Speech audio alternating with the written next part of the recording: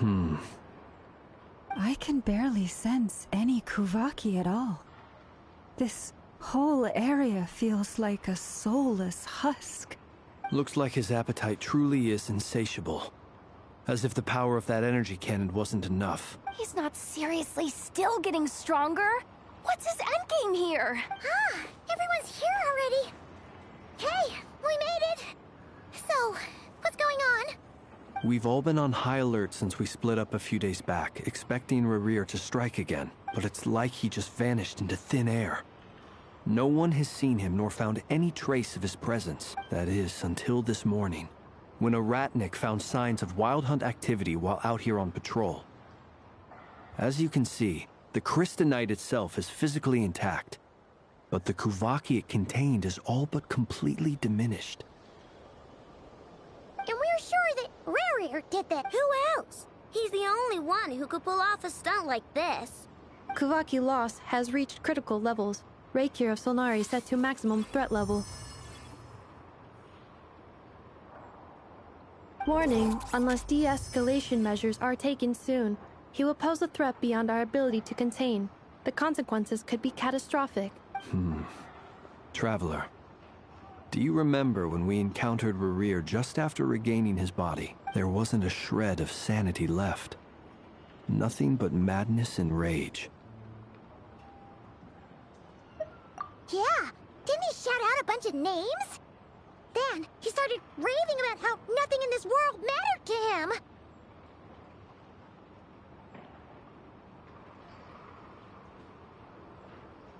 Oh, Paimon gets chills just thinking about it.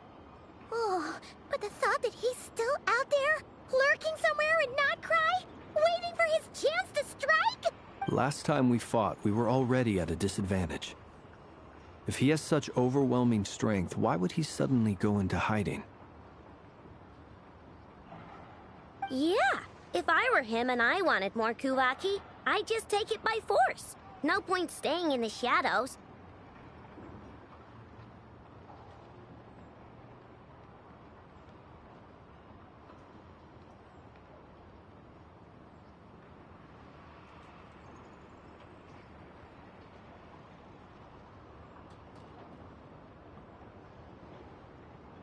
Unless something went wrong. His whole resurrection thing didn't exactly go smoothly. The other thing is, how does someone who's completely lost their mind still have the wherewithal to cover their tracks so perfectly? Beats me. According to certain medical studies, insanity does not always entail a complete loss of rationality. That actually sounds about right. He was ranting away to himself the whole time, like he had zero interest in talking to us. There are many unanswered questions here. He could be right under our noses, and we'd still be in the dark. Besides his name and title, we know little about him. Certainly nothing about his past, or what he might be hoping to achieve. Exactly. And we wouldn't even know where to begin looking. Even Boss hadn't heard of the Reikir of Solnari before all this. I'd be willing to bet that even if we gathered together every scrap of intel in Nodcry, we still wouldn't find more than, like, 3 useful facts about him. So, if we do nothing, he'll just keep getting stronger. But if we want to investigate him, we have no idea where to look. Last time we had Marionette and her big robo-buddy to help us, and we still barely held our ground. If we had to face him alone, Paimon's head hurts just thinking about it. What are we supposed to do against a threat this big? Well, I do have a little hunch about his next move.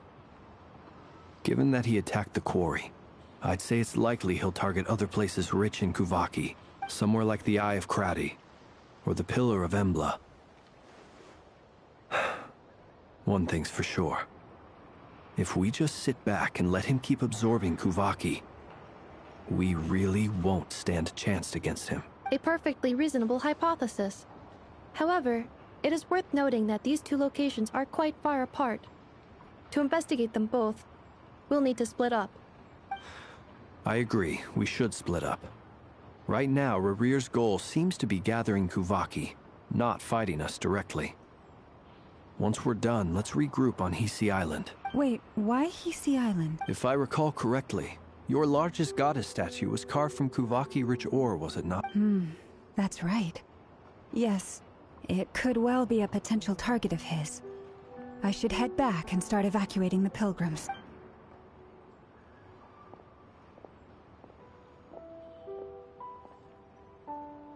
Splitting up's always gonna be risky.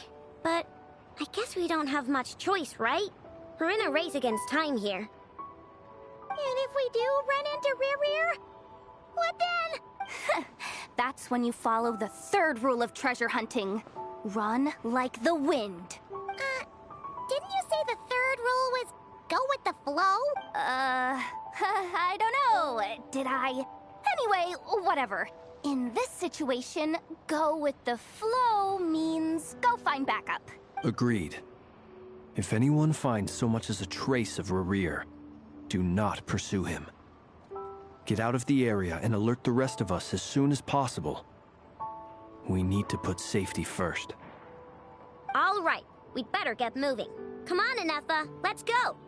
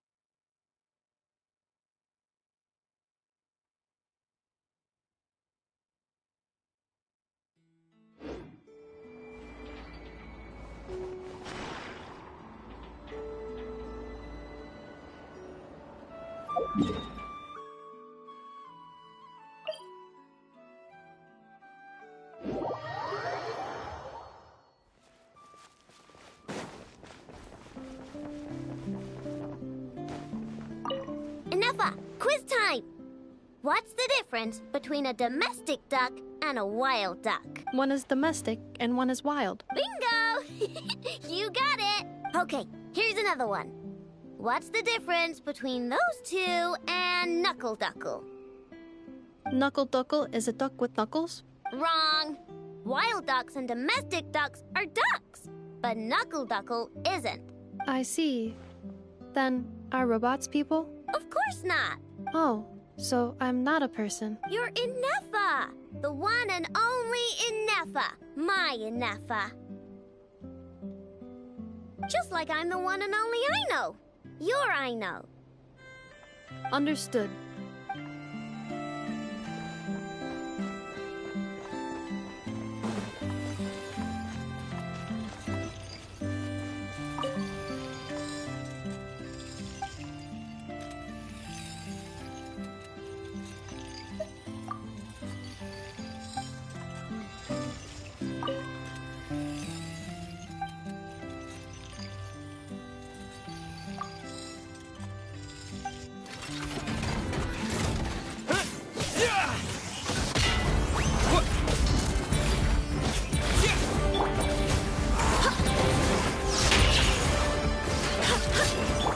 Leave this place. Be silent.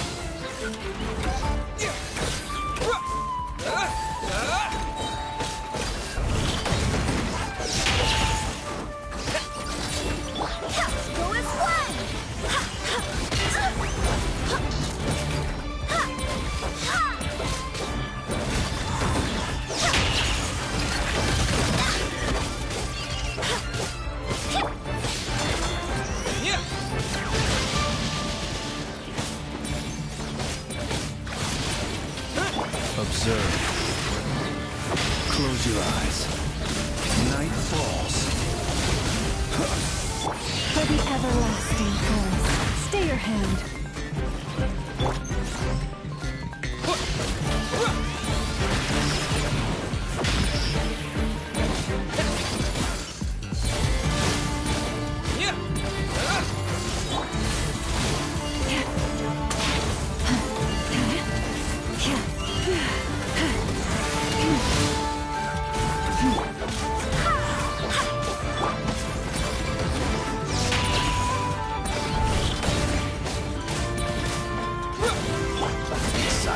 Close your eyes. Night falls. Barbados, guide us.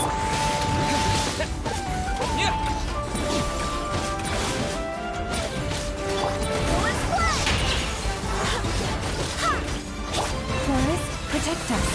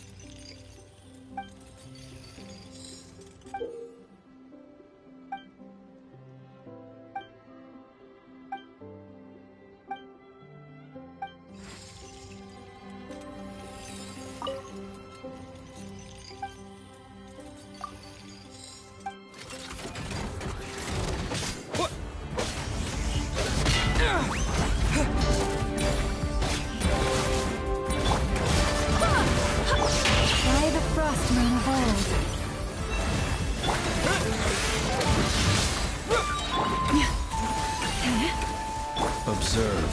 Close your eyes. Go and splash!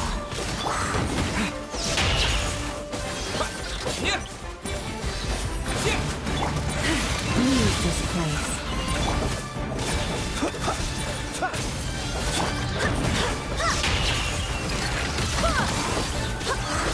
I swear by my sword! Observe. Close your eyes.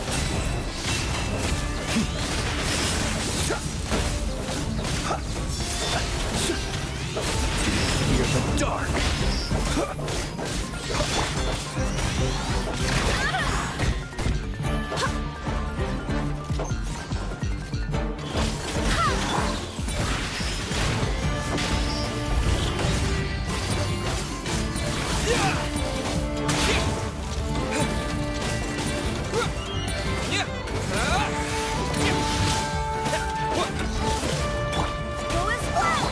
Forest, protect us for the everlasting.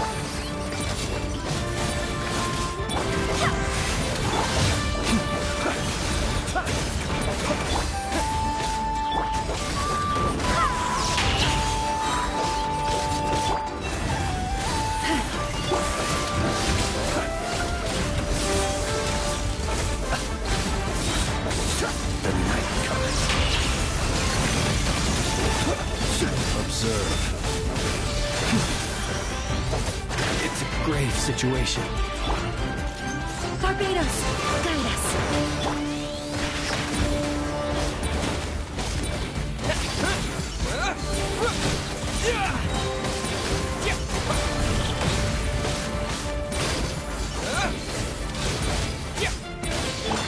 Leave this place.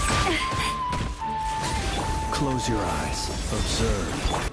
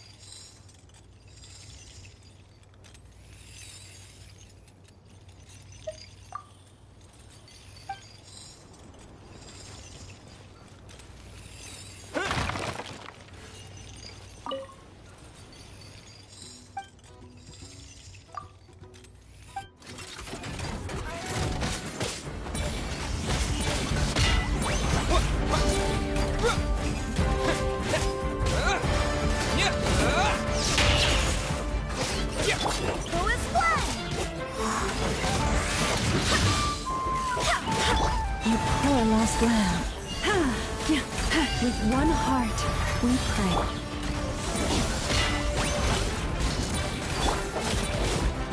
Close your eyes.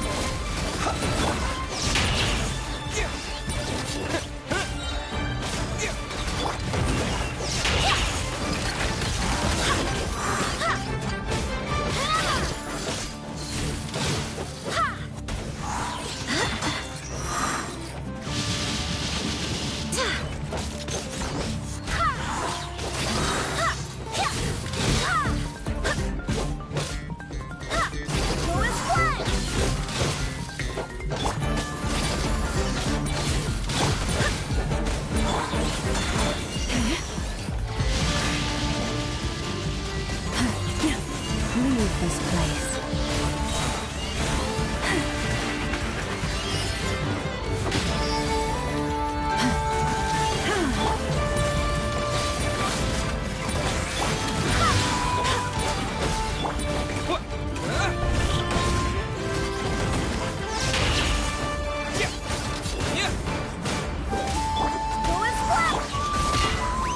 For the everlasting forest. Observe. Be silent.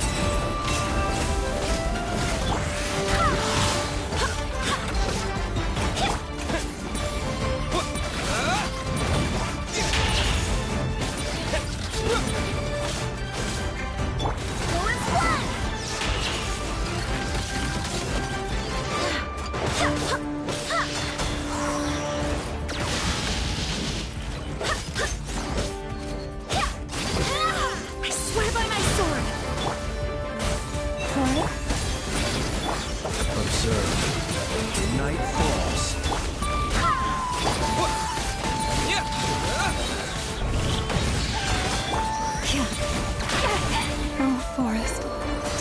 broken crown.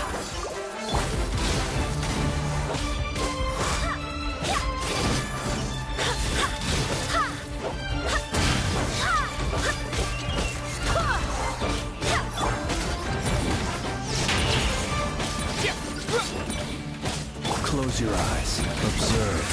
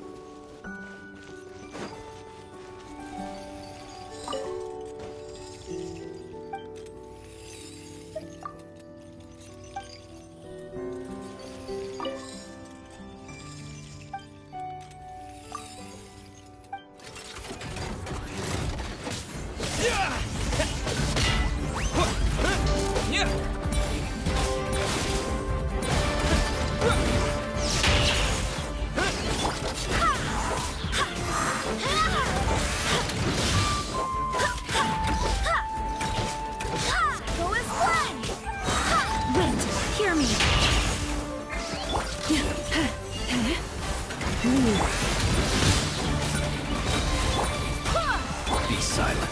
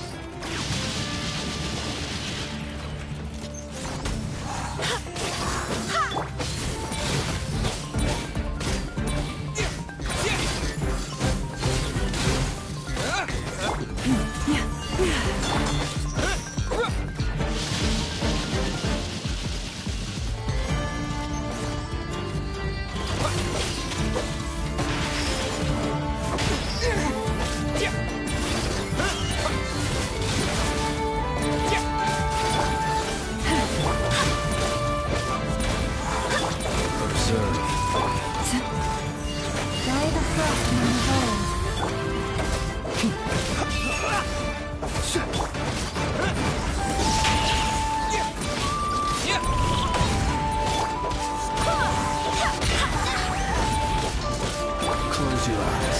The long sleep beckons.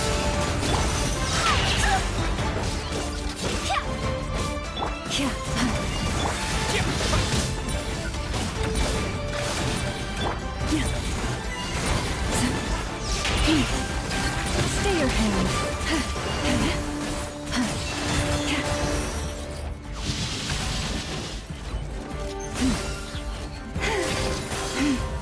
Have I brought this on myself? Barbados, guide us. Be silent. Observe.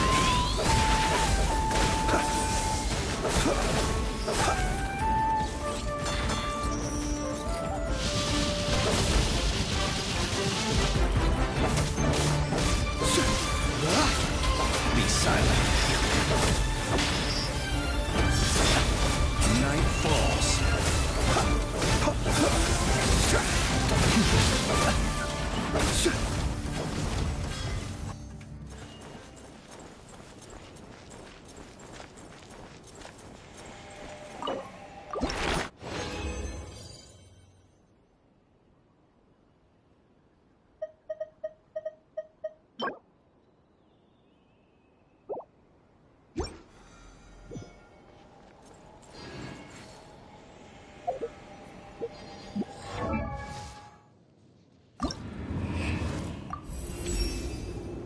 Every soldier who seeks to improve must not only hone their skills, but carefully consider their tactics.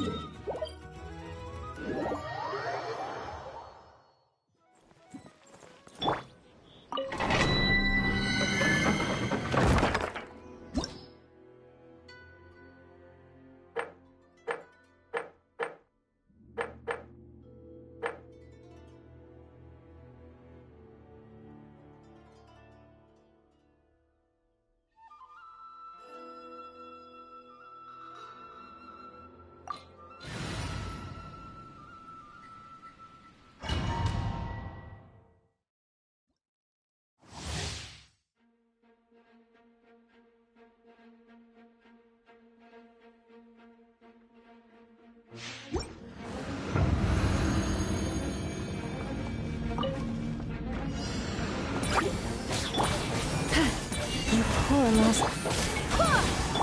Close your eyes. Night falls. Forest, protect for the everlasting forest.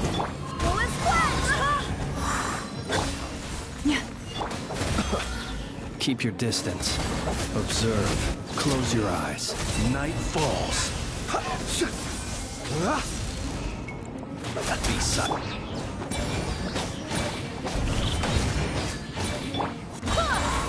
You poor lost lamb.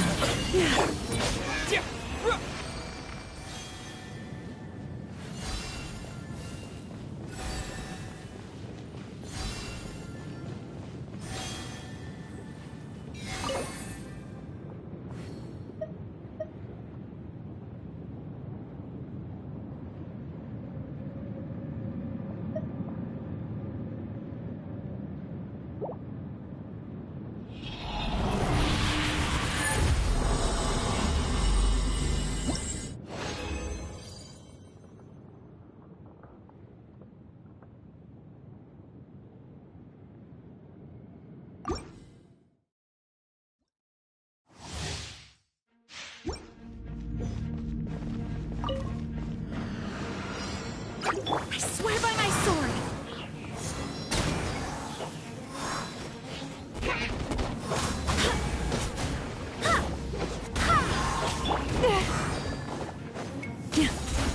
Forest, by the frost moon hole. Close your eyes. To dust.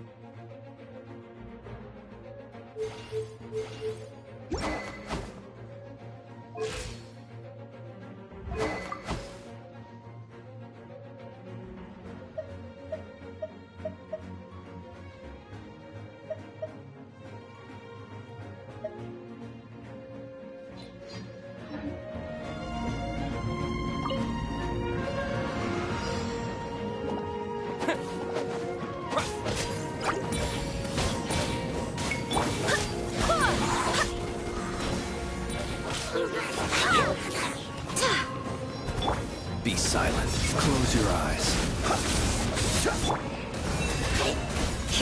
With one heart, we pray.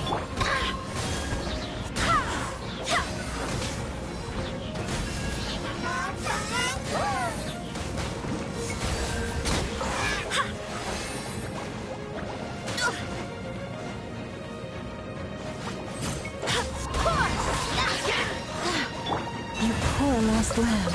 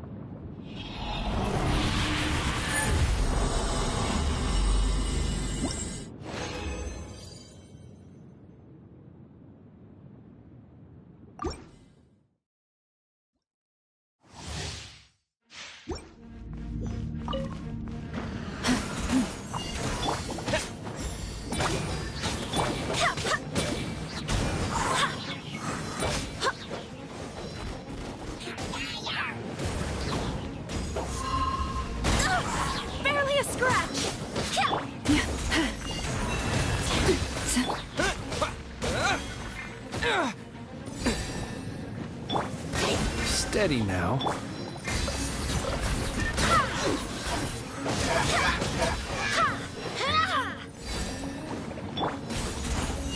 Forest, protect us. For the everlasting forest.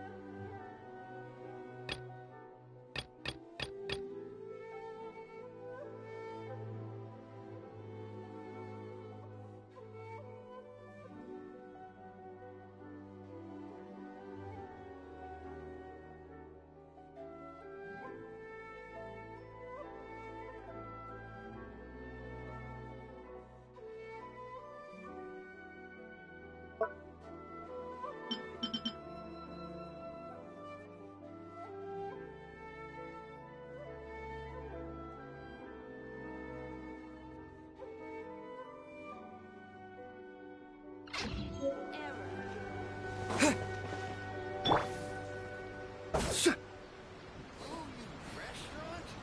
That place isn't even worth mentioning.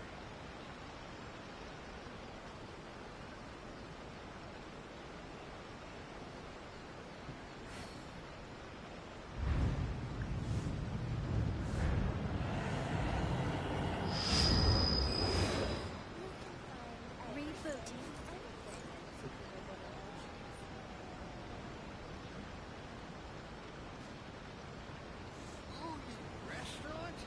That place isn't even worth mentioning.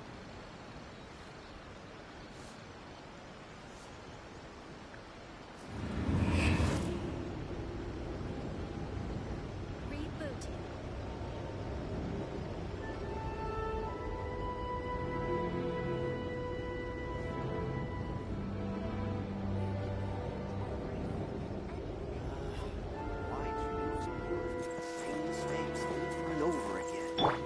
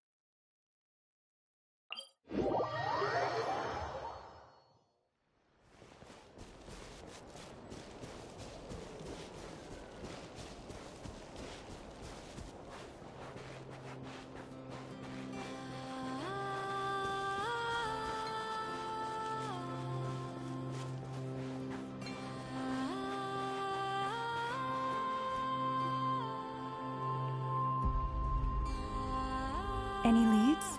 Nope. Diddly squat. No clues to where he might be hiding. It's like he's a ghost. It feels like we're sitting on a powder keg that could go off at any second.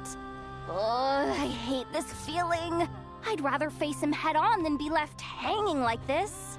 So, you guys didn't find anything either? Not loving the word either. How about you, Flint's? I questioned a few Ratniki and eventually narrowed my investigation down to one suspicious individual. But by the time I got to his place, he was already gone, almost as if he knew someone was on to him. Either that, or he's just extremely cautious and doesn't stay in one place for long.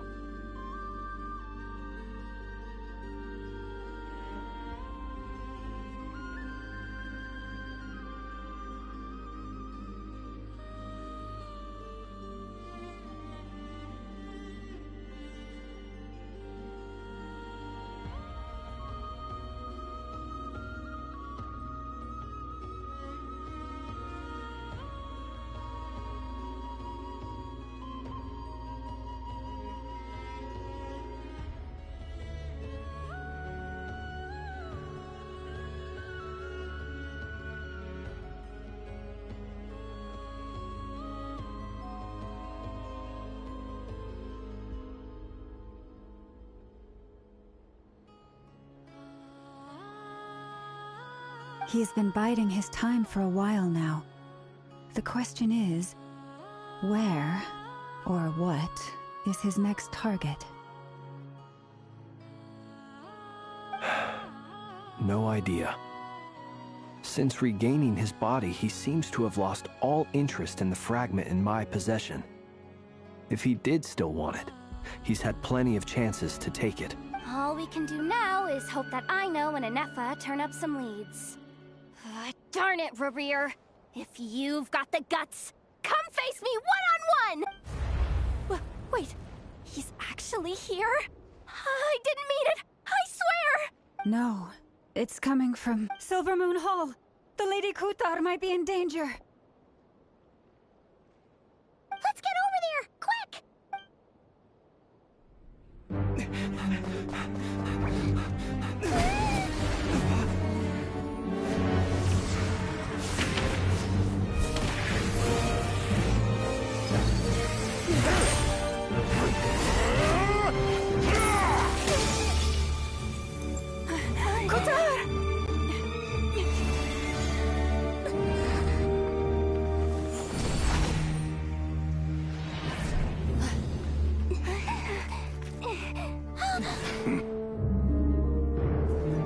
Why is he attacking the damselette? What's going on? No time for questions.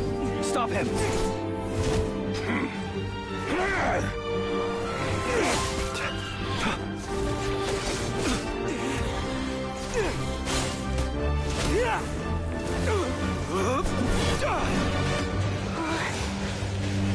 This is insane. Yehuda, get Kutar out of here! On it.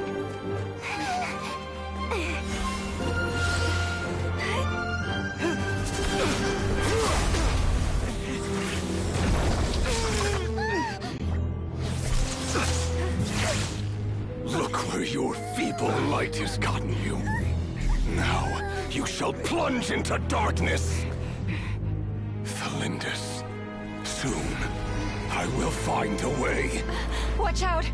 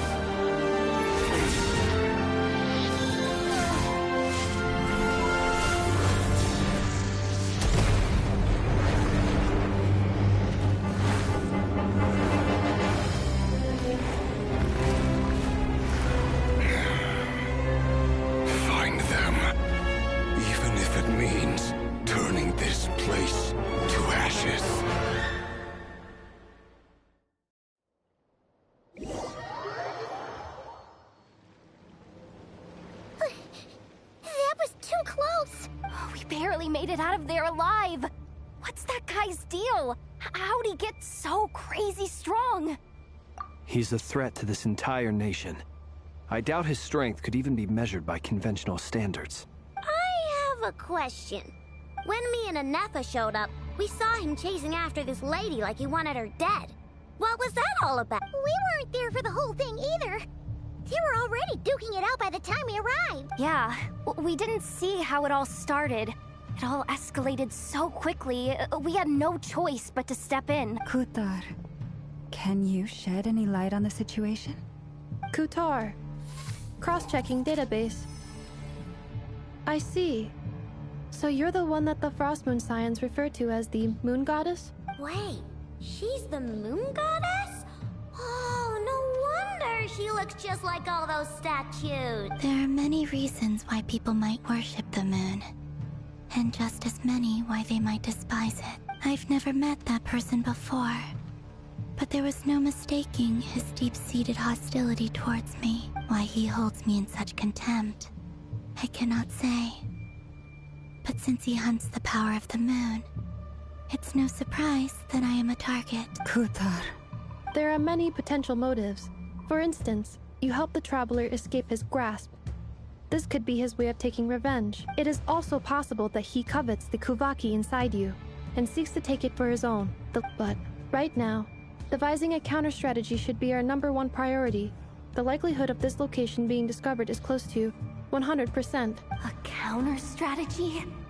We don't stand a chance against an enemy like this. Surely our only option is to run. He's not gonna chase us to the end of the world, right? So as long as we can sneak out of Nodcry No, I can't say that. Come on, Yehoda. This is serious stuff. Running is our only option. Huh? You seem surprised. But what other choice do we have? We are facing an enemy we cannot possibly defeat in battle. Well, I mean, yeah, but... It's not too late. I can distract him, so you have plenty of time to make your escape. Wait, what? You're gonna act as bait? Doesn't that make sense? I'm the one he's after. A coyote doesn't stop for bypassers while it's... What is it, Loma? The Frost Moon Scions have already grown accustomed to life without their goddess. My presence here is no longer essential, and this is not my home. So you... We can't just roll over and let him get away with this. That's not our style. Yeah. We can't just call it quits after everything we've been through together. Besides, she'd pretty much saved my life back there. If I just ditched her now, I'd never forgive myself. We can't overlook that you have saved our lives multiple times now. To talk of returning the favor would be a little crass for my liking. But suffice to say that we are friends, and friends look out for one another. Riri's true objective remains unclear. Even if we were to sacrifice Miss Kutar, there's no guarantee he would stop. But... Kutar, I know why you left the Frost Moon Scions so long ago. It was because people started treating prayer as a form of trade. They would make self-centered wishes, force you to accept meaningless offerings in return, and then expect you to perform miracles for them, as if that were their entitlement. If it were me, I might have walked away too. But I believe that time can change everything, and that sometimes it takes losing something precious to appreciate its true worth. After much reflection, I've realized that this was never about whether the Frost Moon Scions need you. Any relationship based on need is purely transactional. What I truly hope is that you'll choose to stay, not out of obligation, but as part of our family. You were born here, and now you've returned. Who knows? Perhaps it was the moonlight that guided you home. Thank you, Lauma. But my power is on the wane. I'm afraid I will be of little use to you now. Very well then. I'll do as you say. Both times you saved us, we were transported across great distances in an instant. Is that one of your powers as the moon goddess? It is, but I find it very draining. I barely managed to pull it off just now, and it will be some time before I'm strong enough to do so again. Rejected by the world, my power is dwindling. Like a lake cut off from its source, slowly shrinking away.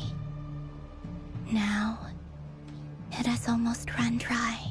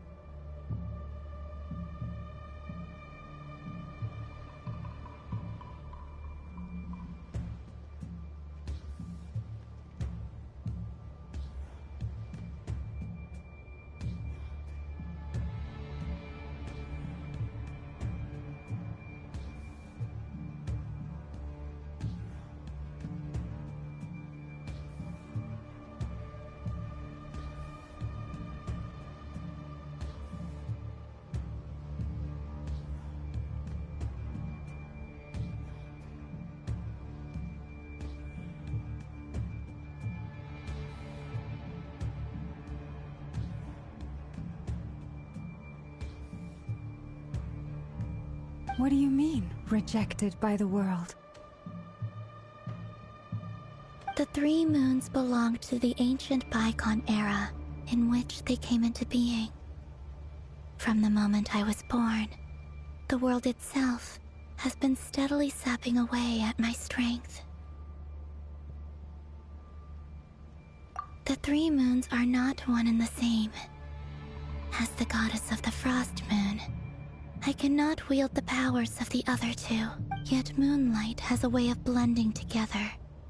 Each can reflect the other's glow, so when our fingers touched, I was able to restore my strength by drawing Kuvaki from the eternal moon's marrow.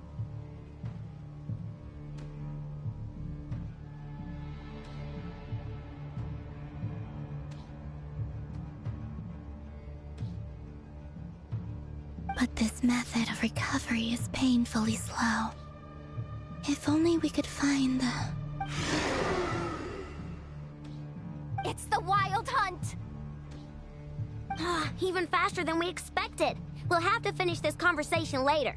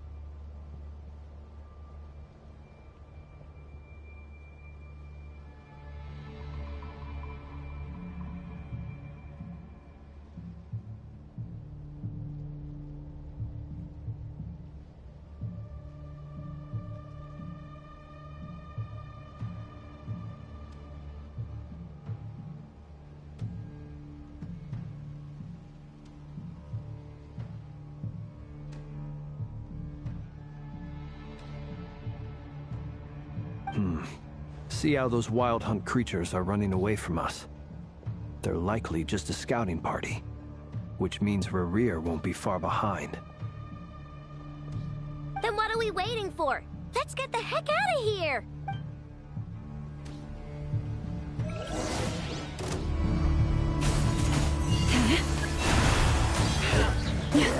With one heart, we pray. Observe. Beware the creatures of the night. Oh, they just keep coming! This is driving me nuts! Maria's closing in on us. We need to pick up the pace. There's too many of them! And this time, we can't fall back on Kitari's help to escape. This goes on much longer. Observe. Be silent. Observe.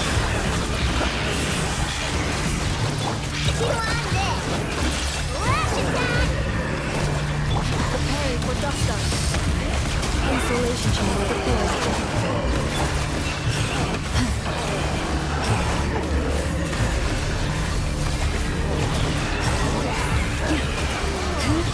One heart,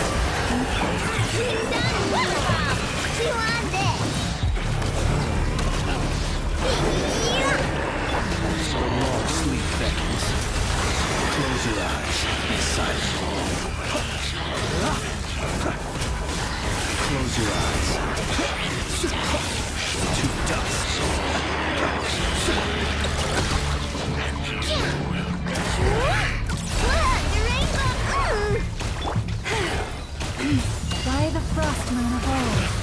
Leave this place.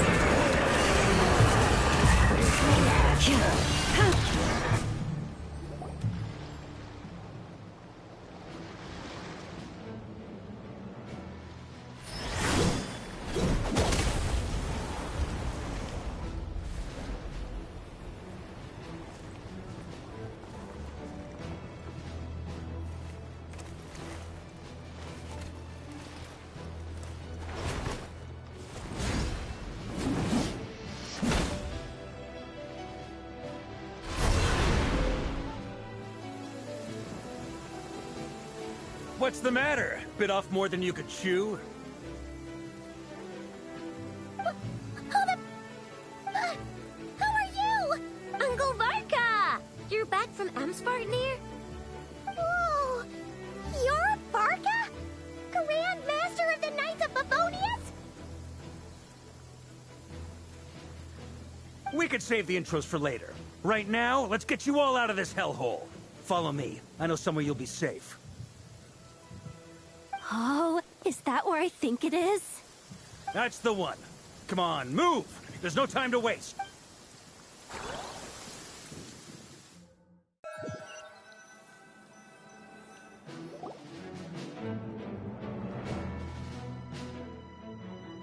Wow!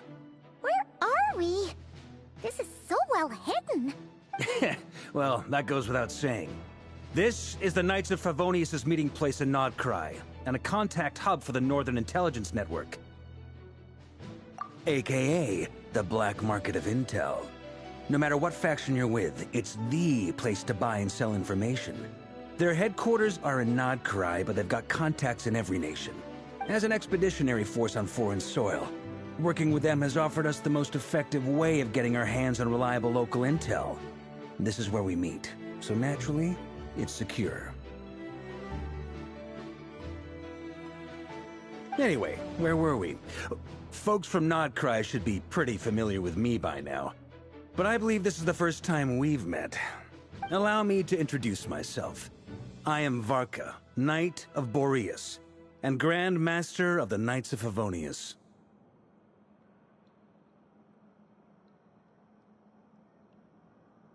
We've heard all about you. This meeting's been a long time coming. You look way younger than Paimon expected. But you definitely have that Grand Master vibe.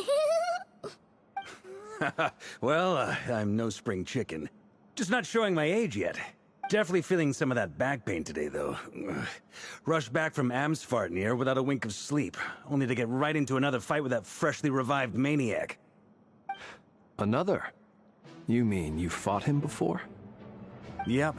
He wasn't nearly as strong back then, but he was still a formidable foe. I brought some of the knights along to give him a little surprise, but he saw us coming from a mile off. My squad took heavy injuries, and I barely made it out alive myself.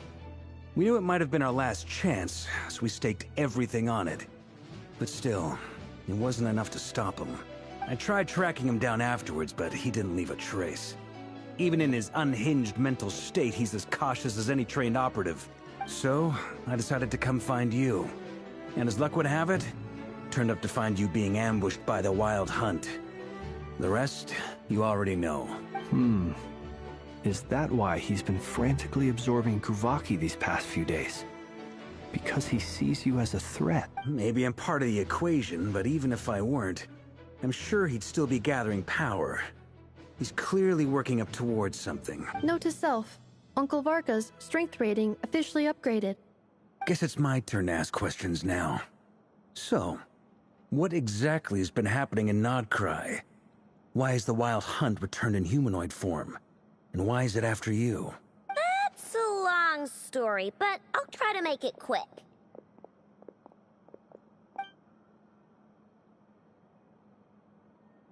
Wow, I had no idea so much had happened. Sounds like you guys have really been through it. So, the Kutar is actually a Fatui Harbinger. And all this Wild Hunt activity in Nodcry is the work of the Raker of Solnari, one of the 5 sinners. That's a lot to take in. Need some time to wrap my head around it all. I'm truly sorry, Mr. Varka. You stood with us against the Wild Hunt, and did everything you could to stop it from escalating into a full-blown catastrophe. And then, the one time you're away, it all comes to a head and all your hard work gets undone. You've got nothing to apologize for, Miss Moonchanter. You can plan 100 steps ahead and still slip up. That's just life. No one knows what tomorrow holds. You can't predict which way the wind will blow next. And, to be perfectly honest, I can't say I'm surprised. For all the times we've defeated the Wild Hunt in the past, we've never been able to completely wipe it out. Turns out, we were just delaying the inevitable. But now that a new variable has come into play, fate may well take a different course. A new variable? You mean... Who else? And in a strange way, I think his resurgence might not be an entirely bad thing. The Wild Hunt is like an unrelenting force of nature, but Rerir is an individual with an agenda. He's gotta have a weak spot somewhere.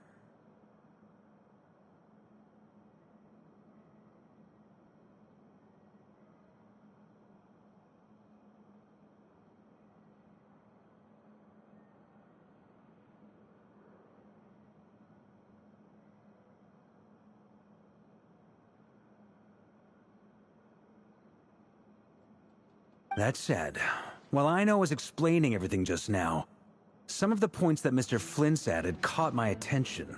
You mean about our mystery ally? That's right.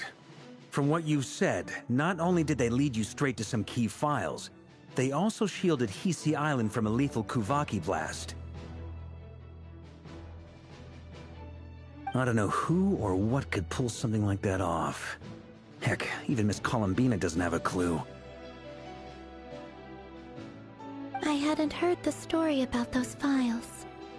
Would you mind repeating their titles for me? Wild Hunt Phenomena Log, a Nodcrian Ratnik's Field Journal, and Kuvaki Survey Log. Oh. No. Still doesn't ring a bell. Another dead end. Guess all we can do now is hope that our mystery ally keeps showing up when we most need them. Still, it's safest to assume they won't be intervening again. From here on out, we'll have to resolve this crisis by ourselves. Your intel also explains something else I've been wondering about. The reason I led my team to Amsfarnir was because we'd had reports about a possible source of the Wild Hunt showing up, but once we looked into it, it turned out to be a red herring. I don't know who was... I doubt it's by chance that he happened to make his comeback while my attention was diverted. And from everything you told me, it sounds like his scheming began well before his return. So maybe luring me away was all a part of his plan. But is it even possible that he orchestrated all of this by himself? The Moon Maiden and the Raker of Solnari. Nodcry of all places. The way everything is unfolding, it can't be a coincidence.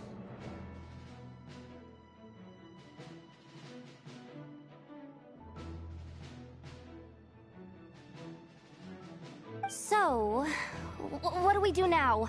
Got any ideas? Right now, we've got at least 3 things to consider. Let's go through them one by one. First, we need to figure out how to take down Rerir. If we can't beat him in a straight-up fight, the rest won't even matter. To my knowledge, the bulk of Nodcry's fighting force is already gathered here.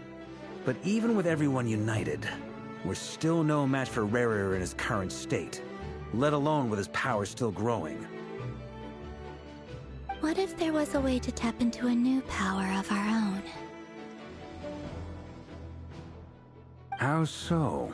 Have you thought of something, Columbina? 3 moons once watched over this world. The Eternal Moon was the largest. The Frost Moon was the brightest. And the Iridescent Moon was the most mysterious. They say that back then, the 3 moon goddesses wielded immense power. Enough to shape the workings of the world I now bear the Frost Moon's power, and the Eternal Moon's marrow resides within the Traveler. Hold on. Are you suggesting... The iridescent moon, the last piece in the puzzle. That's right. If we can find the Iridescent Moon's marrow, I will be able to regain my strength much more quickly. The 3 moons are said to stir the tides and illuminate all things. Perhaps they hold further secrets beyond our understanding. According to my analysis, the solution is feasible. However, it is subject to one major condition. How do we locate the iridescent moon's marrow? I know a way, but we will need to visit the Fatui's Experimental Design Bureau. The Experimental Design Bureau? Are you saying we need to involve Marionette? Yes. I must speak with Sandrone. It's a long way from here to the Experimental Design Bureau. There's a high chance you'll be spotted. You shouldn't... Then that's settled. Next up, our second priority. Somehow, we need to figure out Rarir's end goal. As you saw for yourselves, when he was still in his wild hunt form, everything he did was for the sake of recovering his body and resurrecting himself. His first act since then, after laying low for a while, was to try and assassinate this young lady. People's obsessions often reveal their greatest vulnerabilities. There must be a reason why he despises the moon so deeply. Perhaps it sheds some light on his title. The Wild Hunt has plagued Notcry for centuries now. If we want to stop it for good, we have to get to the root cause of what's driving it. It's true. We still know very little about him. If Kuthar hadn't given us that lead, we wouldn't even know his name. But where would we even start? I doubt even the Intel Queen of Notcry has a clue, and she has info coming out of her ears. Oh? That's a rather hasty conclusion for someone who's so painstakingly meticulous when it comes to dealing with machines. Ah, she heard me.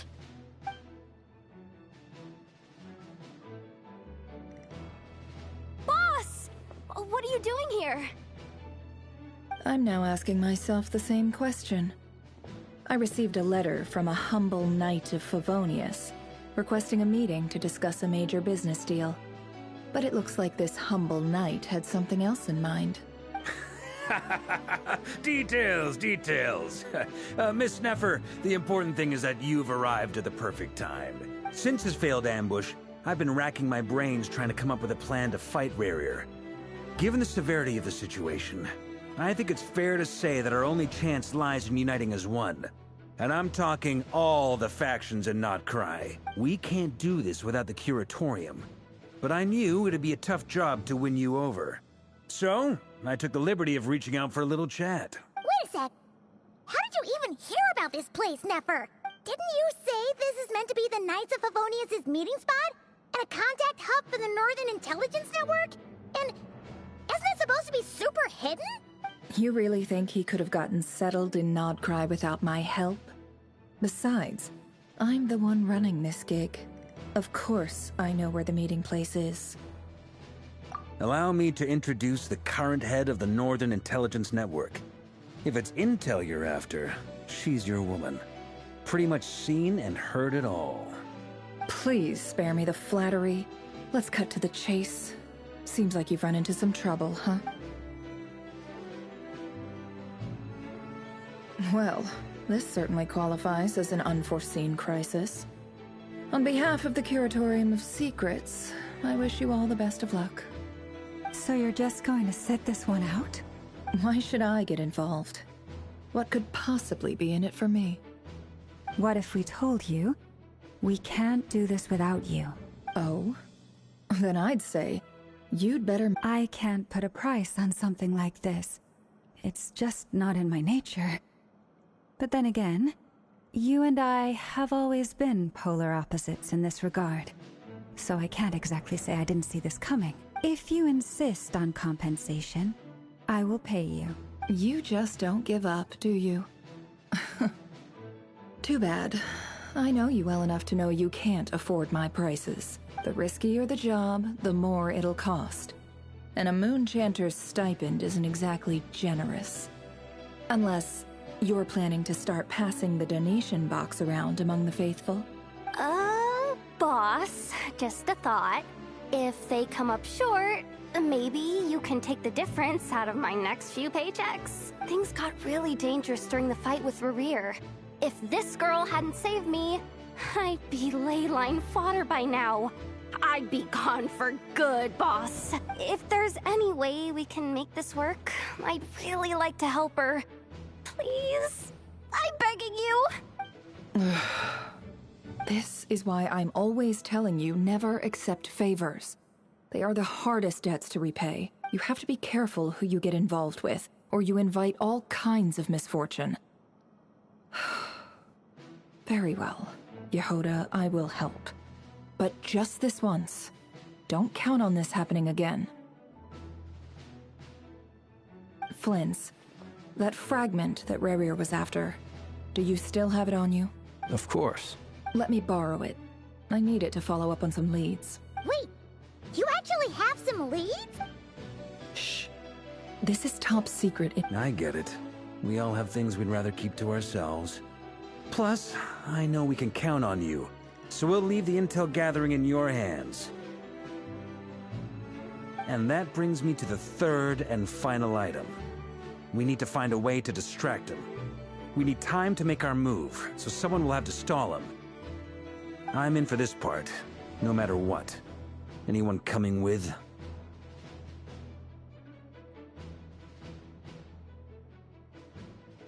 Count me in too. Come off it, you two. Quit playing heroes. I'm way ahead of you here. Nefa did a scan of the Moon Goddess's Kuvaki signature, and we're gonna use it to make some decoys over at the Kramkake craft shop. Anyone who's in, follow me. Once they're ready, we'll deploy the decoys across Nagcry. So as long as the rest of you keep moving, he won't catch on to your scent and won't be able to track you down. I like it. Genius idea. No biggie. All right then, we'll split into 3 teams. Once your team has finished their mission, return here and wait for the others. Dismissed!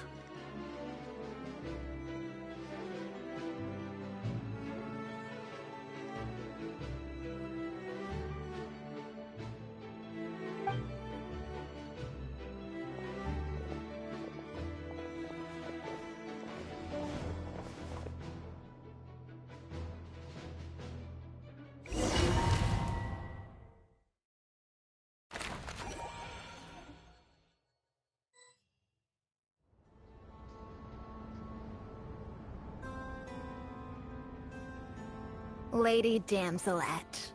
Wait, and you two? What are you doing at the Kuvaki Experimental Design Bureau?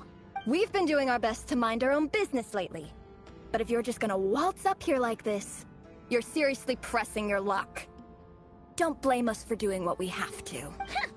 You really think that's gonna scare us off? We're not looking for any trouble. I just want to see Zandrone. Do I need to remind you that you're still a wanted fugitive for deserting us? Out of consideration for our former ties and the crisis we're all up against, we'll let you leave in one piece. But don't even think about trying to get inside. Let them in. But... Are you going to make me repeat that? No, my lady. Zandrone seems to be in a good mood. Must be maintenance day.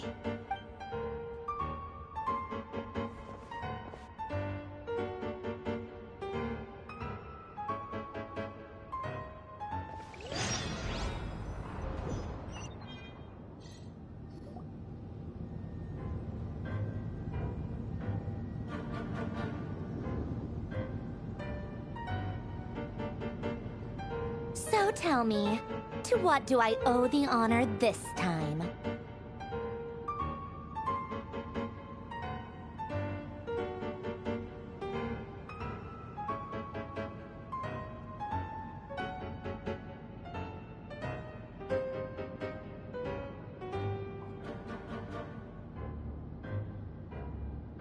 Actually, before you answer that, just so we're clear, we're not colleagues anymore, Columbina.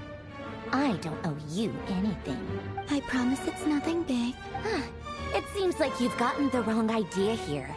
The only reason I let you in was because I was bored.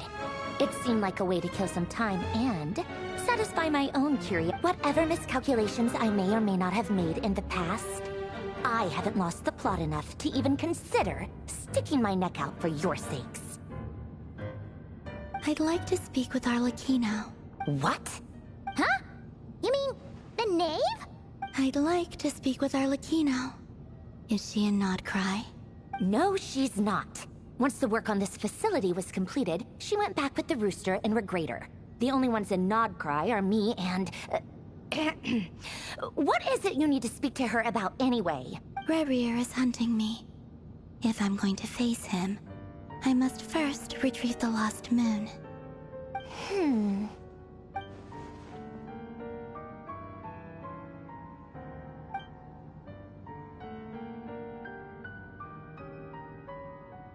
Is that a no, then?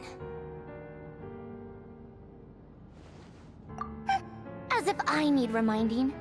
I was this close to settling things with him before someone decided to whisk me away to their weird little garden.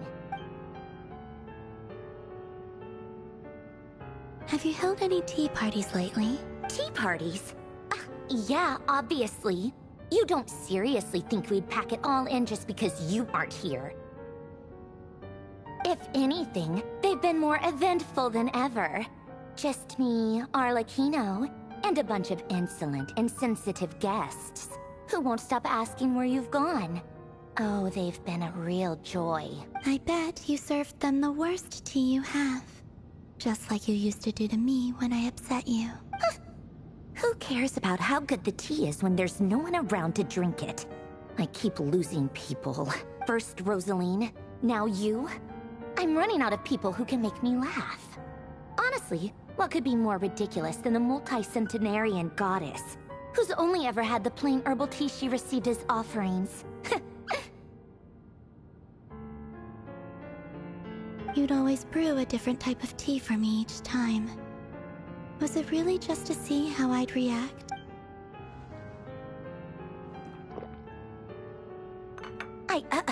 Well, duh. Why else? Watching you squirm was practically my only form of entertainment.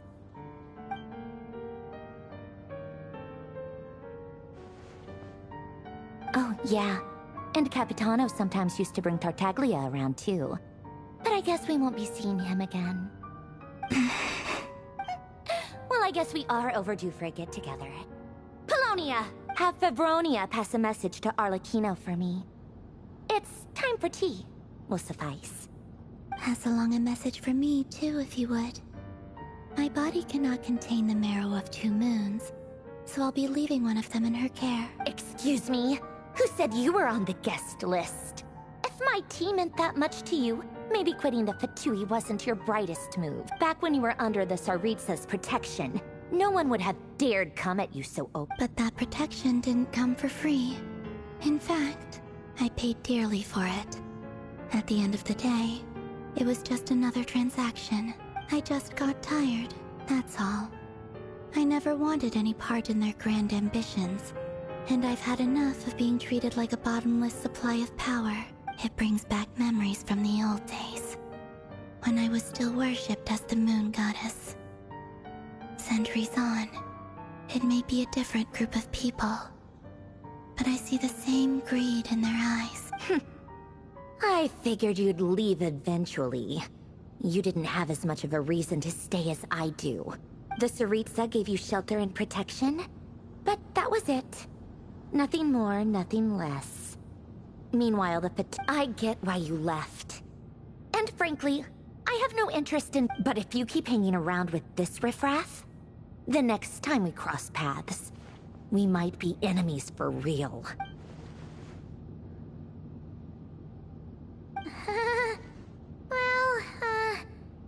Guess that's our cue to leave? That might be your plan. But it sounds like someone else wants you to stay a little longer. Huh? What do you mean? Listen.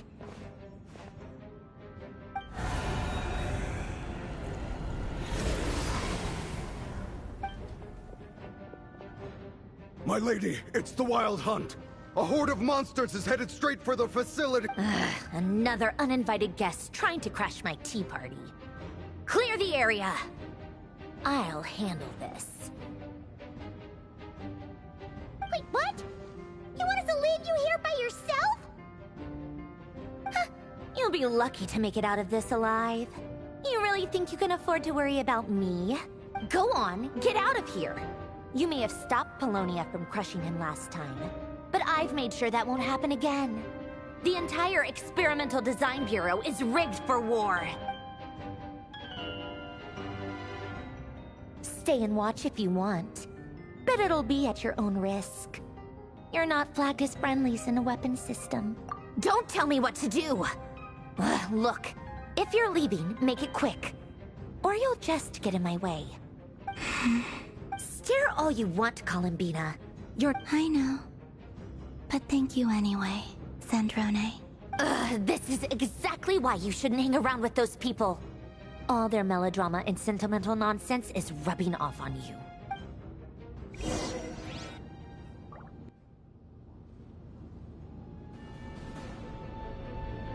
Come on then, Mr. Ray here. Let's pick up where we left off. It's your Wild Hunt monstrosities versus my beautiful creations. Let's see who comes out on top.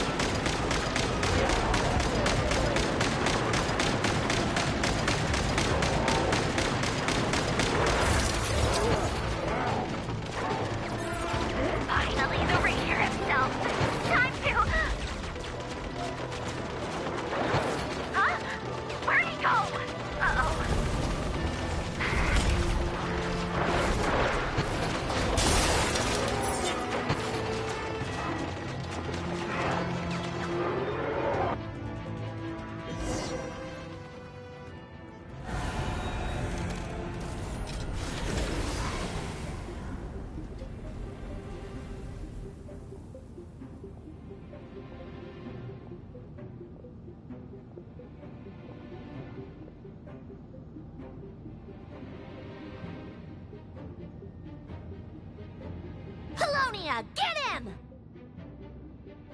I've upgraded Paulownia again since our last encounter, and uploaded every last scrap of your data. So let's finish this, once and for... She's not here.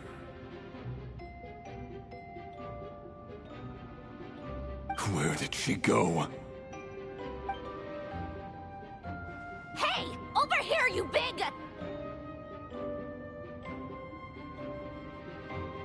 Cursed moon.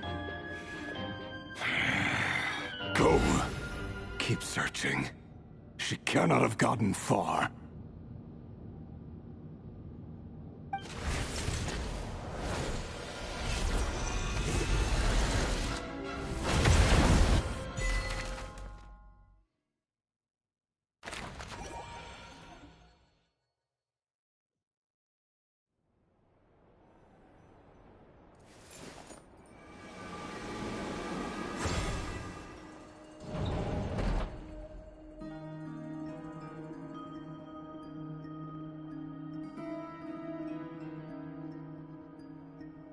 So this is your method for investigating Rarir's past? It almost looks like some kind of ceremony. Good deduction.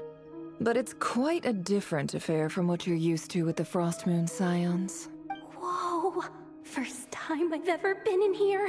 Boss always said it was off limits, so I pictured some kind of creepy dungeon. But it's actually kinda nice. Oh, I guess this must be Sumero decor? That's where Boss is from. And that nice shopkeeper who sold me my treasure compass. I'm not sure exactly what you've got planned, but it looks like you're all set. When do we begin? Whenever we wish. But for some reason, I've got a feeling this isn't going to end well. I've never faced Rarir myself, but from what you've told me, his power is beyond anything I could imagine. I, on the other hand, am just an ordinary businesswoman. Our paths should never have crossed, yet here I am, forced to make an enemy of him. If you ask me, you're about as far from ordinary as it gets. So what are you saying? You're getting cold feet?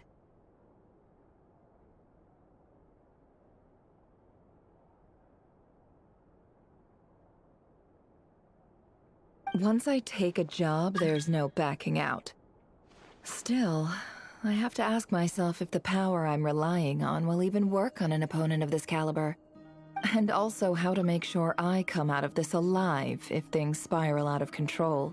Death is the one thing we can take for granted. It is the great equalizer, however fortunate or unfortunate we may otherwise be. So it's important to consider how to spend what lifespan we have left. Come on, boss. Lighten up. Quit talking about death. It's bad luck. For once, I agree with you. When you're up against a foe like Rarir, there's no such thing as being too prepared. Is there anything I can do to help? That won't be necessary. I've already made up my mind. Time to cash in a precious favor I've been saving for a rainy day. Yehoda, I need you to find someone for me. The sooner the better. Eh?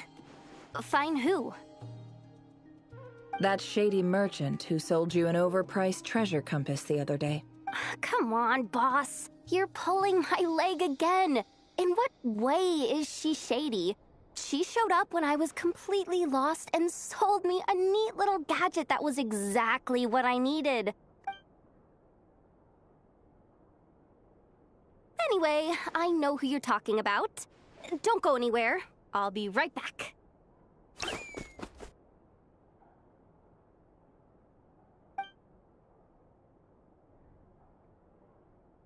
What's happening to me? I genuinely can't run any further.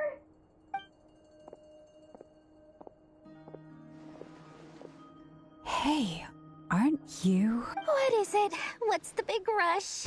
You dragged me out of a dream where I was literally swimming in Mora. I'm charging double my usual attendance fee. See, look how easygoing she is. After that rude awakening, she could have completely snapped at us. But instead, she kept it together and just asked for an extra fee. Dori Sangama Bay? I never would have pictured you two doing business together. If you want to make it big in Nodcry, it's all about connections. Lady Nefer just so happens to have a lot of intel that interests me. And she also did me a big favor in the past. It was back when I first arrived in Nodcry. My trusty assistant, the genie in my lamp, had an adverse reaction to the Kuvaki and fainted.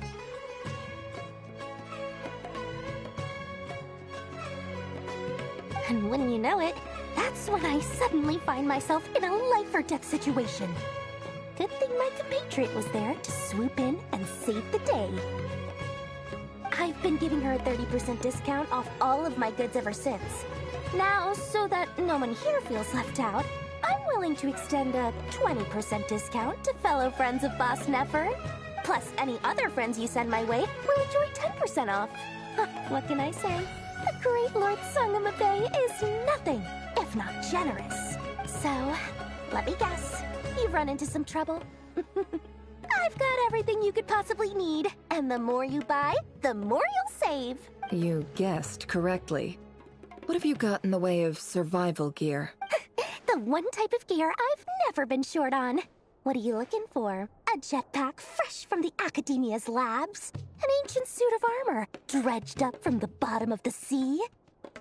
At the very least, I need to know what kind of opponent you're dealing with here. If even you're worried about staying alive, it must be pretty serious. What if I told you it's someone with the power to bring a nation to its knees? Is that so? Then we really are talking top-shelf treasures. I don't have anything like that in stock right now. I'll have to ask my supplier. Your supplier? A powerful woman, make no mistake. I can't reveal her identity, but luckily for you, I hear she's planning to visit Nodcry in the near future. If you're willing to wait, I can ask her when she's here. Can't... Then, let me put it another way. What would you do if you encountered an enemy like that? Roll over and serve yourself up on a silver platter? Of course not! I have a handy little trinket from one of my generous suppliers, which... Hold on. What exactly are you getting at? No, no! This is for my personal use only! Let's just say I'm borrowing it, all right? Just for insurance purposes. You'll get it back later. Favors are the worst kind of debt to owe, and now you've got a chance to repay one. A win-win situation, don't you think? Fine. You can borrow it for 5 days. No, make that 3. And for every extra hour after that, I'm charging you 1,000,000 mora. Deal? Deal.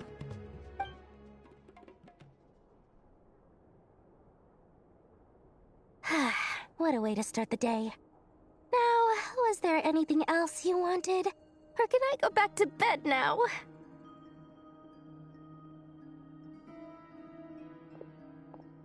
That will be all. Take care now. Don't trip up on your way back, friend. See you later! You're my favorite shopkeeper.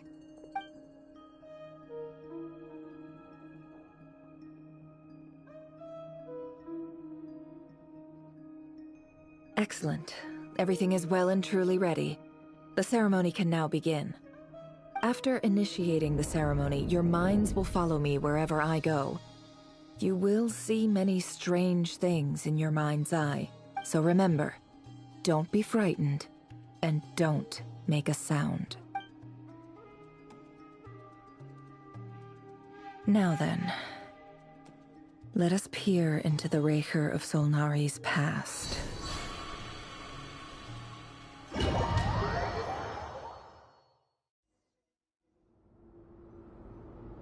I made it. I don't recognize this style of architecture. Must be Conrian. Simple furnishings, table and chairs. It's a more ordinary house than I might have expected. Looks like the fearsome Raker of Solnari came from surprisingly humble beginnings. Unless this passed for luxury in Conria. Unlikely. It was said to be a very prosperous nation in its heyday. Anyway, I'll keep exploring.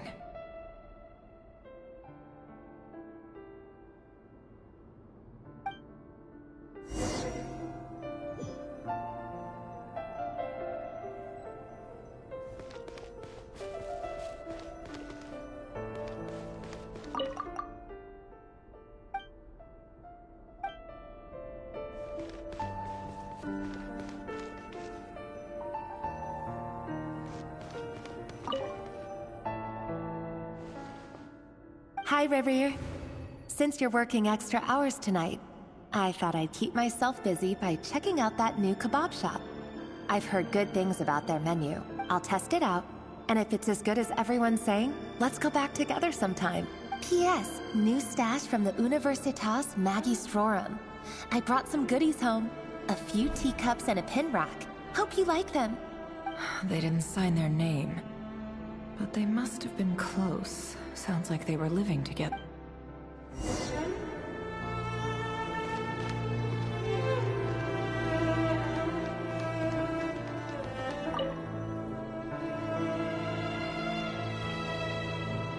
I went over to Joseph's for drinks today. They have a fine collection, but I went alone. Felindis was tied up with something and couldn't make it. Joseph asked why I came alone, but I didn't really have an answer. He then went on to ask about other things. If you ask me, someone who asks that many personal questions is too nosy for their own good. But if he invites me again, chances are I'd still go. Felindis. That's the same name Rerir mentioned. Crane imports keep falling. If things don't pick up, we'll soon be back to meat and mushrooms only. Honestly, I'm not a huge fan of that new type of mushroom everyone's been into lately. Didn't it start out as a lab-grown variety? I heard it's even mildly corrosive. Seriously, why would you even eat something like that?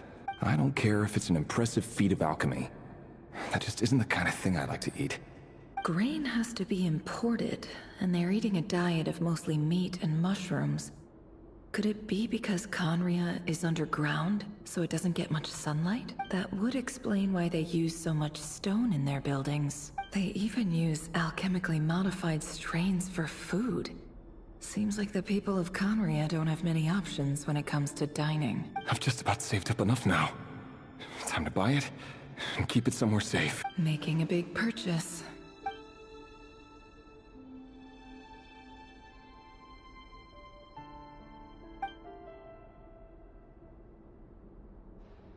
He really is a professional. No wonder he's so good at covering his tracks. Despite what he's become, it seems like he's retained certain habits, at least in this regard.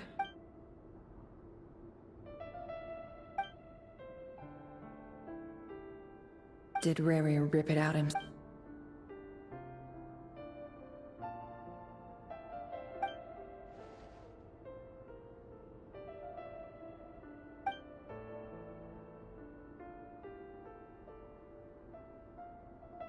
Before I met you, I was convinced that my heart was nothing more than a stagnant pool, the burial place of a fallen moon. A withered, windless grove where the waters rested forever unrippled.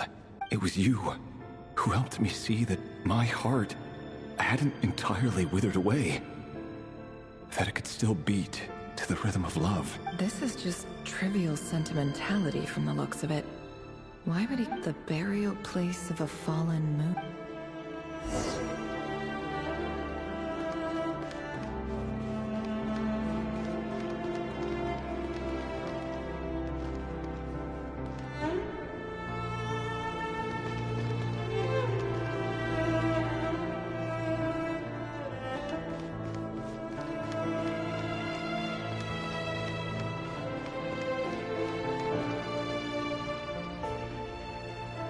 Over here.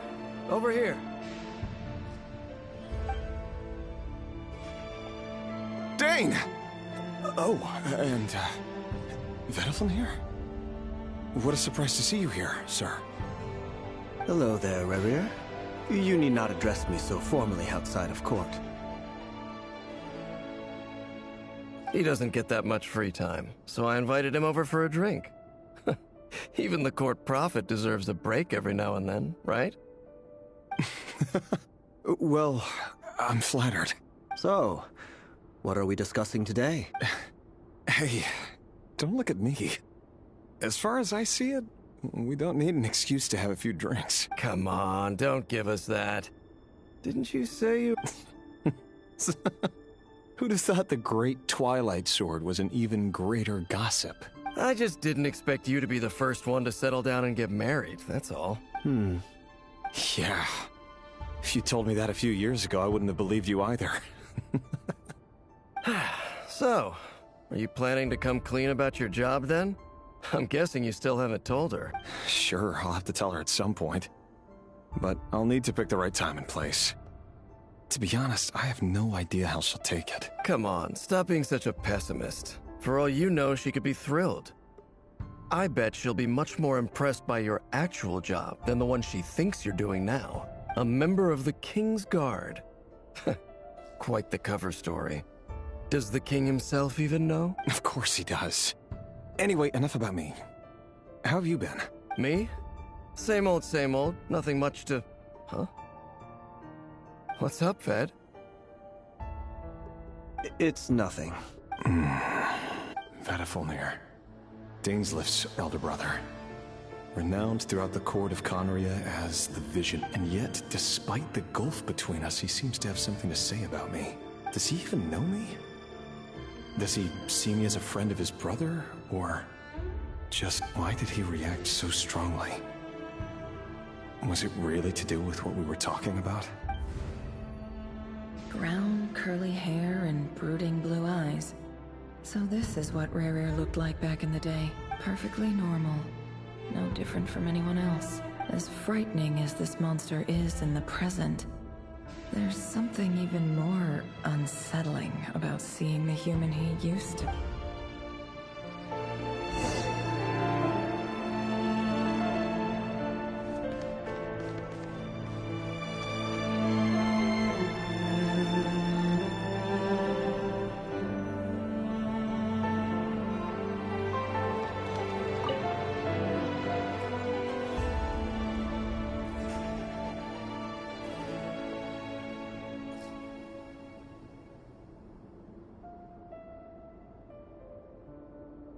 Felindis? You're back early? Our equipment's being serviced today, so I got off earlier than usual. How's your day been? Aw, why the long face? Is something the matter? How's your... Went for a drink with Dane and the others after work. Isn't that a good thing?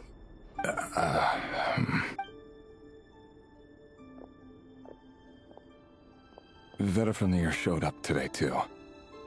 You know, Dainsleif's older brother. Ah, Mr. Vedifulnir. Yes, I've heard of him. They say that everything he says ends up coming true. He overheard Dainsleif mention that I'd recently proposed, and seemed to have an issue with it.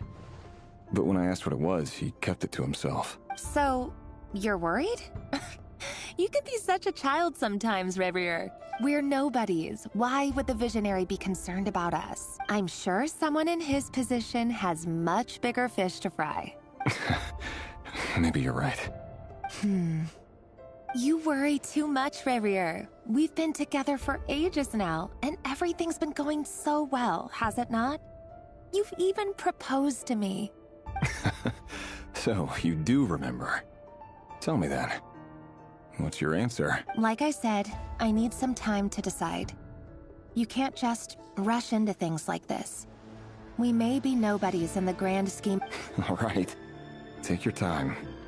Just don't keep me waiting forever. Nobodies. Sounds about right. Can someone whose gaze is so fixed on a far-flung future even see the present clearly? Besides, the dynasty's fate rests with the king and his inner circle. Meanwhile, every idea they come up with, every decision they make, it affects everything.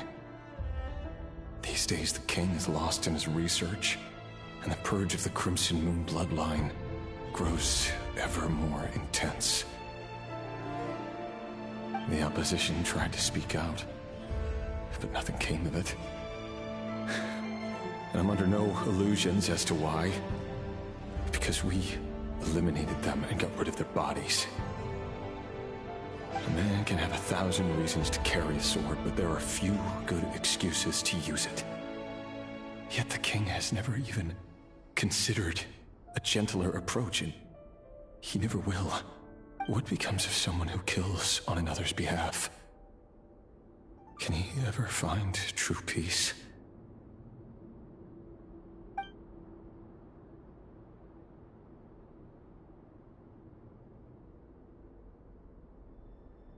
Felindis?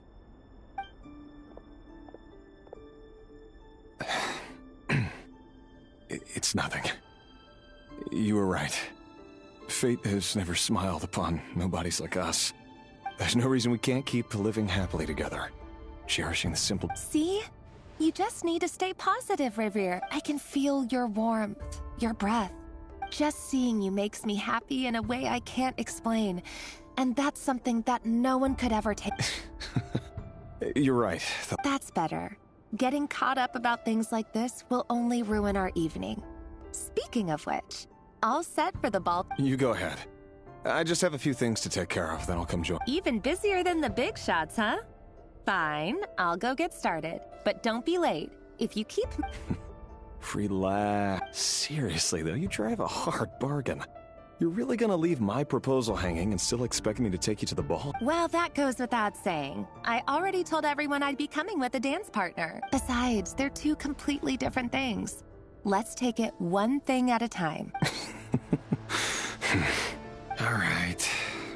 White outfit it is. It seems like Rerir was deliberately hiding his ties to the intelligence services by giving the impression that he was just an ordinary member of the Finster King's Guard. He clearly doesn't want his would-be fiancée to know about his other life. Then again, that's hardly surprising. People in the intelligence trade rarely do. Who'd have thought we were in the same line of work? Let's dig a little deeper.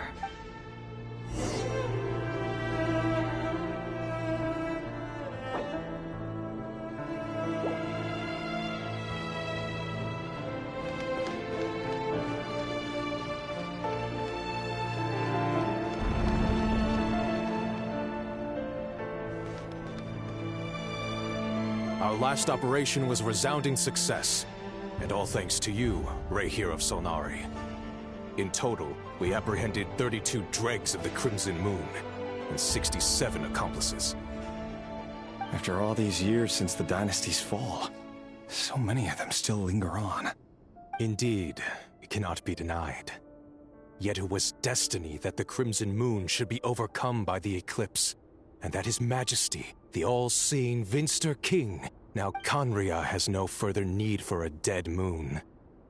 But alas, there will always be those who refuse to see the truth, choosing in...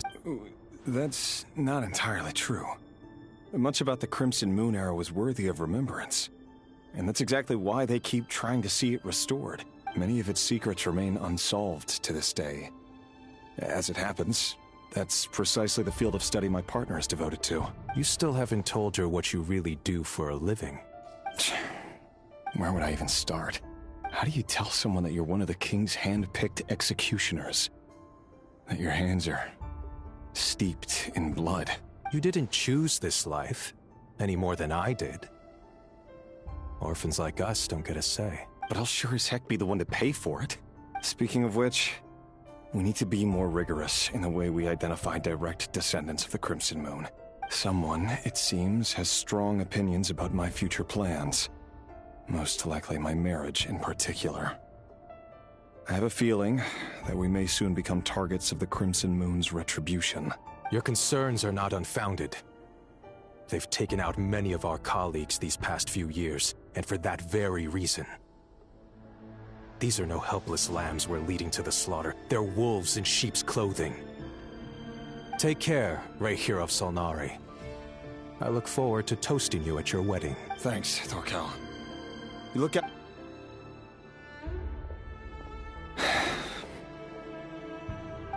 Lindis, I never wanted to keep this from you. You're the last person I would ever want to lie to. But that's exactly why I can't tell you everything.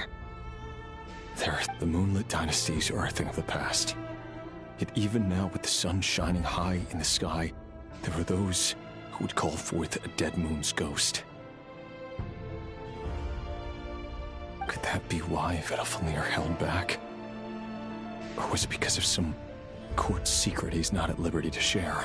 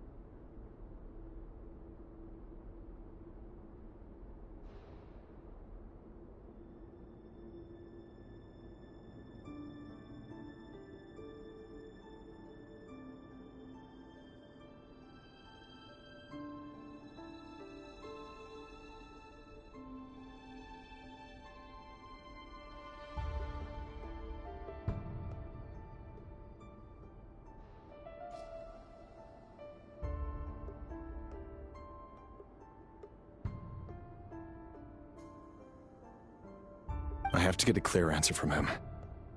No matter what happens, I will protect the Lindis. Rerir seems to be very concerned by Vedalfnir's reaction. Vedalfnir and Dainsleif, the Visionary and Twilight Sword. So that's what they were really like. I've investigated this whole area now. There doesn't seem to be any other... Should I try somewhere else? Wait a second. What's this black smoke?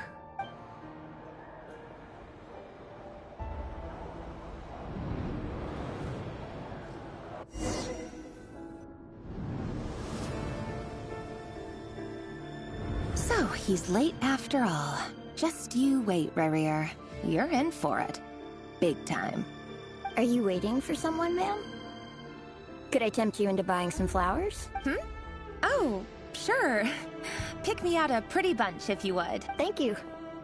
But I'm afraid none of them are as pretty as you. For someone so young, you sure have a way with words, don't you? I'm only telling the truth. Look me in the eyes. You'll see I'm not lying. May we have a word in private? Who are you? And what do you want? It doesn't matter who I am. Too many of our kind have fallen lately, so I decided to take the risk of reaching out. Not long ago, the Ray here of Solnari led an assault on one of our strongholds. We suffered many casualties, and many who came to our aid lost their lives as well. Sorry, I don't know why you're telling me that. Wait, hear me out. This time we find his name is Rarier, and he claims to be— What did you— A cruel irony, isn't it? The man you're set to marry leads a double life as a brutal executioner. But surely, you must— Why are you telling me all of this? Simple. How strange. Rarier was nowhere to be seen in that memory. It clearly belonged to Thelindis. Rarier couldn't possibly know what happened if he wasn't even there. Why would her memories appear in his fragment? The ceremony won't last much longer. I think it's time to call it a day.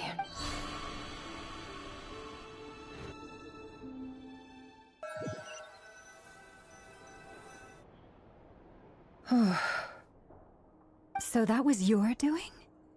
Did you just pull us inside Rarier's fragment to spy directly on his memories? Any more questions, and I'll have to start charging. I had no idea you could do that, boss! Seriously, that was amazing! We're not worthy. We're not worthy! I gotta admit, though, I'm itching to see what happens next. Feels like we barely scratched the surface. I'm just as curious as you are. But the ceremony only allows for limited time inside. That's all we can see for now. Luckily, we managed to learn quite a lot. So far, so good. I just hope the others are doing okay too. Especially the group with the Traveler. Their mission is a risky one. Let's hope it's all going smoothly. If you're worried about them, go see how they're doing. If I know Boss, she's gonna need some time to write up all the details and make sure it's all coherent. I'll stay behind to lend a hand, but feel free to head back and meet up with the others.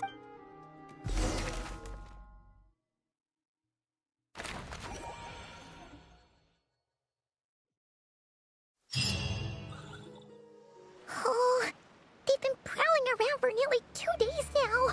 These things just won't quit. Oh, they might not have seen us yet, but them constantly sweeping the area, our way out is completely blocked. Oh, that's never gonna work. One little slip up and it's— If they spot us, they'll run straight back to Rarier. And once he knows we're here, it won't be long before he's breathing down our necks again. Oh, guess you're right.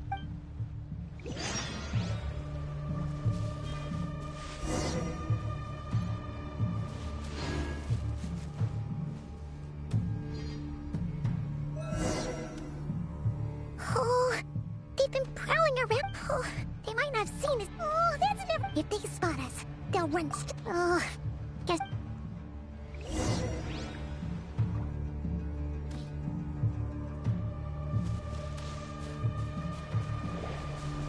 Hide!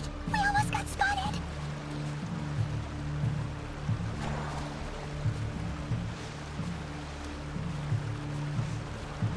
Phew! That was a close call.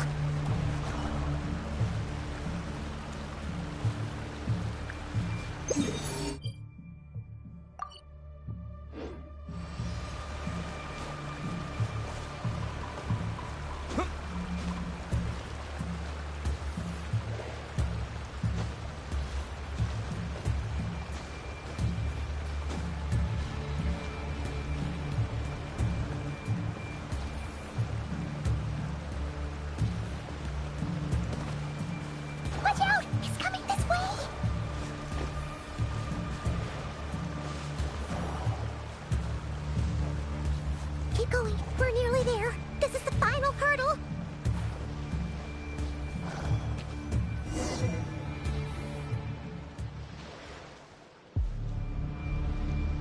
Oh, there's no end to these things.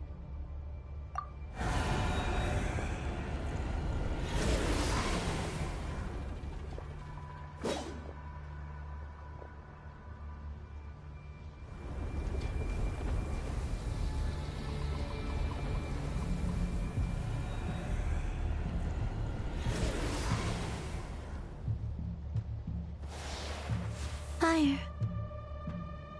Fire? Wait, what's that smell? Oh no! There's a fire!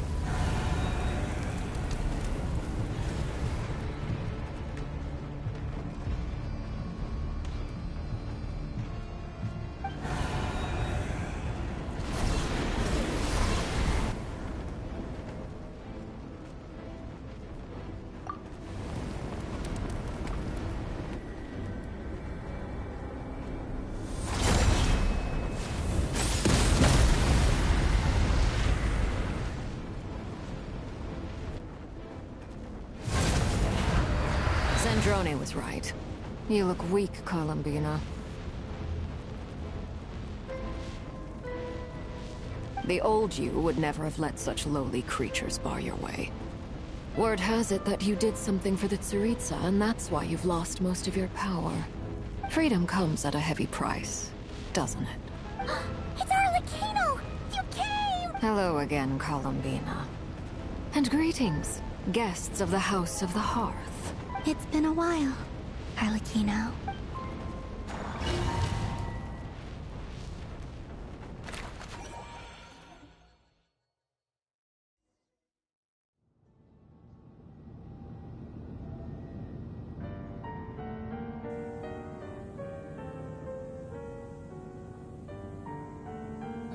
Stupid right here of stupid Solnari. Ugh, whatever. I've got all the data I need. Next time we meet, you're finished. He sure doesn't pull his punches. Excuse me, do you need a hand? You can do me a favor by staying out of my way. Can't you see I'm busy? Wait a minute. I recognize that voice. Hello, Miss Sandrone. Father sent us over to help. How considerate of her.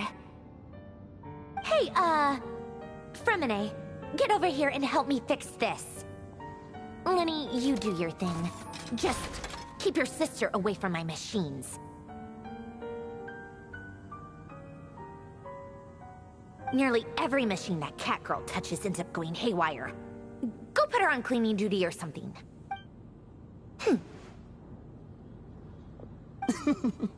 Then let's start downstairs. Fremine, we'll leave this place to you. You've got it. Wait a second. Pretty sure there's still some tea in the cupboard. If you want some, you'll have to make it yourselves.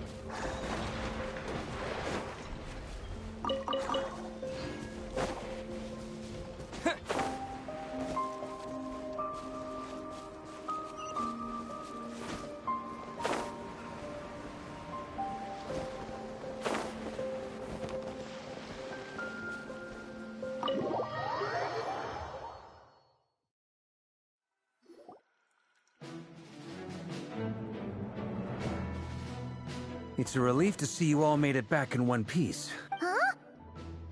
like there's quite a few people missing. Where's Flint's and the others? And what about Nefer? I returned ahead of them. Flint is helping Aino and Anefa to set up the decoys and buy us some time. As for Miss Nefer... Boss is still wrapping things up on her end. She sent us back to fill you all in on the top secret intel we've been gathering. I see. Then let's get right into it. But first, who do we have here? Greetings. I was invited here to help as a longtime Tea Party companion of Columbina's. You may call me Arlecchino. Surely it can't be. Those eyes. Oh, where have I seen them before? Wait, of course. In those memories we just saw. The only Arlecchino I know is the fourth of the Fatui Harbingers. So either you share a pretty uncommon name, or you're more than just a Tea Party buddy. You're well informed, Grandmaster.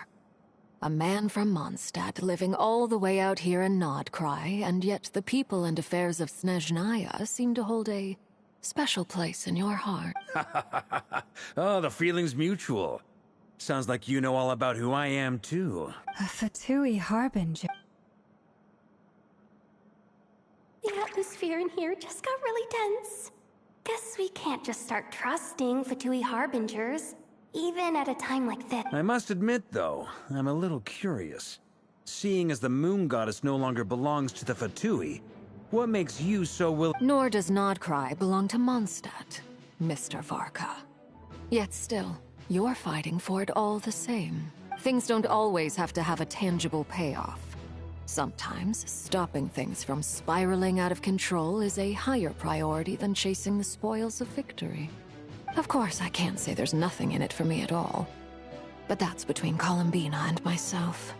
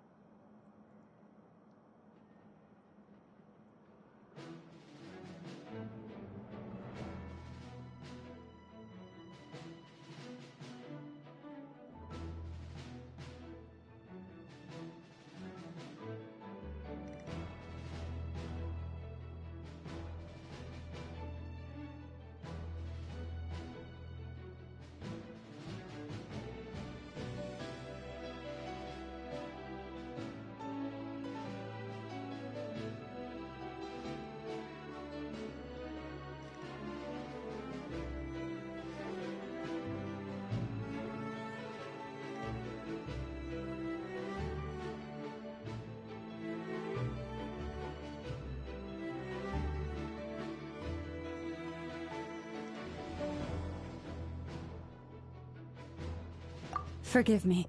I don't mean to doubt you. It's just that the Fatui really have been the source of many of our troubles.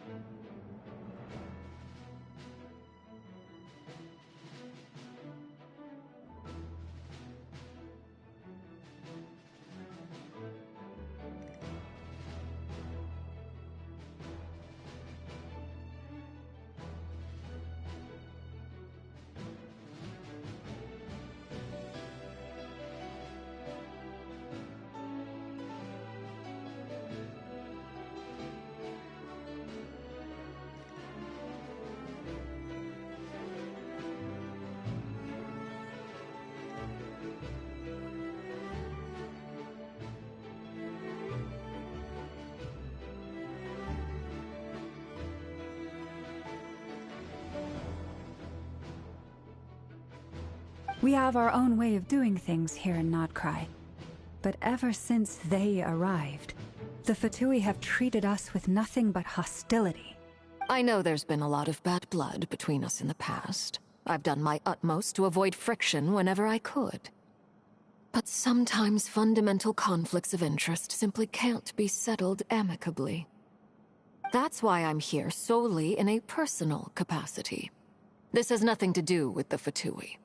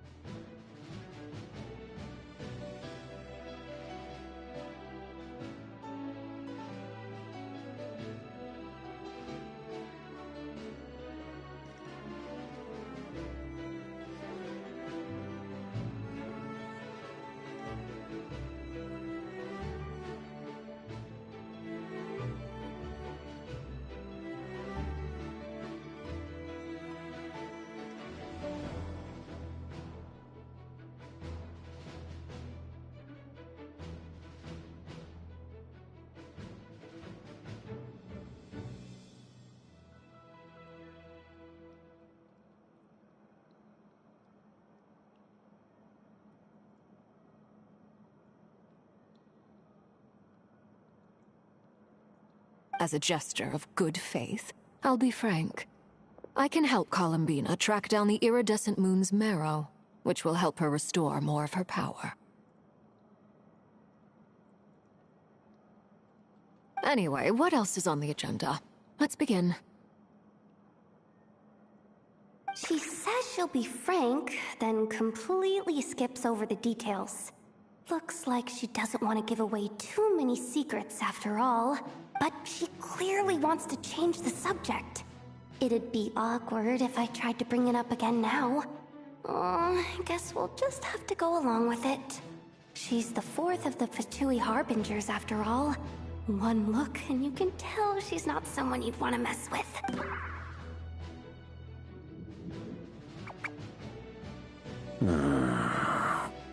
Well, since Miss Arlecchino sounds confident in her ability to handle that, we'll proceed to the next topic.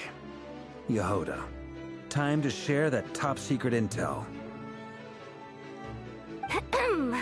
Alright, listen up everyone. First, we now know that Rerir was originally a Conrian secret agent whose primary mission was to hunt down and assassinate the so-called Dregs of the Crimson Moon. The Dregs of the Crimson Moon? Mm-hmm. In the memories, there was a lot of talk about the Crimson Moon and Eclipse, and a whole bunch of other stuff from the time of Conria. To my knowledge, those were the names of two different Conrian dynasties. Long, long ago, it is said that the people of Conria worshipped the Crimson Moon, drawing a mysterious power from its reflection. But one day, a coup saw the Crimson Moon eclipsed, hence the name of the new dynasty that replaced it, and how it became the new emblem of Conria. Still, long after the Crimson Moon dynasty had fallen, the last ruler of the Eclipse dynasty, the Vinster King, still coveted the secrets it left behind. So, he sent the Rehir of Solnari to secretly hunt down the Crimson Moon's few remaining followers. In those days, Rerir showed no signs of madness. In fact, he was as normal as any other person. Oh, and he had a fiancé, or at least a would-be fiancé, called Tholindis. What's the matter?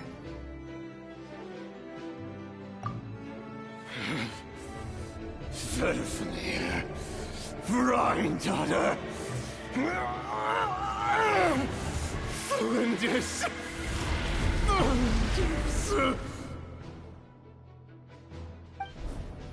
Interesting. Anything else? What about this would-be fiancée of his? Do we know anything about her? Well, she was a researcher at the Universitas Magistrorum, but it felt like she was hiding some kind of... Oh, and one more thing. For some reason, Rerir's fragment also contains some of Thelindis' memories, though only a very small portion. Well, no shortage of potential leads, I'll give you that. In any case, it sounds like we can conclude that while Thelindis was still around, Rerir appeared to be lucid and quite normal. Thelindis, it seems, must have been the one thing in this world that he couldn't let go of. Tell me, though, were these pure-blood Conorians we're talking about here? Why do you need to know that? Hold on. If she was a pure-blood Conrian... Oh yeah! Just like how it was with the captain! If we could somehow find her, do you think there's any chance... It's possible, but it would take a miracle. We can't pin all our hopes on that. That merchant who never knows, Dori Sangama... All right, then. Let's keep working in our separate teams. Traveler, Paimon, Kutar, and Miss Arlecchino will go look for the iridescent moon's marrow. As for the others... On the way over here, I noticed that the Wild Hunt monsters had grown even more frenzied in their search for Kutar. At this rate, the people living here will be in grave danger too. So I'm thinking of gathering together some of our followers to go wipe them out. I'll head back to the Curatorium and meet up with the boss. Feels good knowing we've all got something to be getting on with. Given that the Wild Hunt has been a lot more active lately, the Lightkeepers have likely begun their own operations too. If that is the case, someone will need to pass the news on to Flint's. I'll hold the fort for now. Then discuss our next move with Flint's, Aino, and Anefa when they get back. All right then. Well, the clock's ticking. If that's everything, we'll be on our way. We'd better get moving too. We'll try to buy you as much time as we can. Relax. Just do your thing. Now, I decided to call in some backup since things are getting so hairy. Our reinforcements should be here any minute now. Stay safe, everyone.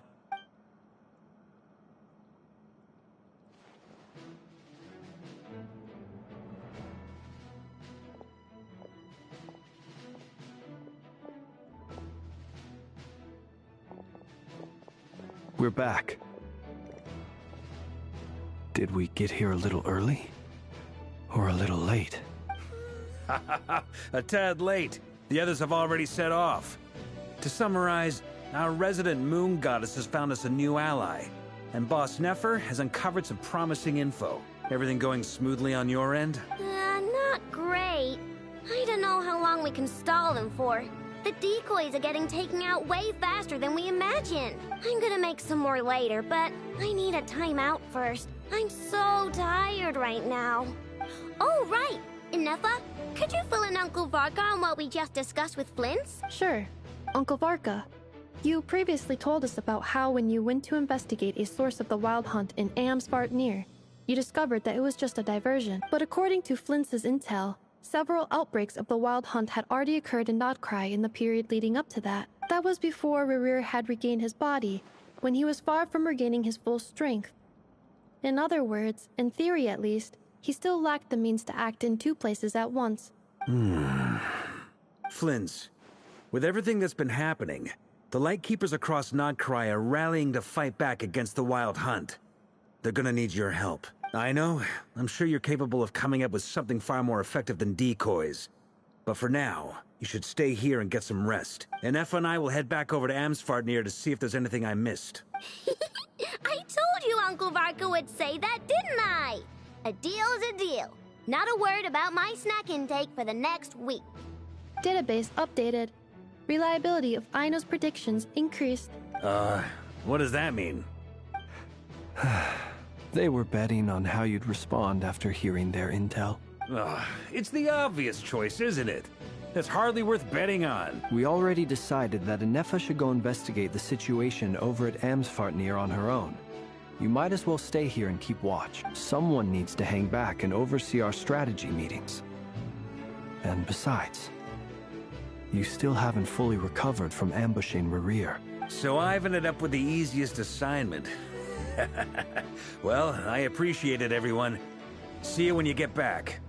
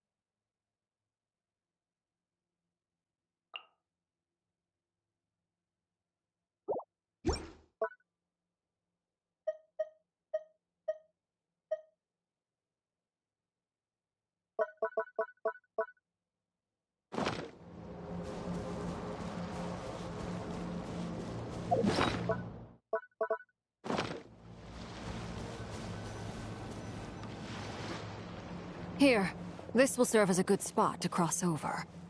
Arlecchino, hold up a second. Since you brought us all this way, would you mind telling us what you got planned? We still haven't got the slightest idea what's going on here. And if even Columbina doesn't know where the iridescent moon's marrow is, how do you? Simple. Because I am an inheritor of the royal bloodline of the Crimson Moon. And one of the last surviving embers of the Two Worlds' flames.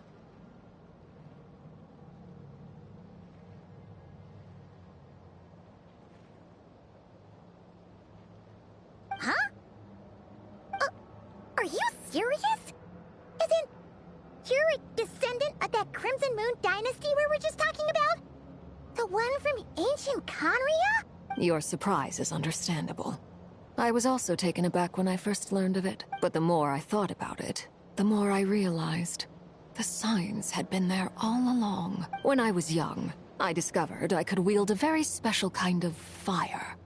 It coursed like blood through my veins and smoldered away inside my nerves. What's more, whenever I experienced strong bursts of emotion or drew too deeply on this power, it was like some kind of presence within the fire would begin to gnaw away at me, consuming. Exactly. That is why my hands are like this too. At first, I saw it only as a curse, but once I became a harbinger, the jester apprised me of the truth. Together with my own investigations, over the past few years, there are several things that I have gradually come to understand. For instance, take the so-called Crimson Moon. In truth, it is nothing more than the shattered remnants of the iridescent moon, fused with the abyss to prolong its lifespan.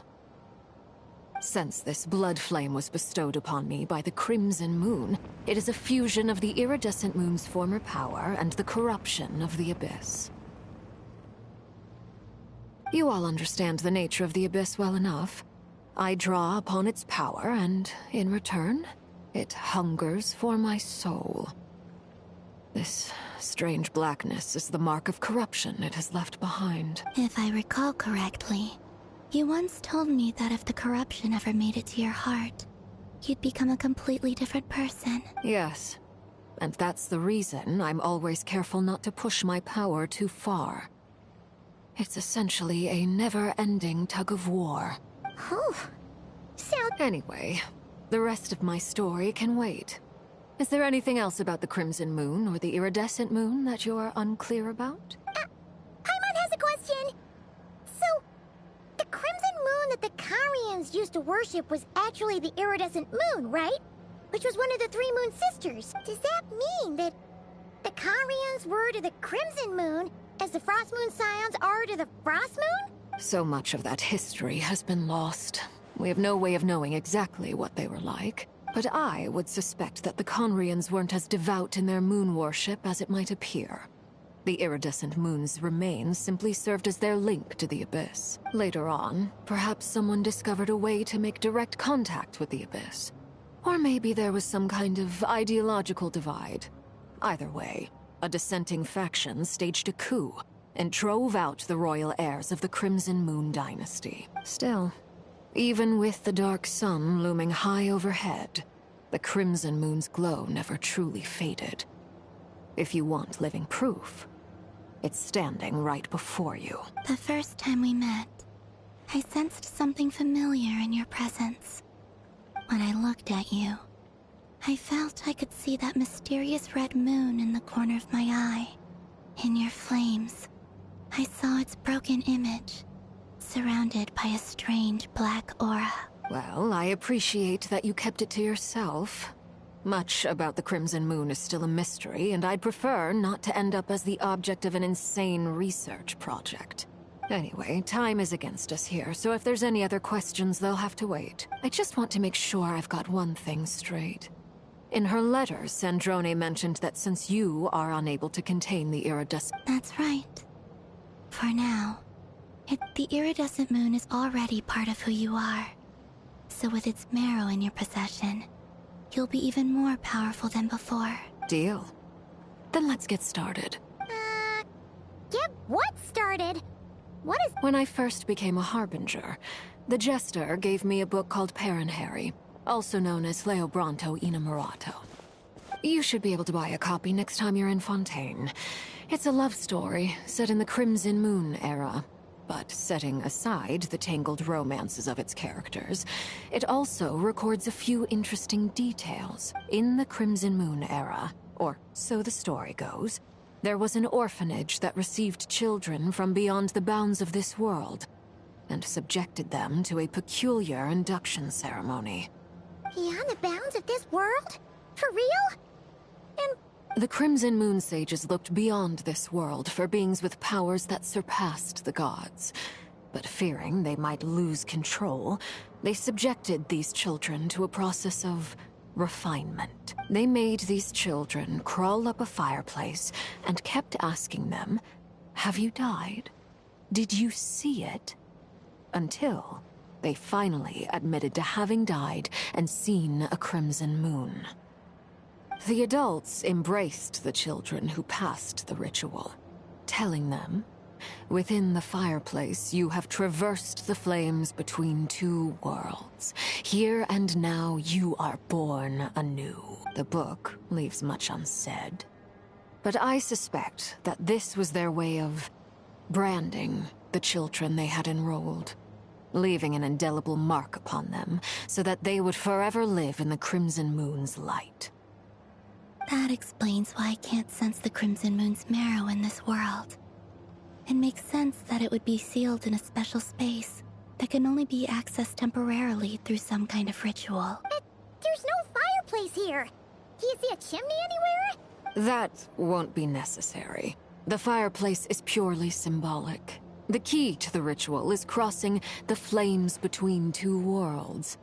In other words, the flames that burn within me. Those burned away by such flames leave behind a kind of ghostly afterimage in the world. In the days of Conria, people believed they could be used to bridge the gap between the two worlds of life, and in short, I can open a passage to that space. The catch is I'll need to stay on this side to keep the passage open, so I won't be able to come with you. Once you're inside, very well. Then I'll open. Traveler, Spare me a little more moonlight, if you would.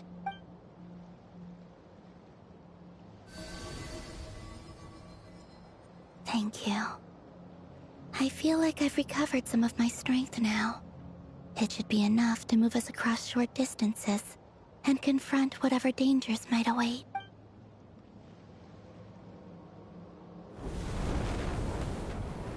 Mistress of the 7 hues of ages past, Great Mother of the present, crimson-clad sovereign of the 2 realms. By fire severed, by fire renewed. I offer myself now and beseech your descent.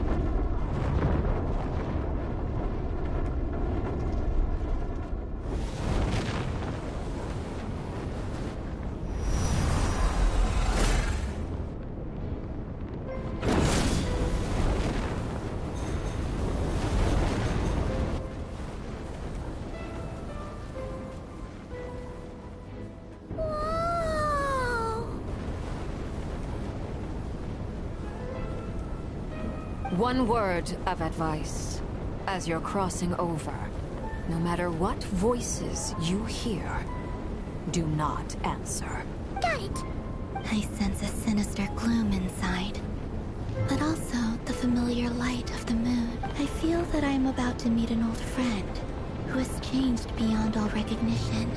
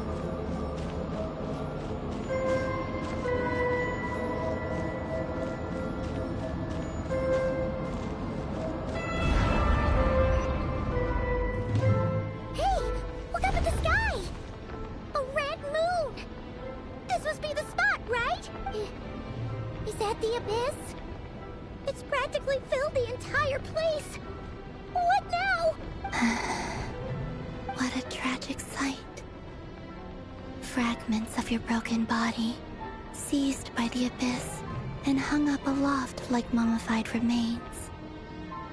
Iridescent moon, was this truly what you wished for? Careful! There's something spooky about this place. Feels like something is lurking in the fog. Paimon's right behind you. Whatever you do, don't run off without her.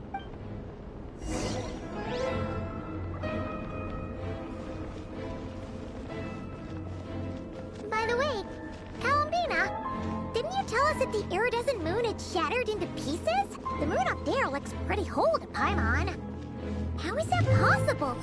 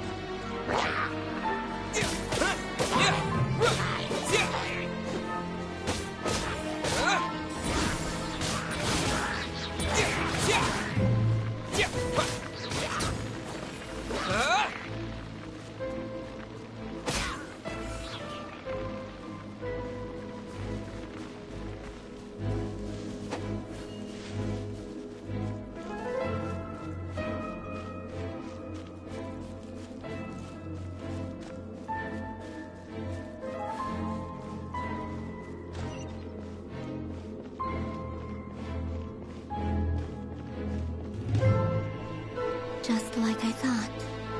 It was only a facade.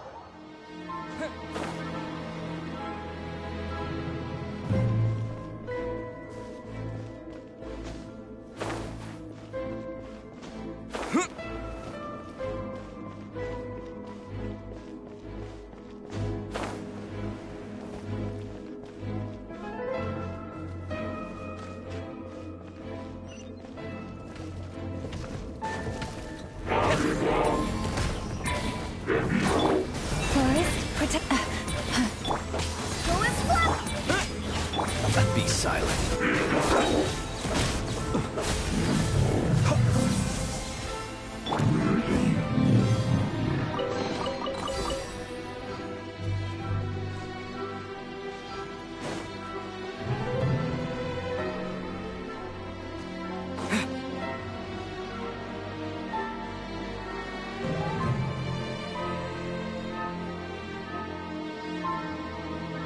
Huh? Huh? For real? That's way too high! There's no way we'll be able to reach it! No. I'm not sensing anything up there. It's coming from under the mountain. Let's see... Ah! There's some kind of weird shadow over the water! Wait, see that? Looks like a mechanism of some sort.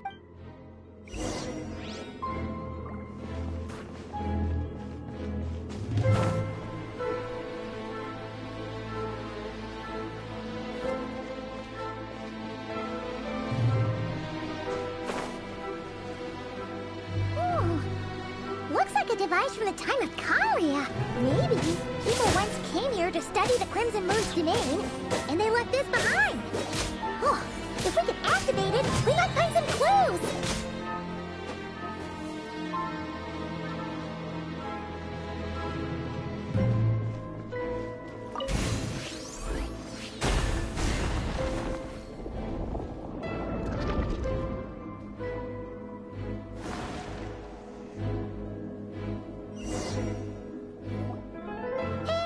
Look at that!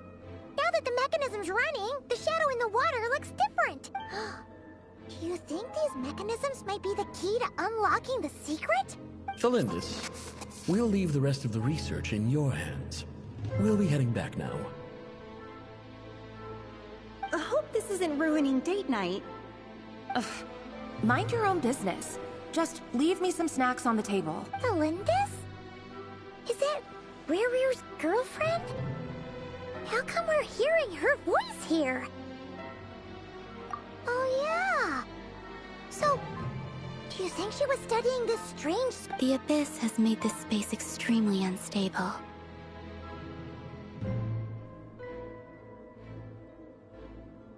Maybe that's why some of the things she said and did were preserved here. Like echoes. Or after... Whenever I see this view, it takes me back to a poem from my childhood. Waning moon, oh lifeless damsel, weeping on the mountain crest.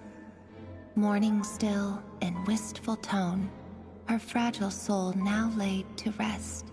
For me, of all people, to be here investigating the mysteries of the Crimson Moon space. Is it a coincidence? Or something more?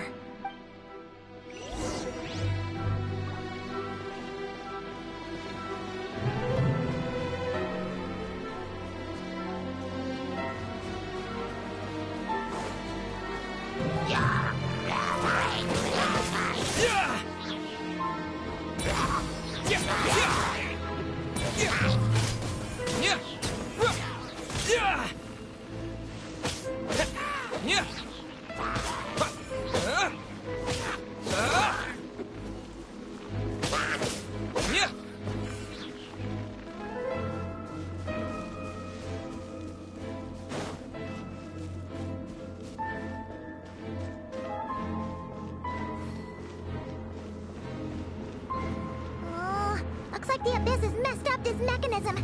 We need to find a way to get it working again. Let's see if there are any other devices nearby.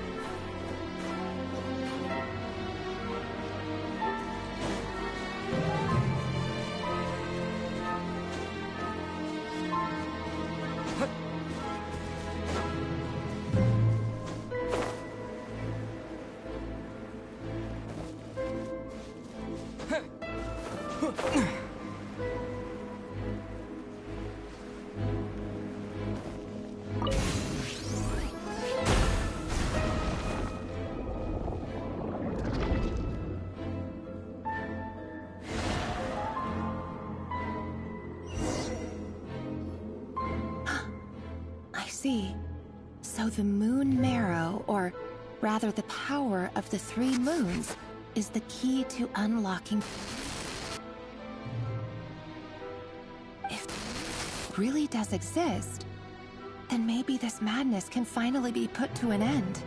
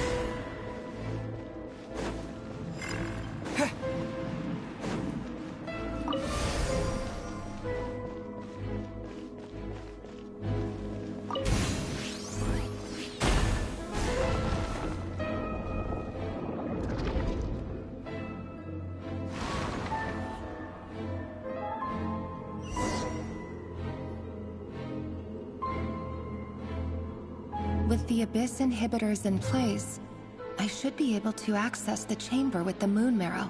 Oh, Rerir, with every step you take, you're drifting further from what you truly desire.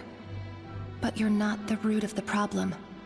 Ever since that outsider set foot in Conria, the Vinster King has sunken deeper into madness. If only I could get my hands on that outsider.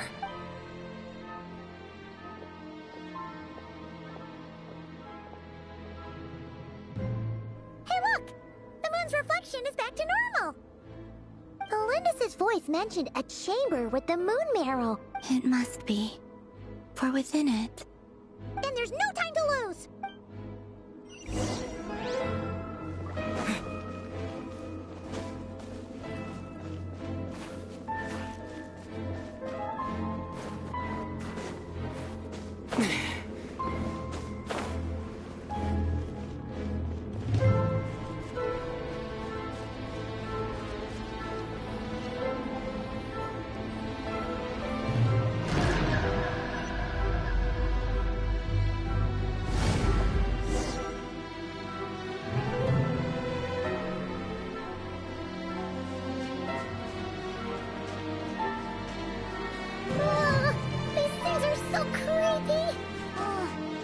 Looks like we'll have to destroy them if we want to get to the iridescent moon's marrow.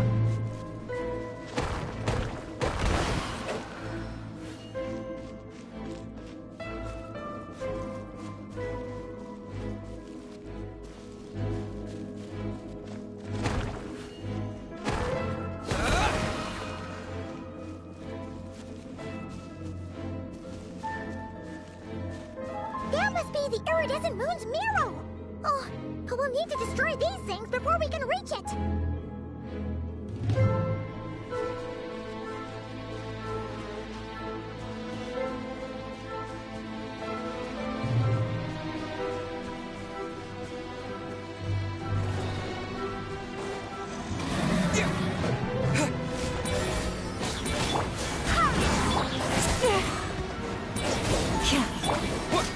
Close your eyes. Be silent. Do you fear the dark? Leave this place.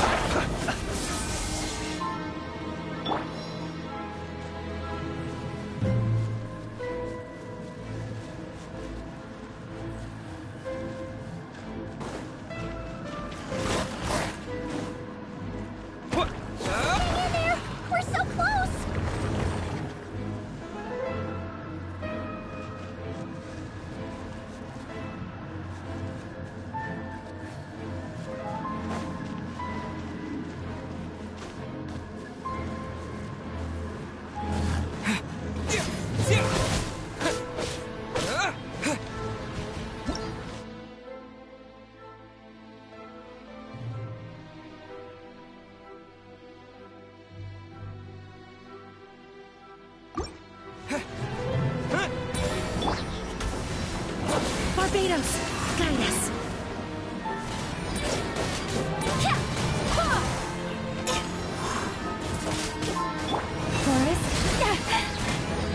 Close your eyes. Observe.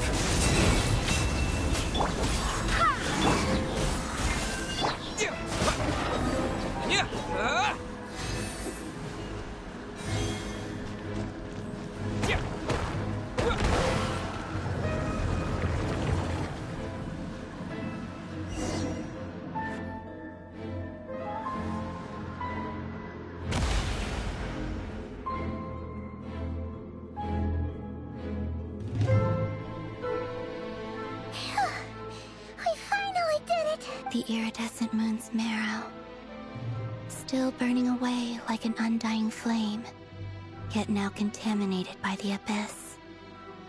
It has taken on a new form entirely. If we can purify the abyssal power within, we should be able to obtain its untainted essence.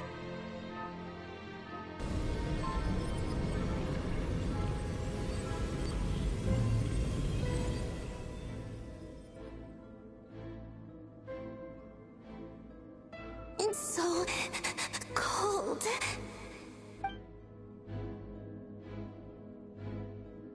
Is it you? Are you here? Huh? Are you talking to us? At long last, I can see you once more. Our fates have crossed, and I am finally free. I'm sorry, I lied to you. Even knowing what was to come, I still couldn't let go of the fear in my heart. As death drew near, the moment the moon shattered, my body began to split apart piece by piece. Like I was being cut into pieces by 1,000 blunt blades. My thoughts scattered as the cold crept in. But I could not bear to fade away like that. Tell me, what was it that brought you to us all that time ago? If only I had possessed your courage, then I might have been spared this torment, more painful than death. You look so puzzled. That's how I felt too when I first saw you. But trust me when I say that everything happens for a reason. Farewell. Hypo.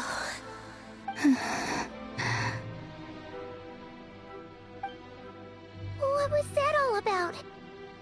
Was that the goddess of the iridescent moon? It sounded like she was speaking to a long-lost friend. But Perhaps she took me for the goddess of the frost moon she once knew. For a fading soul like hers, our auras must be too similar to tell apart. But anyway, we've got the iridescent moon's marrow now. That should help you regain your strength, right? Alright. Time to leave this place and meet back up with Arlecchino.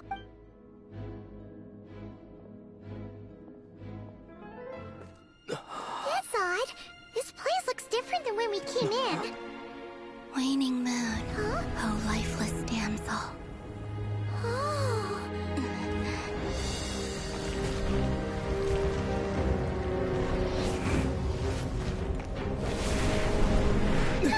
Hurry! The place is collapsing! It wants to trap us here. Who's it? The Abyss? Now we've taken the moon marrow. All that's left here is a dark will. It will show us no mercy.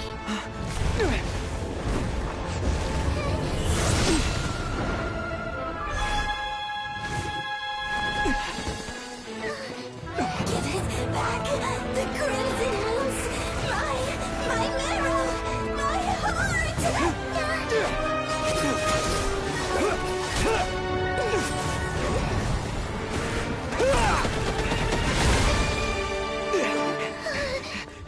Finally! Huh? Oh no! The exit's blocked! They're back! Now what do we do? This is where you fall. Witness my rise. What are you waiting for?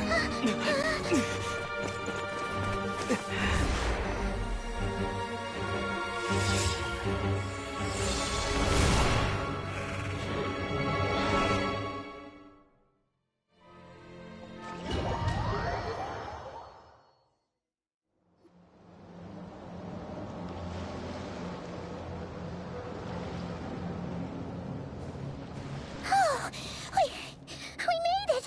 Was that you, Arlecchino? Did you save us? Wait, your hands! They're... Oh, this? Don't worry. It's a small price to pay.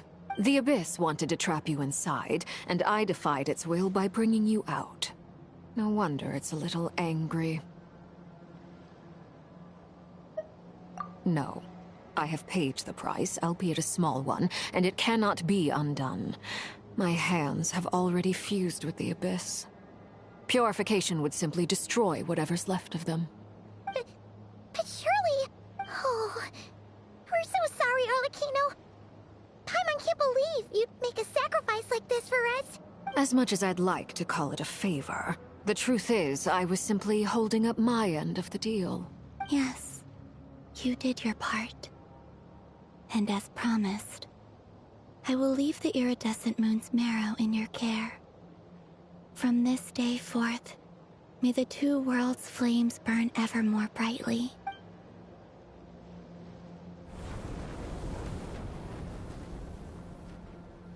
I'll take that as a blessing. Now, Columbina, give me your hand. Accept this moonlight I offer in return.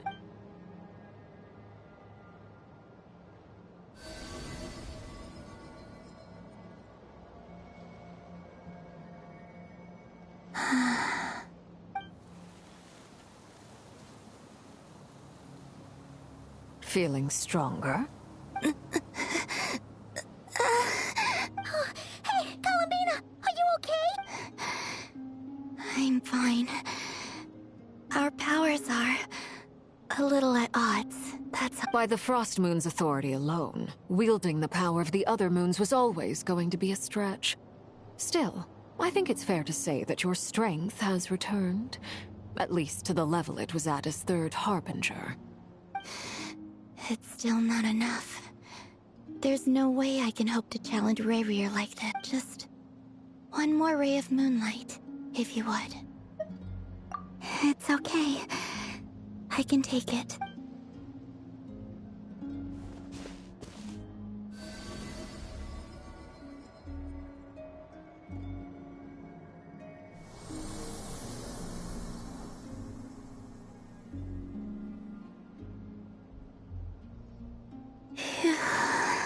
How about now? Fighting fit? At the very least, I won't have to stay hidden like before. I want to see him gone from Not Cry. The Rayheer of Solnari and his wild hunt must be sent back where they belong. Well, it's good to have something to aim for. You certainly seem more alive now than you did earlier. When I first met you, you didn't strike me as a ray of moonlight. More like a wisp of fog drifting in from who knows where, ready to scatter at the first sign of a breeze. But now, you're full of vitality. Just like the Frost Moon, once the brightest of them all. May you keep shining, Columbina. This is who you are. Thank you. Look after yourself too, Arlecchino. I know you have plans of your own, and that's why you're always seeking to grow stronger. But whatever you're after, don't let the Abyss take a hold of you. I do not wish to see you go down the same path as Rayrier. I appreciate the concern, Columbina. Although perhaps it's time you took a new name. A new name? Kutar, the Moon Maiden, Columbina. They're nothing more than code names. They describe who she is and the roles she's played, but they're not her real name. We often use code names in the House of the Hearth, too. But it's knowing your real name that keeps you grounded. Up till now, you've been living a wandering life, so you've probably never really cared. All I'll say is this. Once you've defeated Rayrier, give it some thought. All right, that's it from me. I'll get you back safely first, then go meet up with Sandrone. You're the best! I appreciate the gesture. It speaks to your good character. Anyway, let's get going. There are more urgent things to do right now than trade compliments.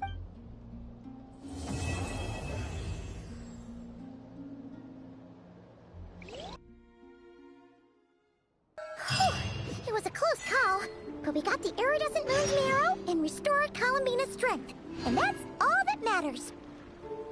In other words, mission accomplished.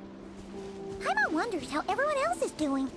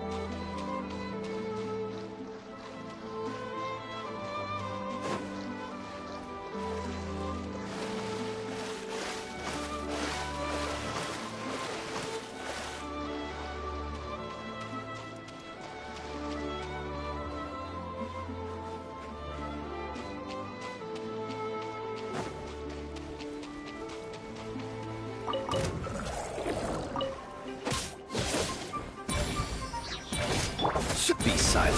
Observe.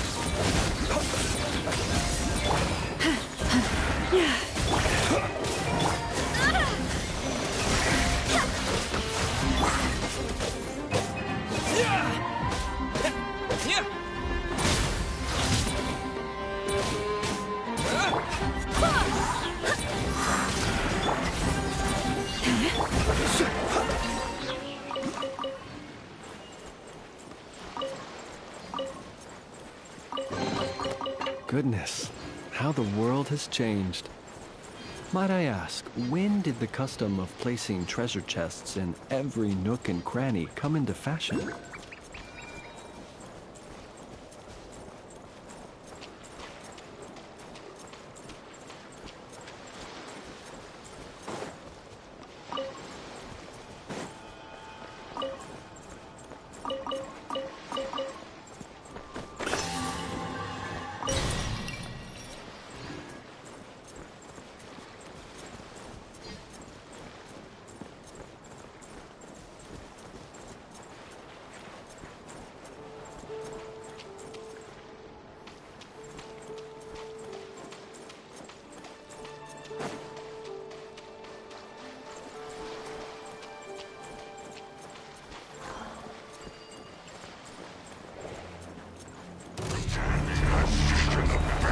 Be silent. Close your eyes.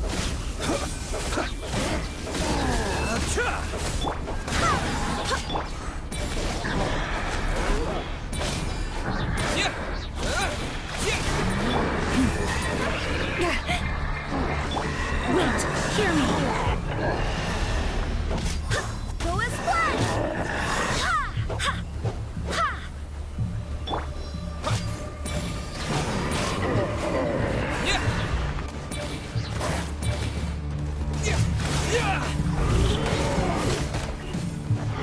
Observe. Be silent. To dust.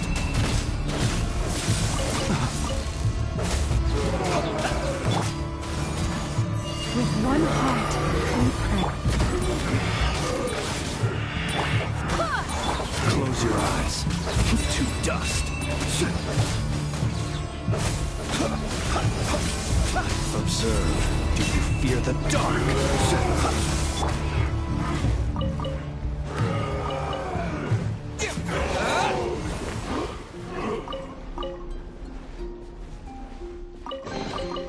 I'll keep this close.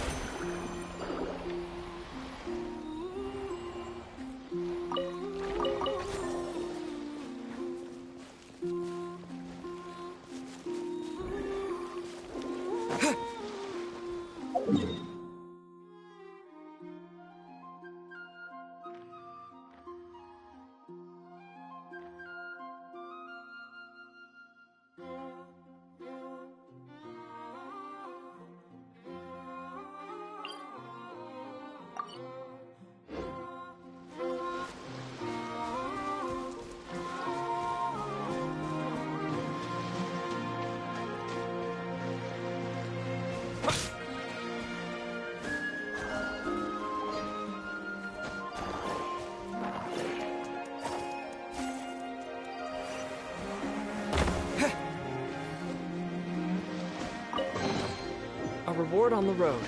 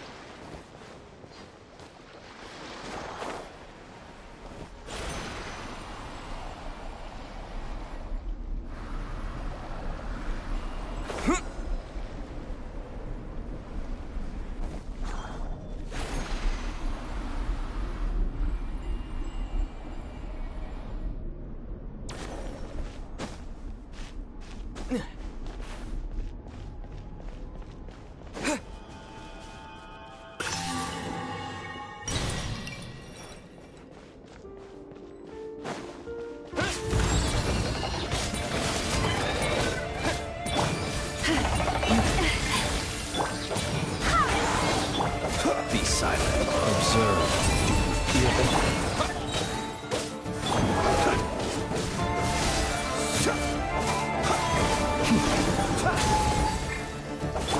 Go as one!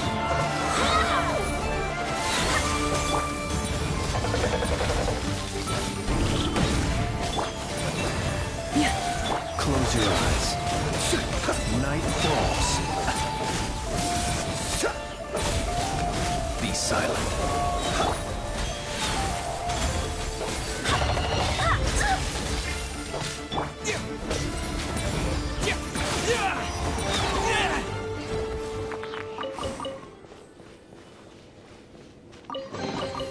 Is this an answer from this world?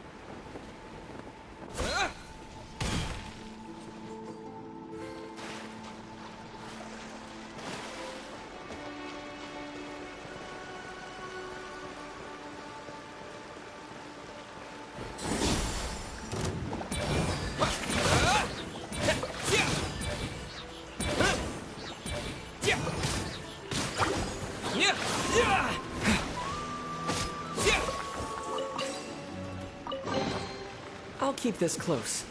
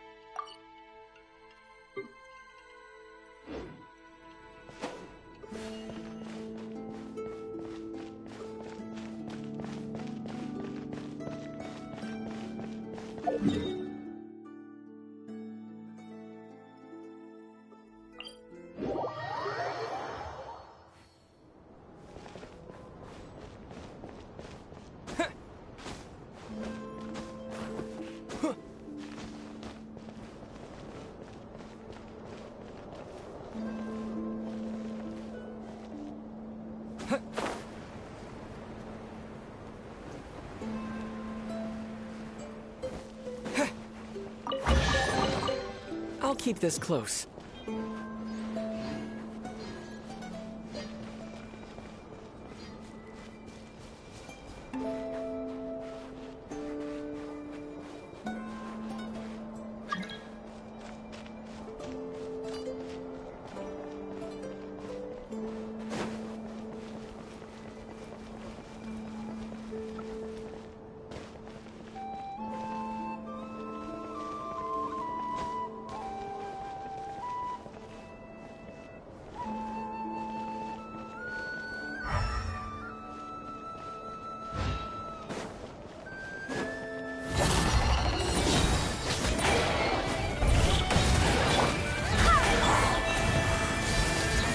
Close your eyes. Fear the dawn.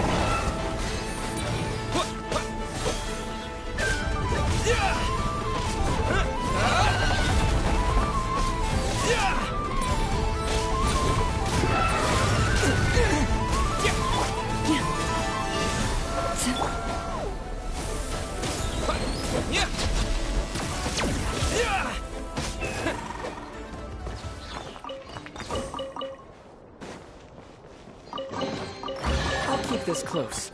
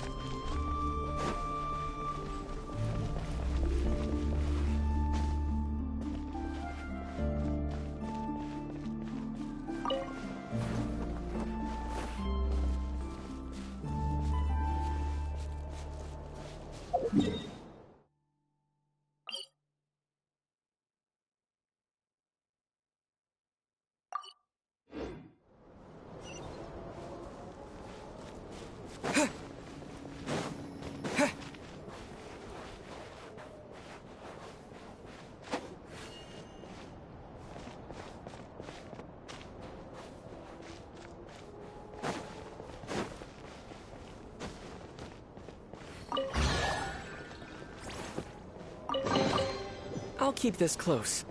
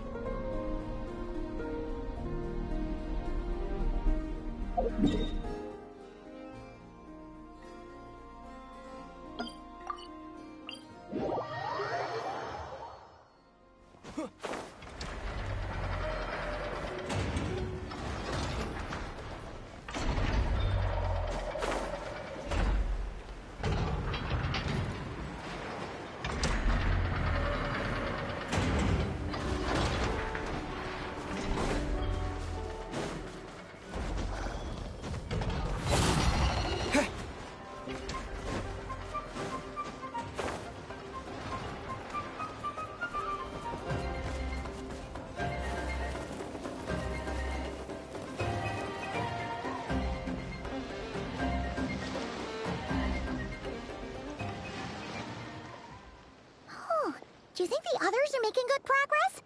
Hope it's all going smoothly. Oh, hey look! They made it back as well! Flintz! Llama! How did it all go? All is well, thank you. Nefer and Yehoda had to stay at the curatorium to wrap things up, so they won't be joining us for now. I ran into Miss Anefa and Miss Aino on the way back. Their work is still in progress, so I suspect they won't be back for a while either. You seem rather cheerful today, Mr. Flintz.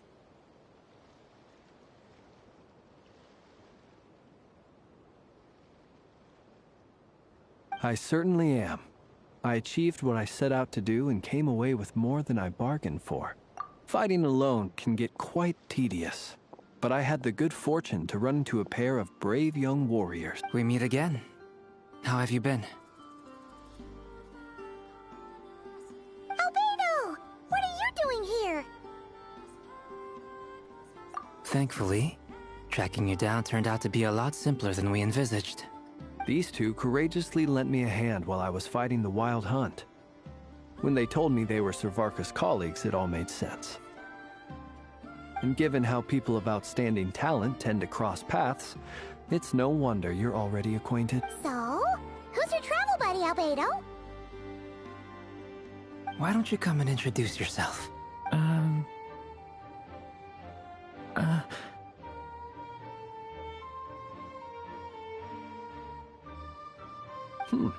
A gentleman of few words, I see.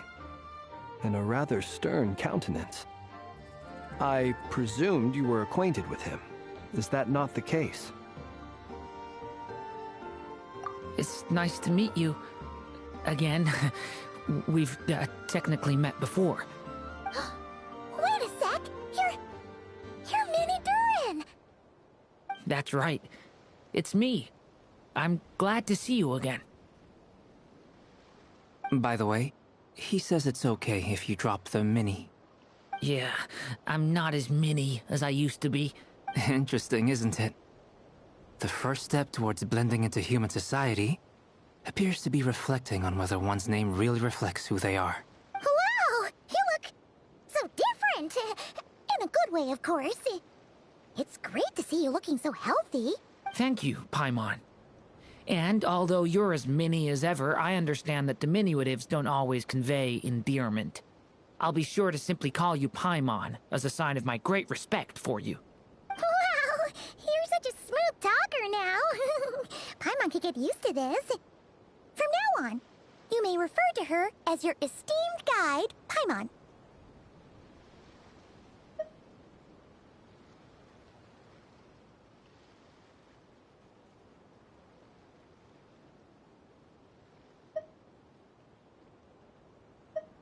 Personally, I think our little Paimon is the perfect size. When people call her Little Paimon, it's just because she's so adorable that they can't help themselves. If that's not a sign of endearment, what is? You're absolutely right, Miss Lauma. My brother still has a long road ahead of him when it comes to understanding human relationships.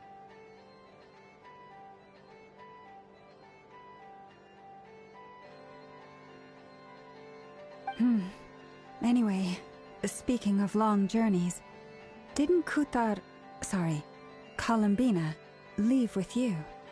How come she isn't back yet? She's been catching up with old friends. Wouldn't be surprised if she stopped for a cup of tea or 10 on the way back. Uh-oh. People are talking about me. Hope it's nothing negative. Judging from your expressions, I'm guessing it all went well? It's getting crowded here. I'll go grab some chairs. No need. This is a job for an alchemist. I'll whip some up momentarily. Thank you for your hospitality, ladies and gentlemen, but I was merely escorting my friends back. I'll be meeting Sandrone shortly, as we still have some things to discuss. It's been a pleasure, everyone. But this is where I'll say goodbye. We really appreciate your help. Oh, come on. Spare the formalities. I'm just glad I could help out some true friends. I understand. Well, bye for now, Harlequino. Oh, this place is hopping. It's probably a good thing one of us left. Otherwise, we might not fit all these people in. Are you saying we're about to run out of chairs? As a matter of fact, I am. Come on in and see for yourself.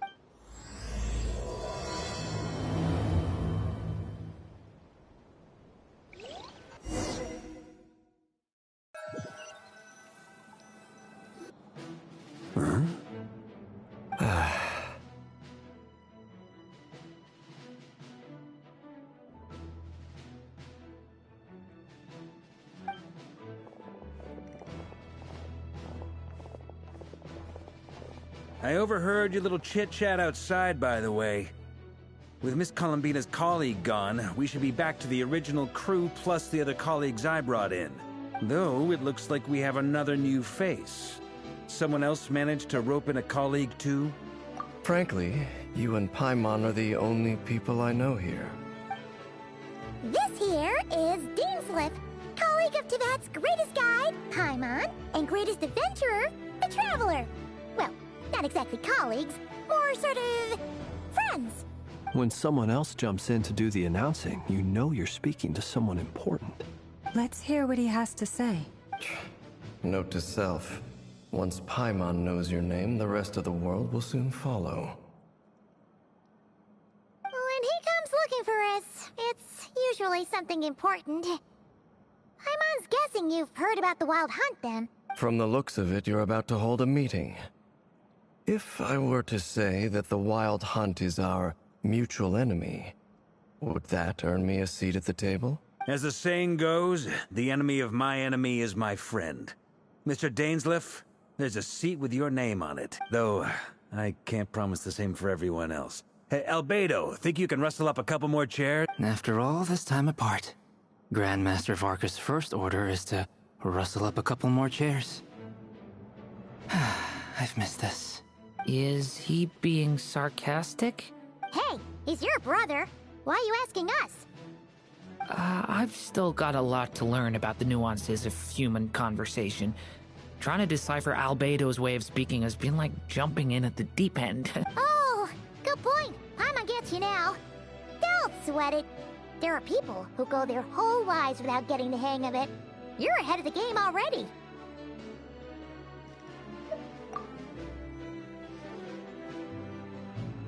I wonder what's taking Nefer so long. Perhaps you should go and check in with her. If anyone can hurry her along, it's you. I just got back from the curatorium. Besides, aren't you curious to see what's taking her so long? Miss Nefer doesn't strike me as the type to share secrets. And since gathering intel is her specialty, I'm guessing she'd prefer to keep her methods confidential. Under such circumstances, would it not be tactless for me to impose? Oh, but it's fine for me to impose. What can I say? You have an unrivaled ability to garner people's affection, Miss Moonchanter. Besides, you have far more in common with her than I do. All right, then. Impressive. She barely fought back at all. I admire your powers of persuasion, my friend. As I'm sure Miss Lauma will realize soon enough, the trick in life is to always pitch in with other people's responsibilities so that you can be selective with your own. Another trick is to simply hide in the background. Spoken like a true sage. Anyway, looks like we've got some time to kill before the meeting. Let's take a look and feel free to chat amongst yourselves. We'll get down to business once the other two arrive.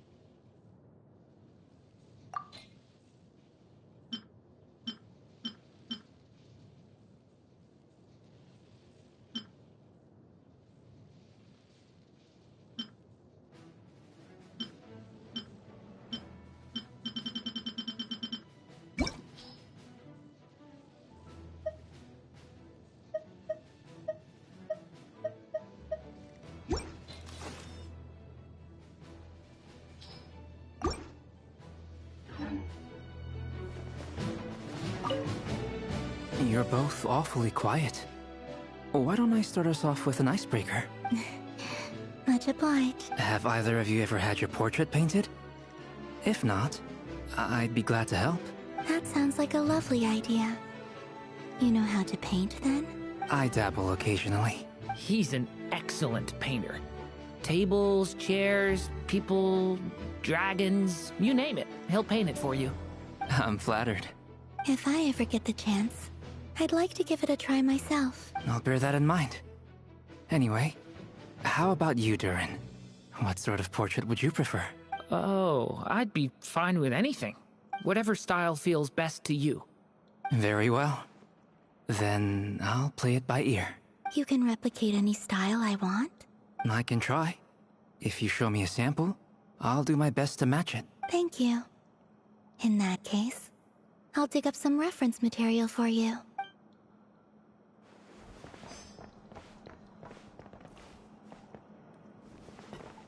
Is there something you'd like to say to me?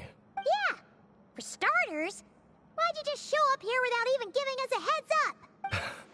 If you think back to our previous interactions, you may recall that that's hardly out of character for me. You do have a point there.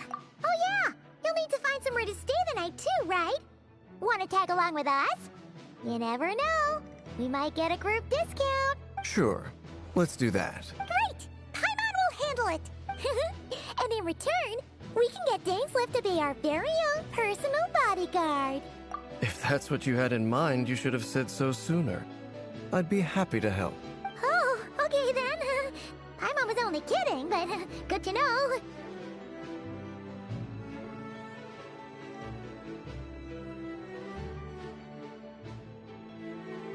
Anyway, since we're all here together, we might as well watch each other's backs. That's just what friends do, right? Indeed. Thank you.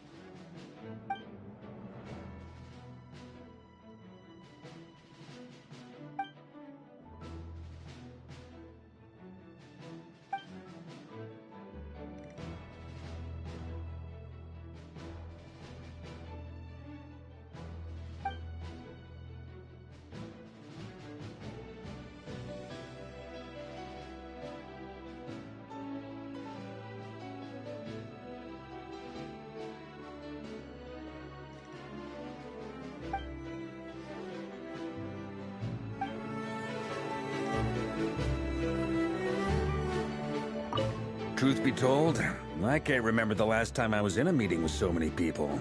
You're not alone there, my friend. The Lightkeepers also struggle to bring everyone together for a serious discussion. I don't doubt that. I've only ever met two Ratniki, one being you, and the other being that young guy, Eatlua. Eatlua is a good apple. I'll give him that. He's kind, honest, and regularly delivers supplies to my lighthouse. A true Ratnik to the core. In that sense, he puts me to shame. So you're what? A fake Ratnik? That's what it sounds like you're saying. But I get the feeling that's not quite what you meant. Come on, why the awkward silence? Sorry. I'm not even gonna bother trying to hide it. You've known all along, haven't you, my friend? Now, that was an awkward silence. Let's just keep this between ourselves. Probably best if Eloa doesn't know, huh? That goes without saying. Gotta be careful what you share with youngsters, after all. Anyone else in the know? Let me guess. The Traveler and Paimon? It's dangerous being too sharp for one's own good, you know. Then, in the name of the Animo Archon Barbados himself, When we went for drinks, you said that you and Barbados were practically best buds. In the light of that claim, do you really expect me to take your oath seriously? Of course. Just as long as you don't go spreading around the fact that I'm close with Barbados, all right? Fair enough, then. Nothing like a bit of mutual leverage.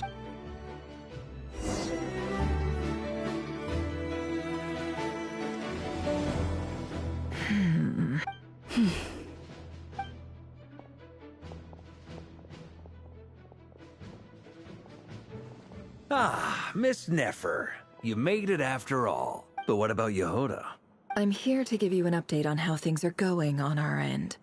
Once this is over, I'll be heading straight back to continue my work. I left Yehoda back at the Curatorium to watch over things while I'm... So much for just this once. Shh! Not so loud! We're on a roll here. What if she remembers and suddenly decides to back out?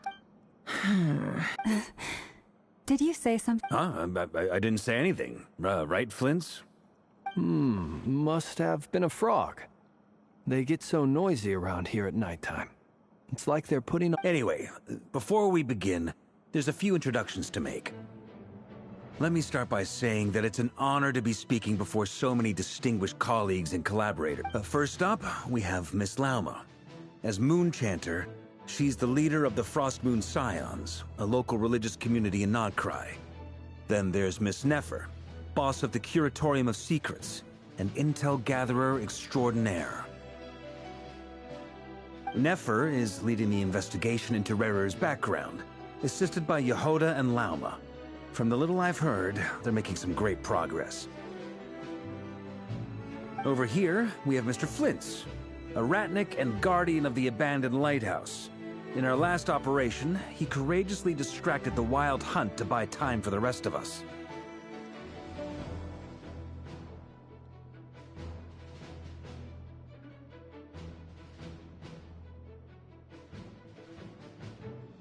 For those of you who've never met, this is Mr. Albedo, a renowned alchemist and captain of the Knights of Favonius investigation team. By his side is a new face for us all, myself included, Mr. Durin, who has come to lend his aid. Next up, we have the Moon Maiden and former Fatui Harbinger, Miss Columbina.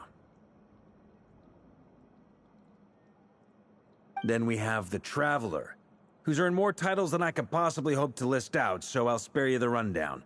And Paimon, the ultimate travel companion and quite possibly the best guide in all of Tevat. Wow! That's a lot of people! Great turnout! Miss Nefer, it looks like you might have another job coming your way. So, congratulations on the booming business, I guess. You think I haven't got enough on my hands as it is? Who's looking for me now?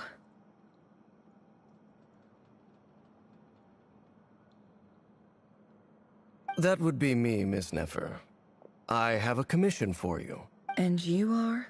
Who I am doesn't matter right now. What does matter is that I'd like you to gather more intelligence about the Recher of Solnar. Well, it's not as if we never take on anonymous commissions. But in your case, I'll have to decline. I'm gonna take a wild guess and say your job's probably more hassle than it's worth.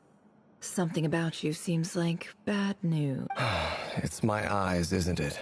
Conrian, I assume. And what's with the mask? Are you trying to hide your identity? In any case, the fact that you're even still alive raises an awful lot of questions for me. My name is Dainsleif. And yes, I am from Conria. As I'm sure you're aware, the Recher of Solnari's real name is Rerir. He was once... Really? Then you must have been quite an influence. You flatter me, but none of that matters anymore. My point was simply to clarify why I have asked Miss Nefer to investigate Rerir's background. So you're both from Conria, and it sounds like you used to be friends? What am I missing here? Surely you already know... I'll tell you everything I know. The history of Conria, the names and identity. I have never spoken openly of this before. But the truth was exactly as people say. The 5 sinners were each driven by their own desires, and it was by playing upon these that the Abyss tempted them to their fall, tearing Conria apart in the visionary, Vedifenir, who wished to foretell the future, the wise, Haroptatir, who sought limitless knowledge, Gold, Rhindaughter, who desired to create life, the foul, Surtologi, who pursued supreme strength. And last, but not least, Raker of Solnari, Rerir, Ravager of the Moon. Of the 5, Rerir is the only one who remains a mystery to me. He never harbored grand ambitions, so what changed in the space of a single night? How did he come to In other words, you're saying that his change came as a shock to you, and you have no— That's right. You mentioned how the Abyss tempted them, which led to their fall. But what did that look like in practice? And what other context can you give me about the events of that time? The more Strangely, now that it comes to it, I hardly know where to begin. The fateful night took place during the era of the Eclipse Dynasty.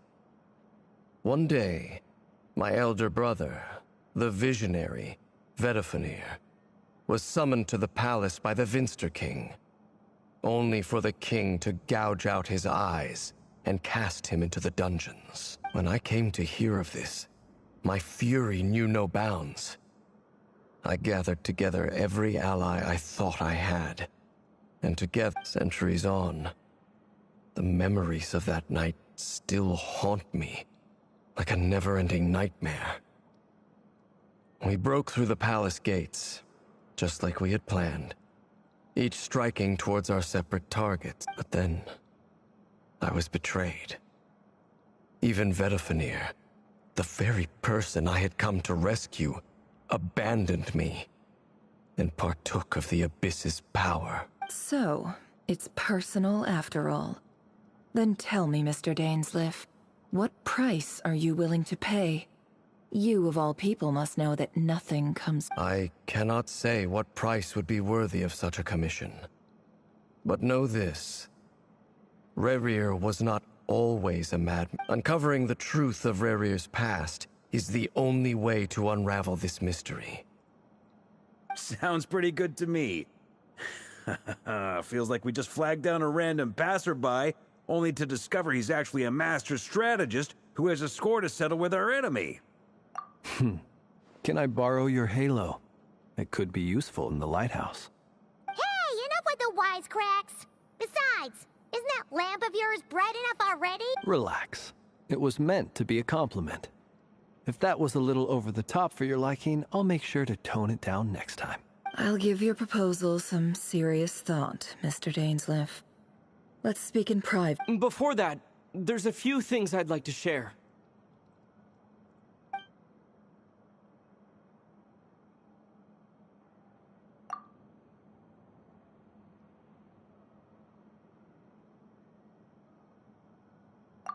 Now that we've united the hearts of the 3 moons, your power should be greatly enhanced. But it seems— I believe it will take— You've done so much for me, so I want to be completely honest with you all. Even though I'm doing a lot better now, the truth is, from the moment I was born, my power has been slowly ebbing away. And that is because Tevat has never accepted me. Even with the moons united as one, it seems my rejection cannot be undone. So far, I have yet to find a solution. It may turn out to be a problem that will plague me until the day I finally leave this place, but even so, I will do everything in my power to help you drive out the Raher of Solnari. As Arlecchino put it, this is not about chasing the spoils of victory. It's just a gesture of heartfelt gratitude. Kutar. Defeating the Raher of Solnari will be no easy task. While my strength slowly recovers, we'll also need to gather more intel. Naturally. We should take all the help we can get if we hope to defeat him. We've considered several viable plans now, but our choice hinges on the answers to a few key questions. Is it even possible to kill Rerir? What experiences shaped the person or monster he became? And what's he really after? Given Albedo's expertise in alchemy, I think we should leave him to try and answer the first of these questions. Understood. As for the other two, I'm afraid we'll have to count on you again, Miss Nefer. Believe me when I say it's not my wish to burden you. But right now, relying on your skills is our only option. So you're placing all your hopes on... We can't thank you enough for agreeing to help us.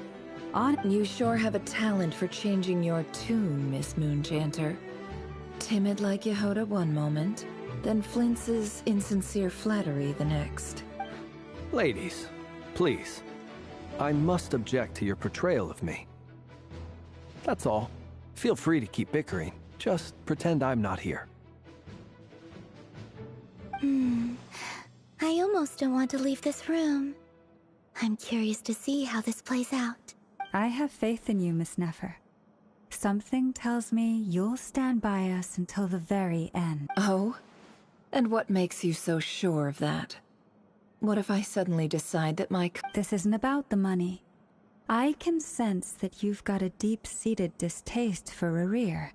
And knowing you, that alone is motive enough. Look at them getting along so well.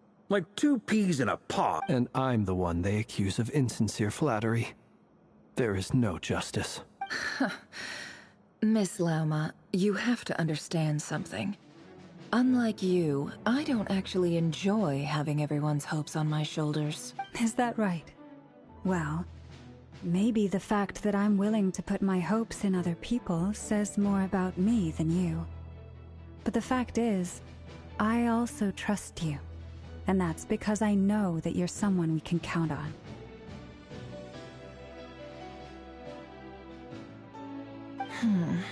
Anyway, we've got our plan, so let's get moving. Mr. Dainsliff, let's talk. And Traveler, once we're finished, if you've nothing else planned, I'd like you to come with me. This whole experience is teaching me a lot. For instance, I now know that when other issues come up in the future, I'll have far more luck getting Lauma to convince Miss Nefer than trying to do it myself. Hate to say it, friend, but that's one of the funniest things I've heard in a while. Why? You think I've got it wrong? Quite the opposite. But what makes it so hilarious is how long it's taken you to realize.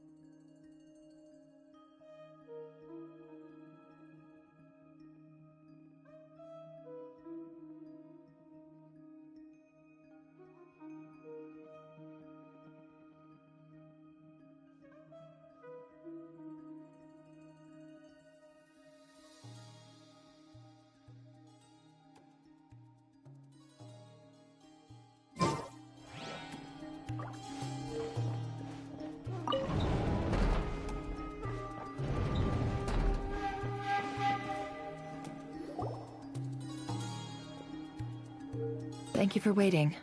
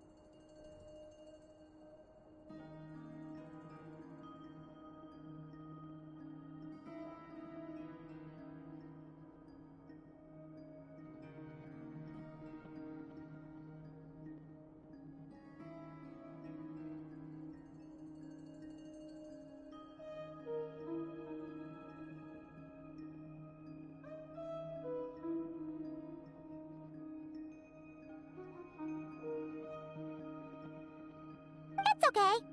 We actually used the time to help Dainsleif get a room at the hotel. That's very considerate of you. Now, I trust you share my curiosity about Rerir's past, and you seem fairly familiar with Mr. Dainsleif already. We spoke at some length after the meeting. He was the one who suggested I should invite you to join this operation. He feels confident that these secrets will be safe with you. Dane has a lot of faith in us, that's for sure. Likewise. I appreciate that you got right on board without interrogating me about why I invited you.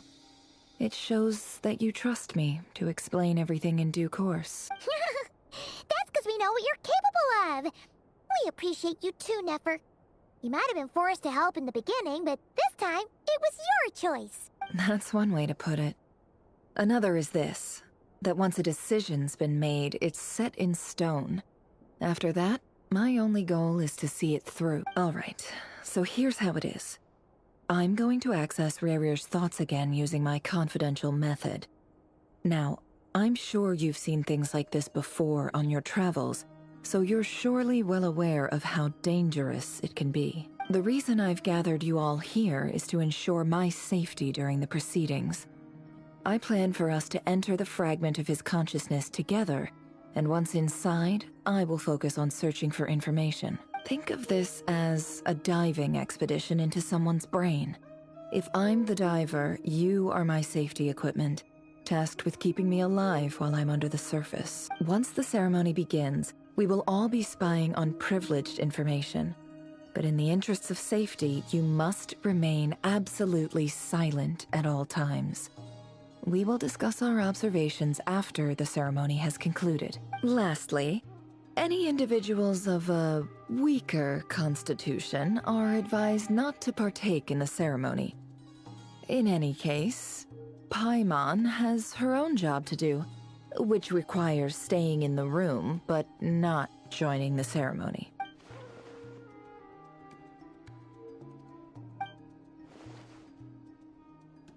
Well, good luck, everyone!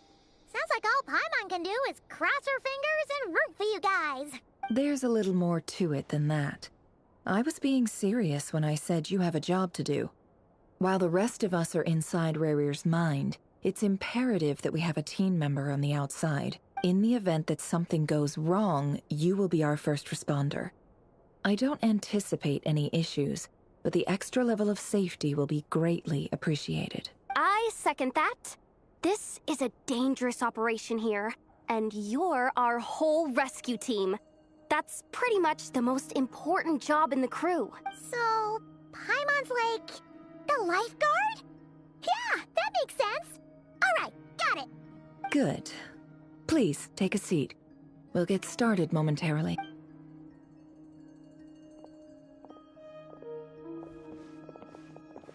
So, did Mr. Dainsleif tell you anything else? He told me that he believes Rarir kept some big secrets in his life.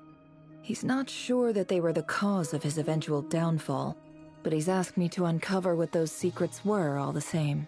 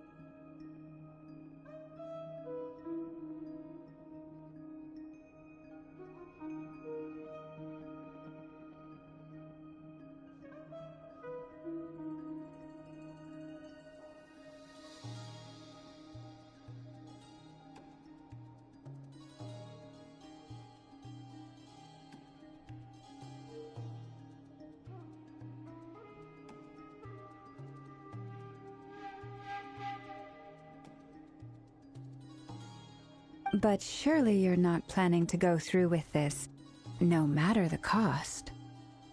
If you think that, you'd be overestimating me. I'm a businesswoman, not a mercenary. But I do have my own professional reasons for taking this job.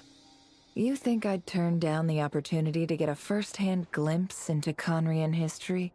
No chance. Well, as long as you don't let morbid curiosity get in the way of safety concerns, we're good. You're such...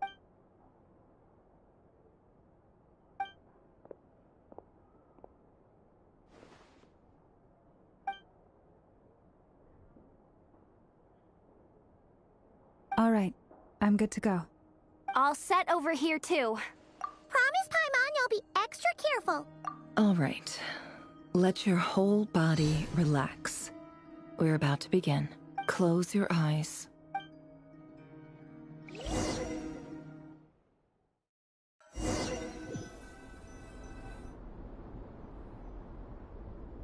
Phew. Could this be his office? Pretty standard setup. Bookshelves, paperwork, files. According to Dainsliff, Rarier used to be an intelligence operative. Chances are there's plenty of top-secret intel stashed away in this room. Is this where you keep your secrets, Rarier? Can't say I'm not looking forward to that.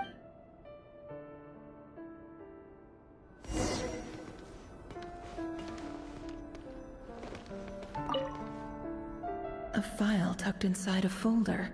The title reads, Dear Breakfast Shop Owner. It's a list of names, but at this stage I have no idea who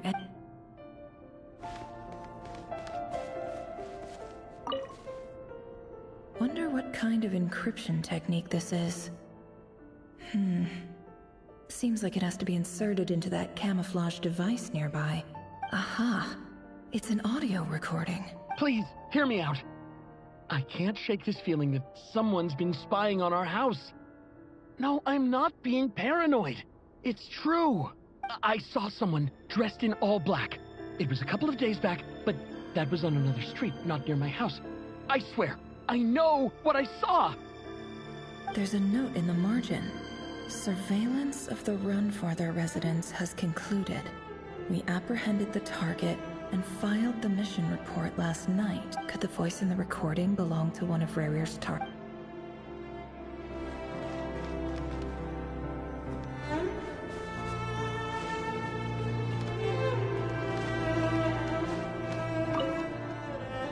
Bookshelves full of documents. Looks like these are all files, packed with the personal details of individual Conrians.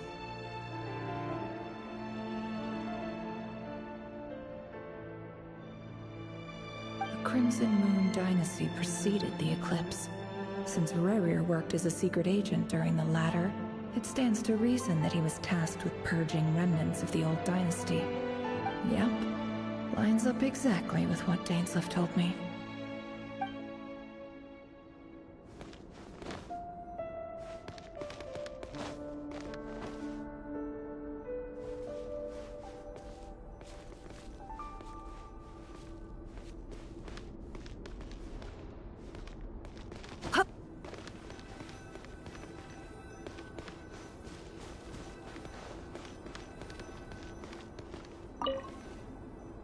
A box containing a ring inlaid with a precious gem. Must be for his girlfriend.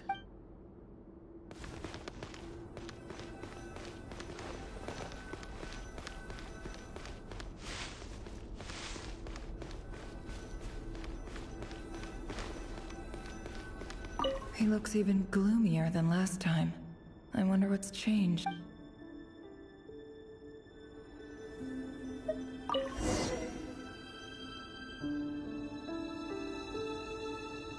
Today's files are in. Time to wade through them, just like usual. Male, 51. Occupation, cook. Confirmed Crimson Moon descendant. Has maintained frequent contact with other descendants over the past year. Poses a threat to the dynasty. Neutralized. This one should be archived under purged targets.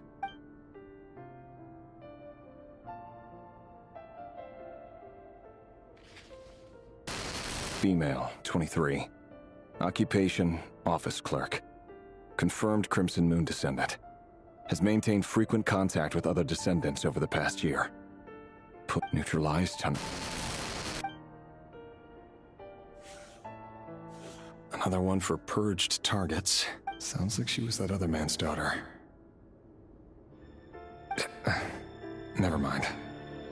What's it got to do with me?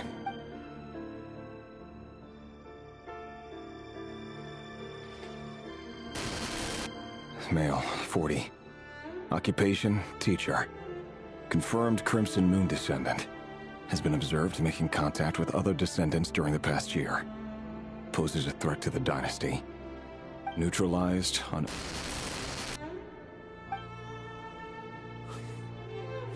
Just another nobody for the archive. Come to think of it, I remember surveilling this man. A case like his never would have been considered a priority in the past. Huh.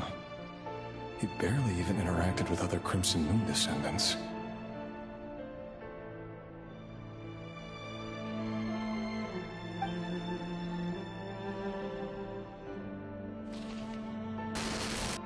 Female, 16. Occupation, none. Orphan and confirmed Crimson Moon descendant. Has been observed making contact with other descendants during the past year. Poses a threat to the dynasty. Neutralized on... Filed. I have no recollection of this girl. None whatsoever. She doesn't seem to be anyone important, but then again, how many of them really are?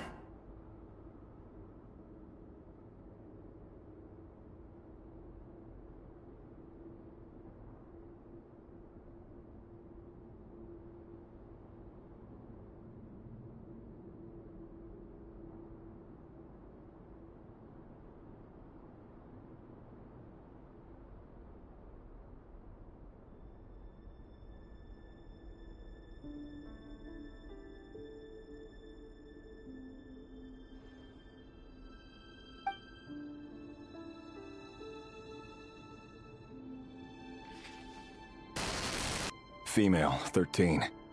Occupation, none. Orphan and confirmed Crimson Moon descendant. Has been observed making contact with other descendants during the past year. Poses a threat to the dynasty. Neutralized on... Filed.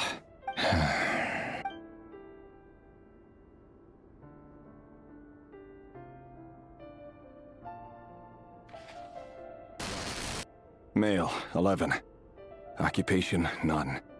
Orphan and confirmed Crimson Moon descendant. Has not been observed making any contact with other descendants during the past year. Poses a threat to the dynasty. Neutralized on...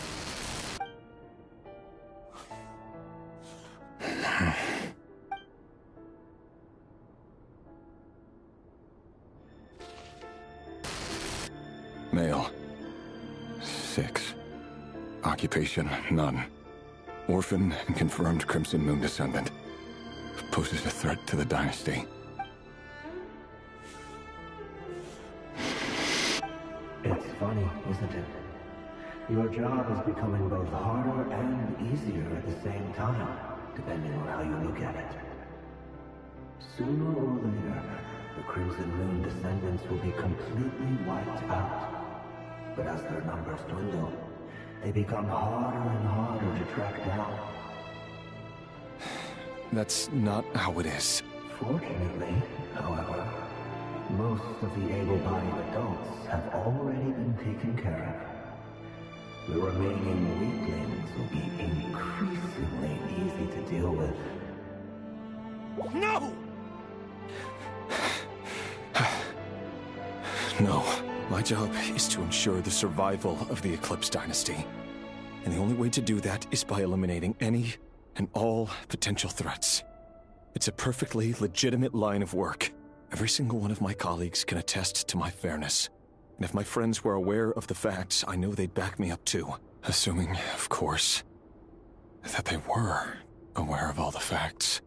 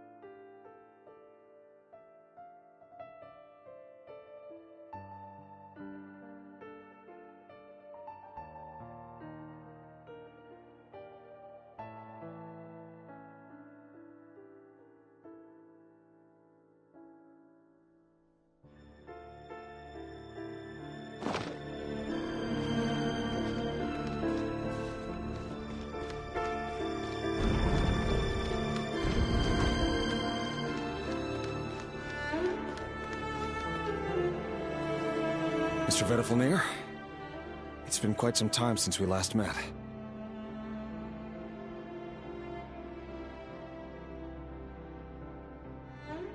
Rerir, I trust you're here because you have something important to discuss.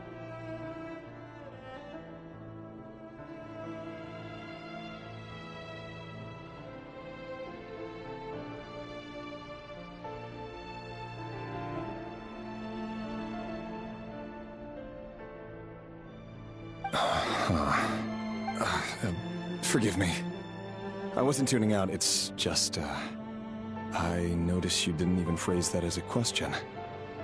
As if you knew I was coming. Tell me, does someone in your position ever feel the need to ask questions? It is indeed within my power to foresee certain things. Things like your arrival. I was just thinking.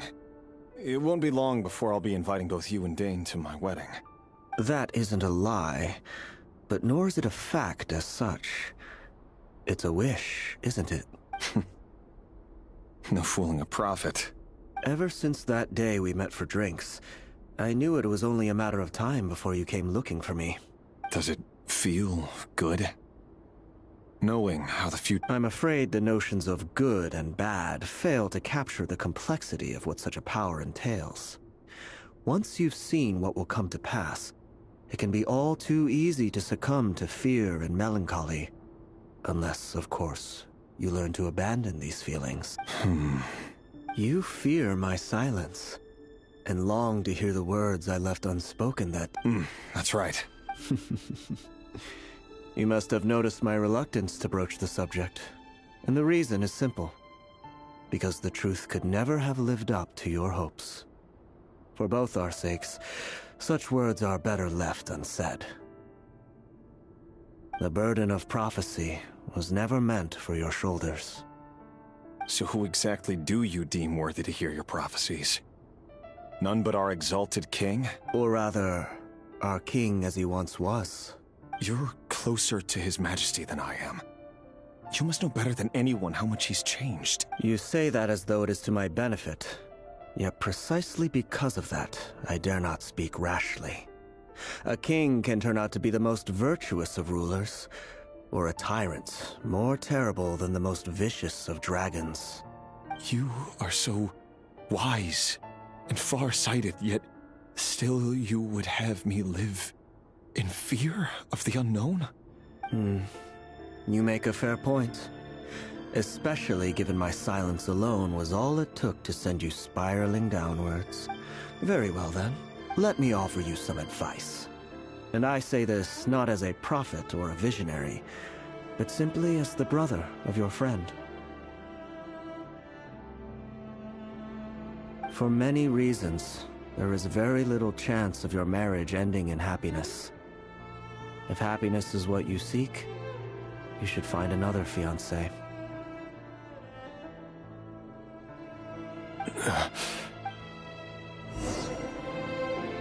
Hold on. There's that same black fog again. Could this memory belong to Thelindis? Guess I better tread carefully.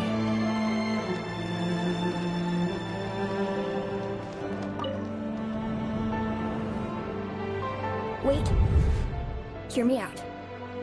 This time we finally got a clear look at his face, and his name is Rayrir, and he claims to be one of the king's guards.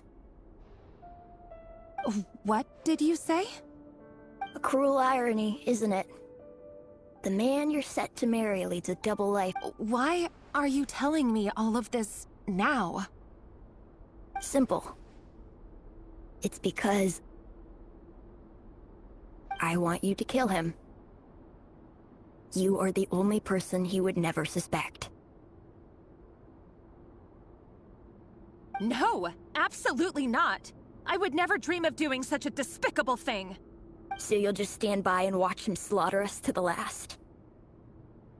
Do not forget that the blood of the Crimson Moon flows in your veins too.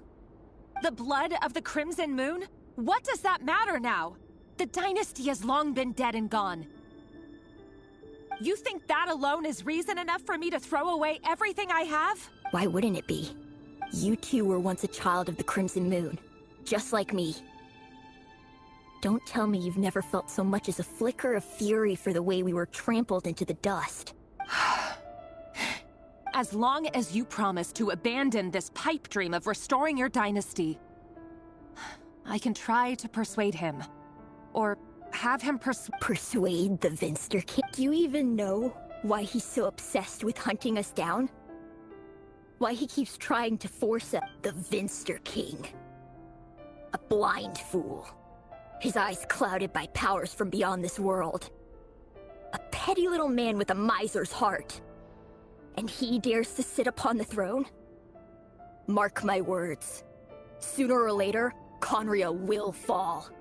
And it will be his doing. If you can't bring yourself to do it, so be it. Just you watch. It won't be long before calamity descends upon us all. The Rayhir of Solnari. That really is quite a secret you've been keeping from me, Rayrir. But who am I to talk? Am I really any better? I've kept my own past a secret this whole time too. Love should be built on honesty. But ours was born from lies. And yet, is it really so wrong to hide things that would only make life harder? If we don't cover up the parts that no one else should see, how can we go on pretending to be normal? Vedifulnir must have known all this. And that's why he made his prophecy. In the end, nothing stays hidden forever.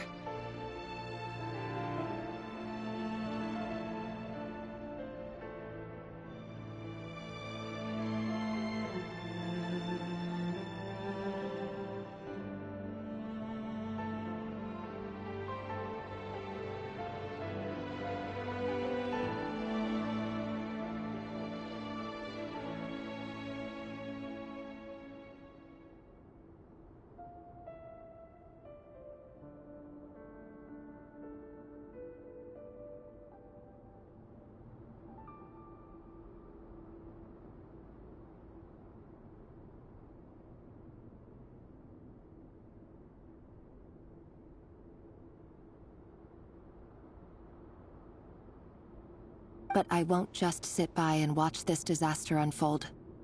I'll do everything in my power to protect what I cannot afford to lose, no matter who I have to face.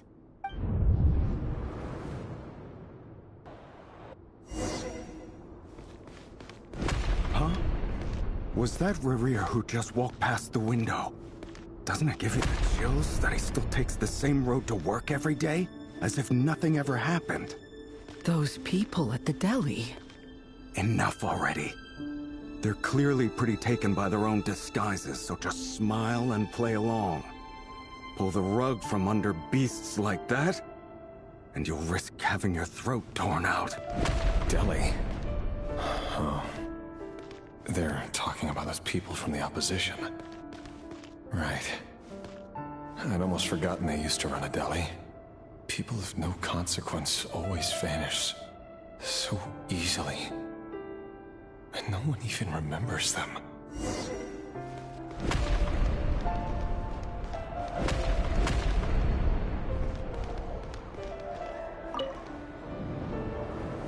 But surely you can see he's not the man he pretends to be! So many have died already, and they say that the king's madness grows with each passing day. We're not going to survive this, are we? But why does it have to be this way? Do we really deserve to die just because of the blood that runs through Felindis? Are you... Sorry, Freether. My mind was off wandering. I heard you, though. You're talking about what Rerir said. He's just following the king's orders. He's a secret agent, and it's his job to hunt down rebels and dissidents.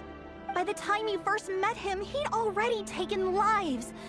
Maybe he was using you from the... No. Rerir has no idea I have anything to do with the Crimson Moon. My family are only distant relatives of the main lineage, and besides, my eyes are perfectly ordinary. Truth be told, apart from my teacher, pretty much no one knows I have any connection to any of it.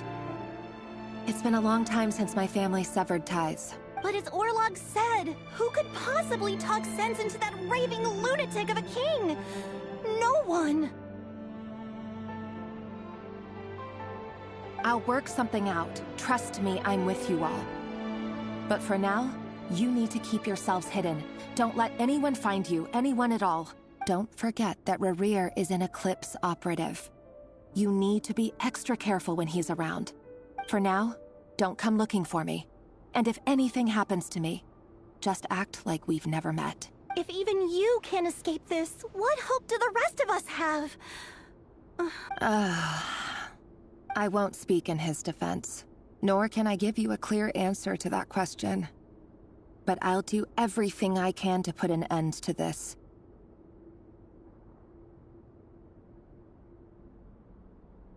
Here, hold on to this. If an opportunity to escape presents itself, take it. You'll be glad you took some spare change. You call that change? But what about you?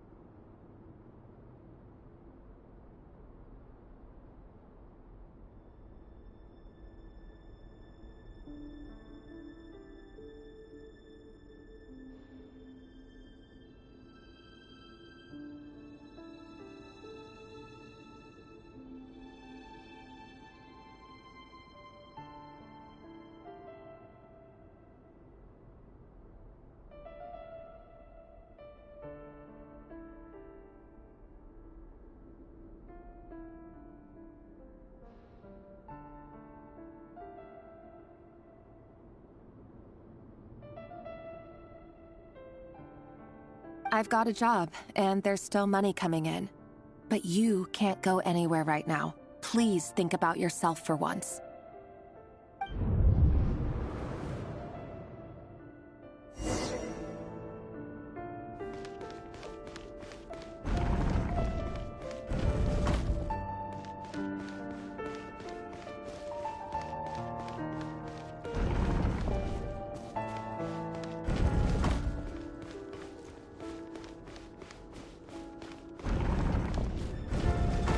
Another day, another round of assassination training. Training ground is just beyond this hidden passageway. When you kill a person, doesn't it bother you when you end up covered in their blood? Why would it? Aren't we all just walking blood bags? But not everyone is accustomed to hunting down others like prey. You've been a hunter for so long now, you seem to have forgotten that most people don't just go around killing one another. Leave me alone.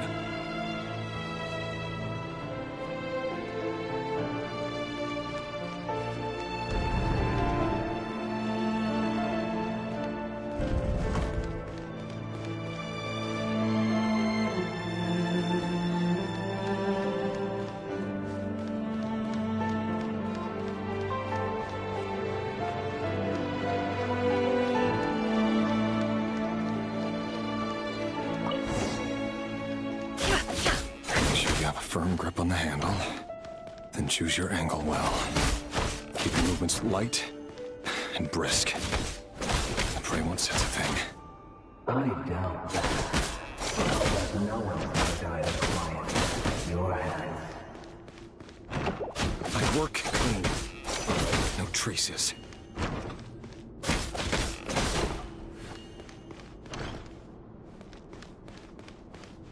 It all adds up. Doesn't make it open and above board, though. The king just happens to need you right now. Well, he doesn't. That won't happen. He's changed. Ever since he showed me the stars that hour. In the beginning, he had to take out a handful of the guilty. But now... The ones I've dealt with have always been guilty. And I've carried out my work flawlessly.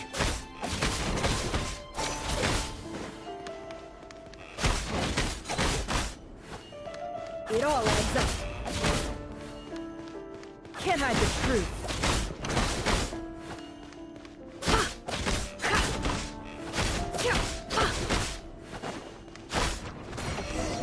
You know I horrendous the joke you pulled, don't you? Was it because you didn't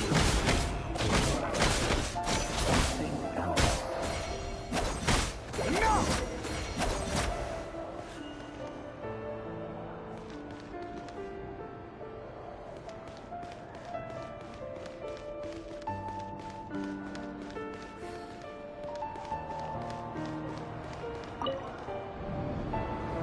Delindis, do you still remember Orla? Orla? The boy who was pretending to sell flowers. Yes, what about him? He was arrested 2 days. I just don't get it! After everything he's done, or does it mean nothing to you? No, that's not... I need to go now, Delindis. If...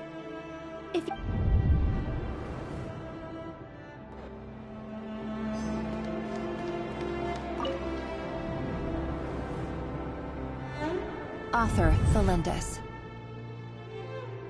Over the course of this week, the research object was subjected to interference for a total of 47 hours for experimental purposes. The results are as follows.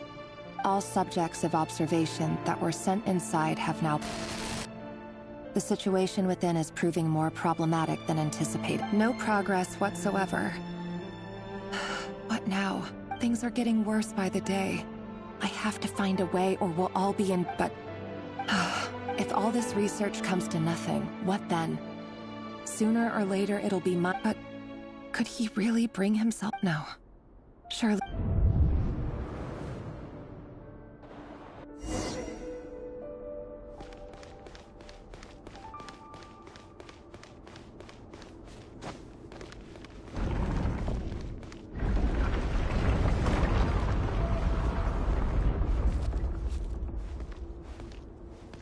Why won't you just let us go? We don't even know each other. All we want is to live ordinary, peaceful lives. You want to live?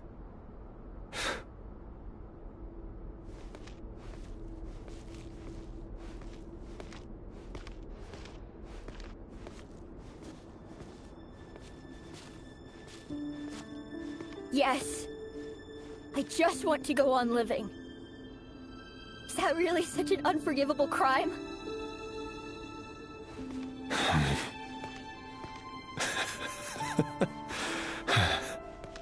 You want to go on living. I want to keep living too. To keep living forever. That's why I have no choice but to continue on the path I'm on. If only some savior would suddenly swoop down and change the way the world is. Too bad that's not going to happen.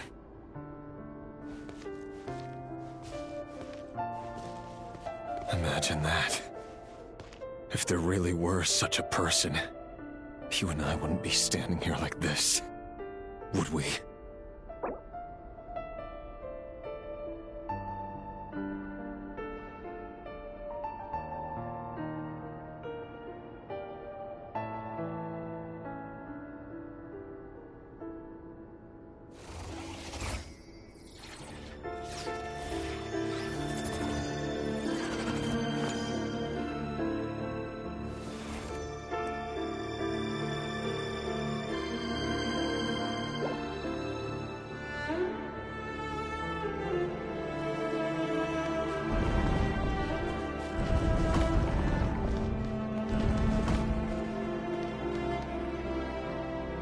Today's files are in. Time to wade through them just like usual. No, I don't get tired of it. It's my job. And not only am I lucky to have it, I'm good at it too.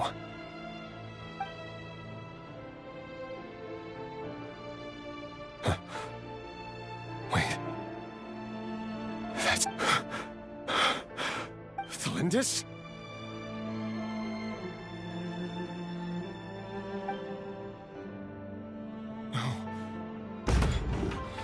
No! No!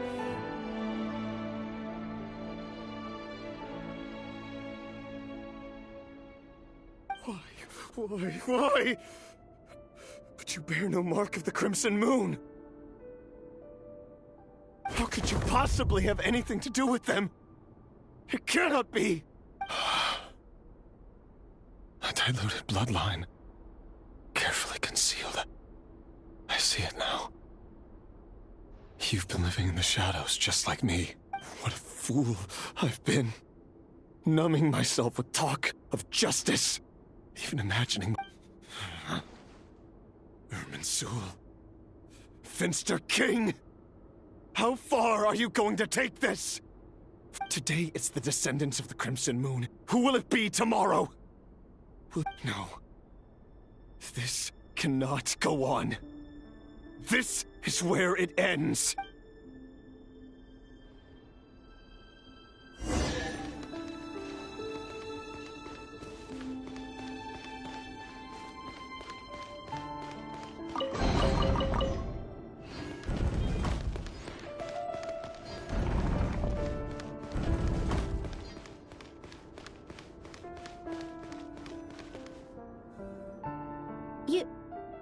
You're really letting me go? I am. As long as you can guarantee that no one will find you. Don't worry, I'll be extra careful. No one will know I was here, but... What? If you let me go, you won't be able to complete your mission. Good point.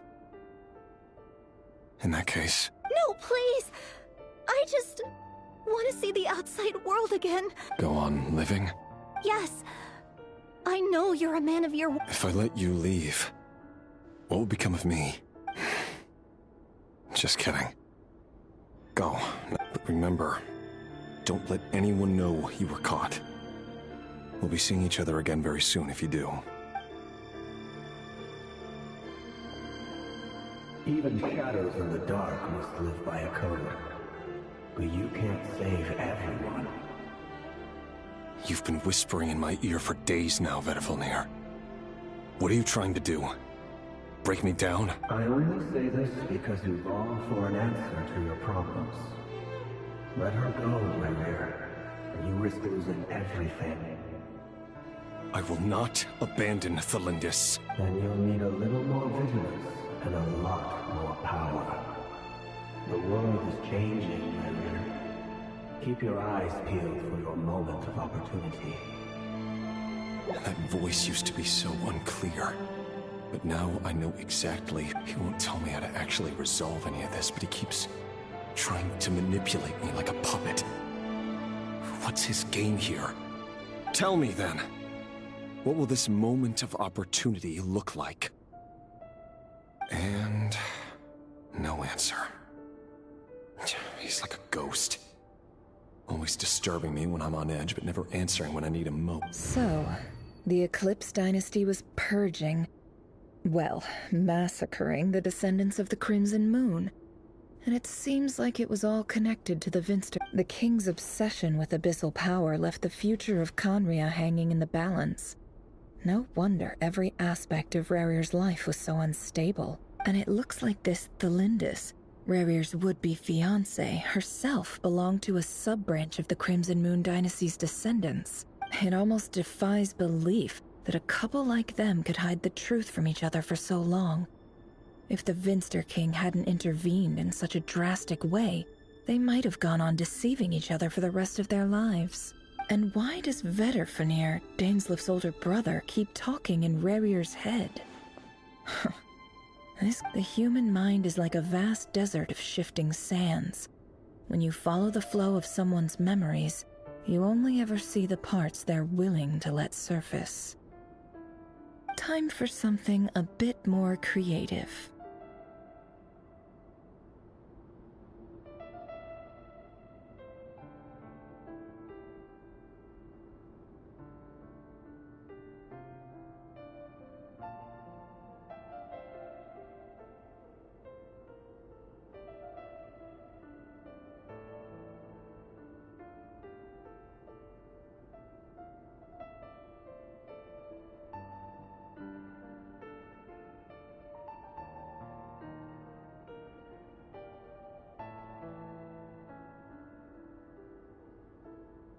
We've been inside Rerir's mind this whole time, building up a picture of his psyche.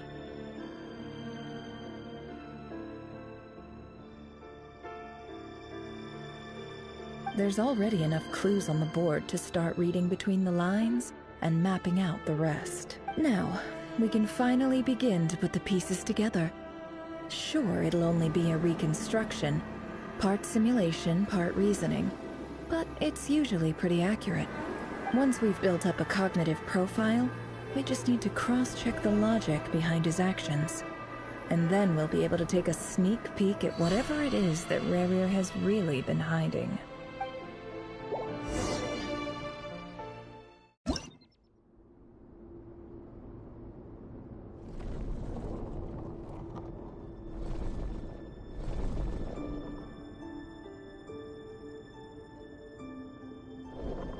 Rerir, are you there?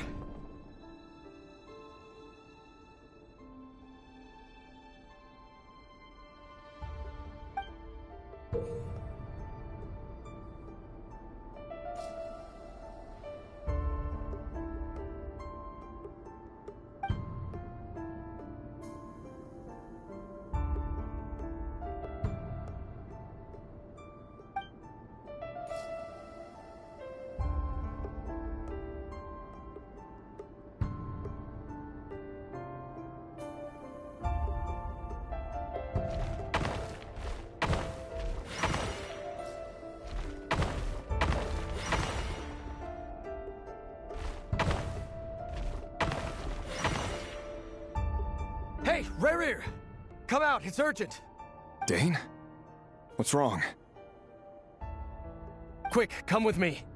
I'll explain everything once we've met up with the others. Okay. I'll come. But Thelindis is still over at the Universitas. I'll need to leave her a note. All right then, but make it quick. I've never seen Dane so worked up before. Whatever this is, it must be big trouble.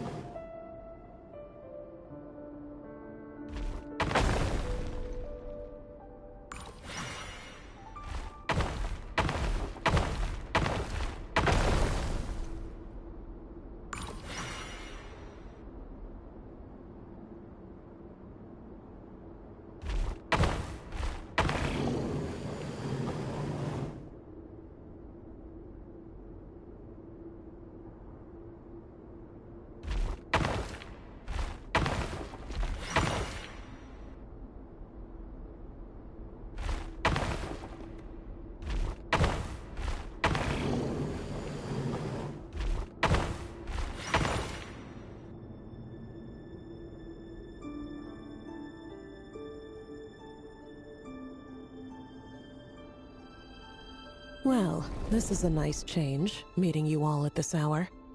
When men and women of ambition can speak face to face in broad daylight, I say that's a big step forward for our dear Conria.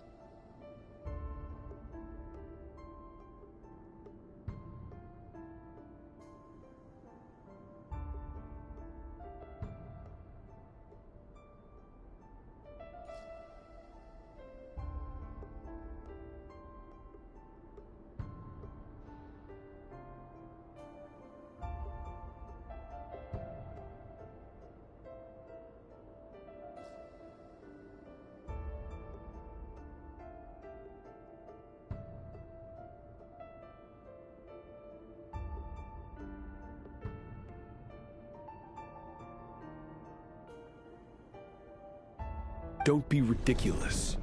We do not fear the day. Why would we seek refuge in the night? You might ask your blade that same question. I'm told it prefers the cover of darkness.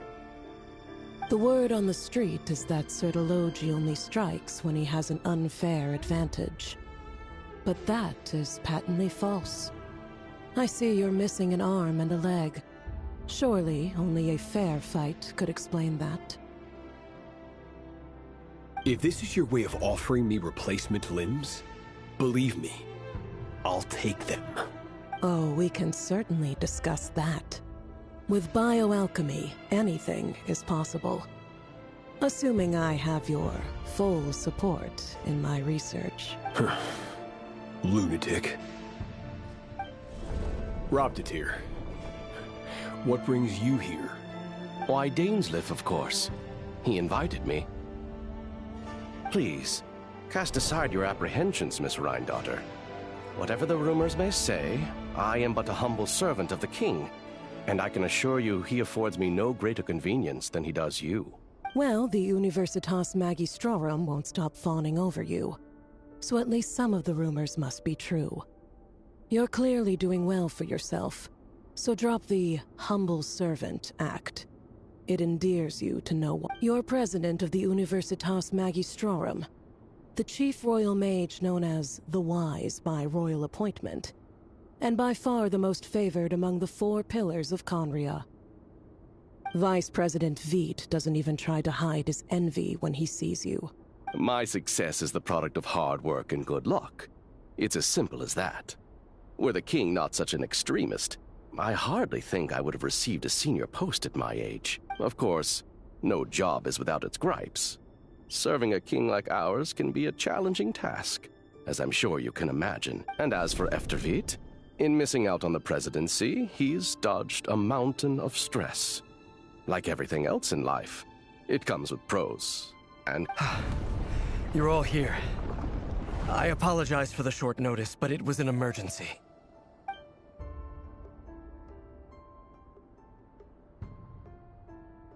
You must be Rerir.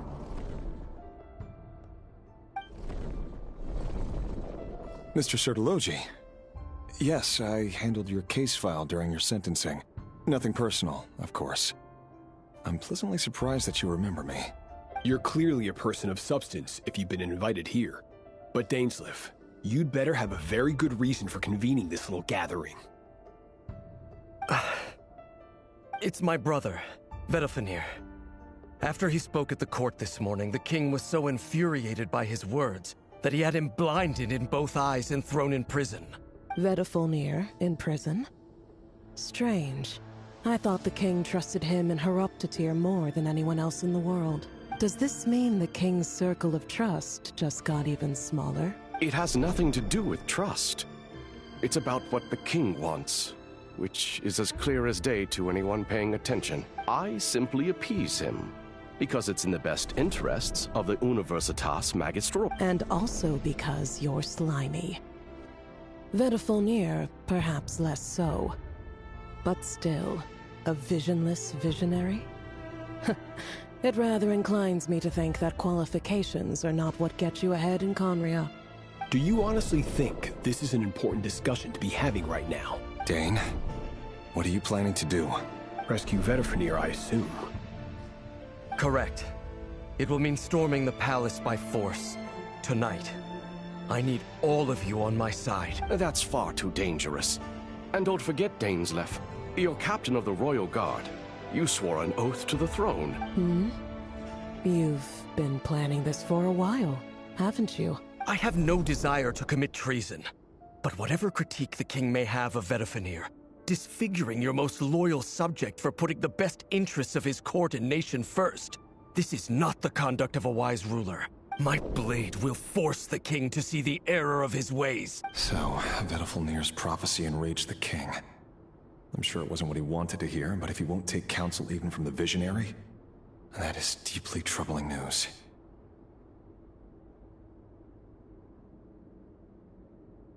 The extent of His Majesty's madness is now all too clear. The question is, how does a man like me get out of this situation unscathed? You have noble ambitions, Dane. But I'm afraid they don't do much for a guy like me. I'm not interested in saving the world. All I want is a letter of pardon. A letter of pardon? For whom? Thelindis? The chances of the Vinster King issuing a pardon for anyone connected to the Crimson Moon seem vanishingly slim.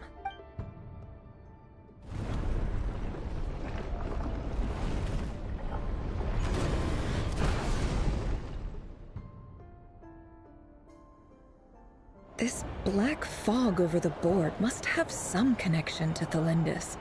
But why is it taking this form? Does it have something to do with Rerir's past?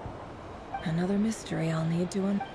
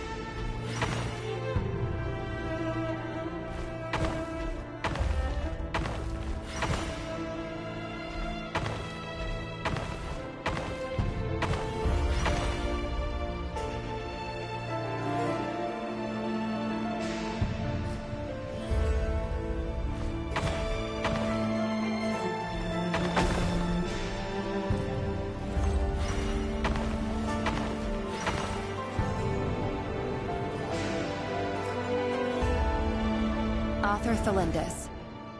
Over the course of this week, the research object was subjected to interference for a total of 60 hours for experimental purposes.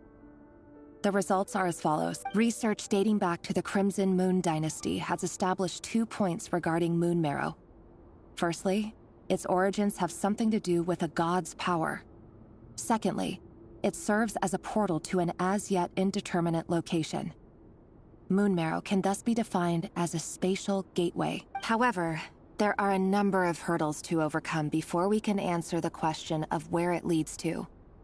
To start with, opening the gateway requires a specific power source, which the relevant literature indicates an enormous amount of power is then required to keep the gate open. Currently, the total power output of our instruments remains in the single digits. To make matters worse, I am now the only staff member remaining in the Moon Marrow lab.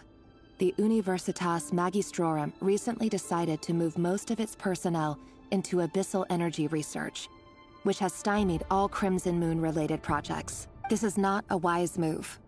I have always maintained that placing all our hopes in a single source of power is risky, especially one as poorly understood as this. As well as making ourselves overly reliant on a single resource, we are neglecting other promising technologies. I apologize if this comes across as disrespectful.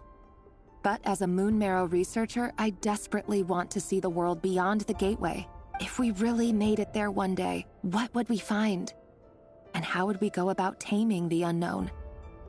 My imagination is endlessly fueled by questions such as these.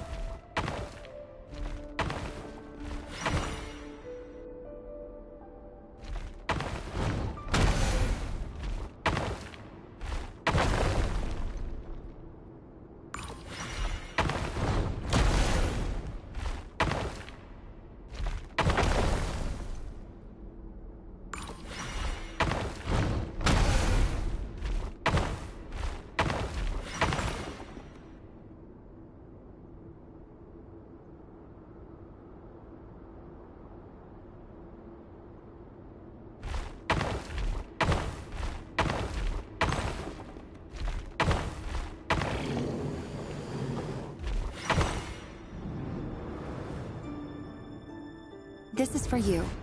I heard you're gonna leave the city with your parents. Thelindis, did you hear about what happened? I've heard nothing.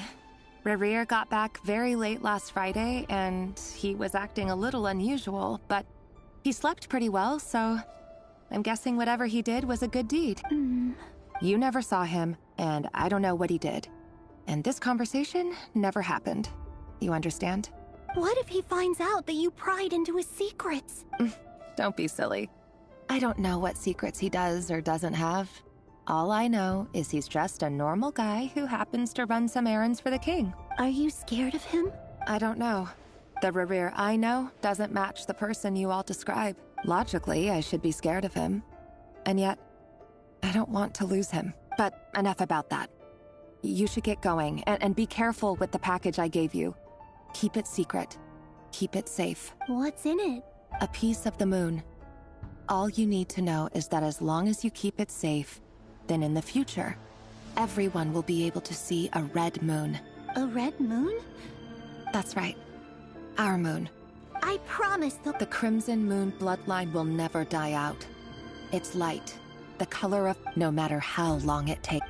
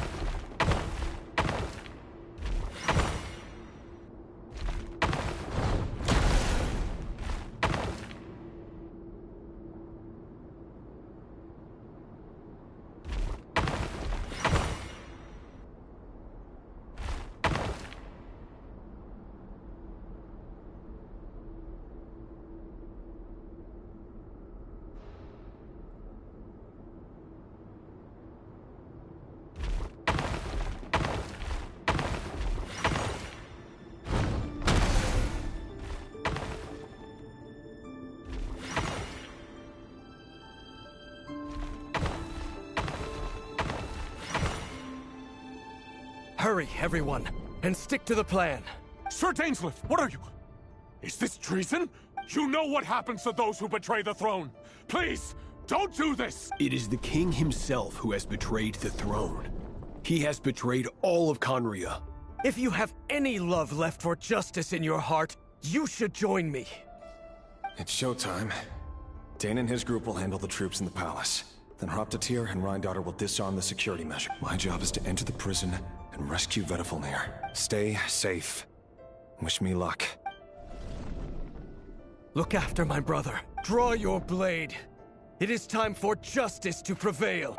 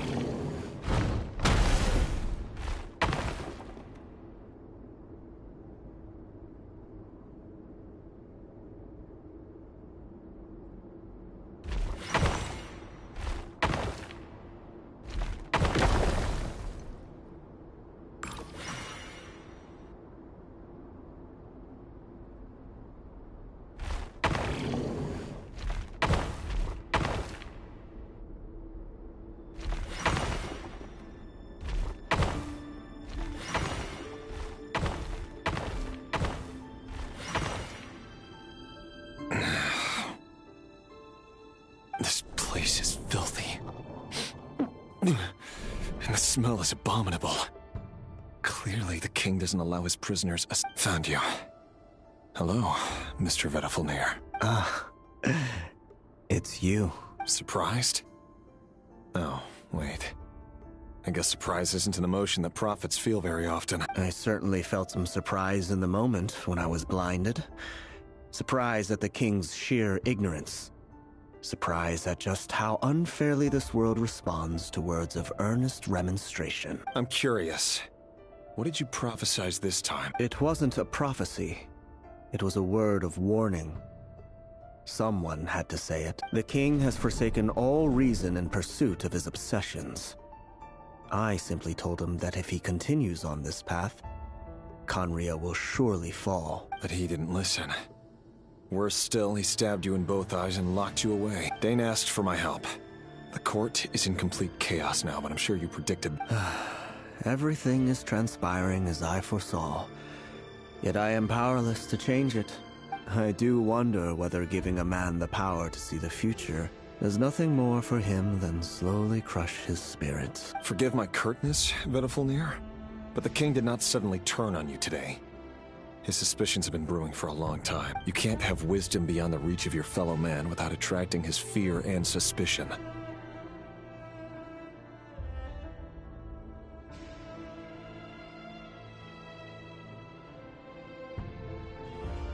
There are things the king does not want to see. So, he doesn't want you having visions of them either. He blinded you because he thought this would make the visions stop. He wasn't entirely wrong. I did indeed lose my power to see the future. Right up until... Until what? Just now. I believe I saw something new. Well, tonight could go a lot of different ways. 5 of us banded together to storm the palace, also we could rescue you. This will go down as the most tumultuous day in Conrian history. I sense hatred in you. But also hope. A desperate hope that But this is not the end. It is the beginning of a new chapter, in a whole new story. There are many men of honor and courage in this world, Rerir. But you are not one of them. You're not here for justice, are you? Is that a dagger? Interesting. Why not the polearm? It was always your... With your abilities, I don't doubt that you were able to recover some of your sight. But I also doubt that you want to make an enemy of me, right? Of course not. We're all... We could be. But I need you to be on... You mean your future? Yes. And I know there are bigger things at stake here. A dynasty, and I can't abandon the one I love to save myself. I just can't do it.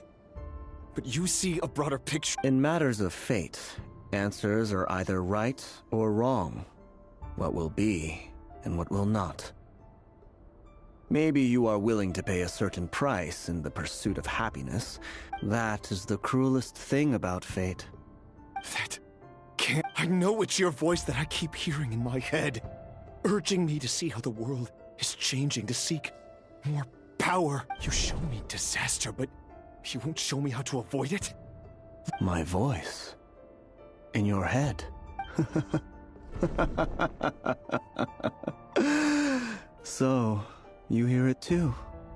The voice that steals your mind, gains your trust, and drives you crazy. It turns out that we are not so different, you and I.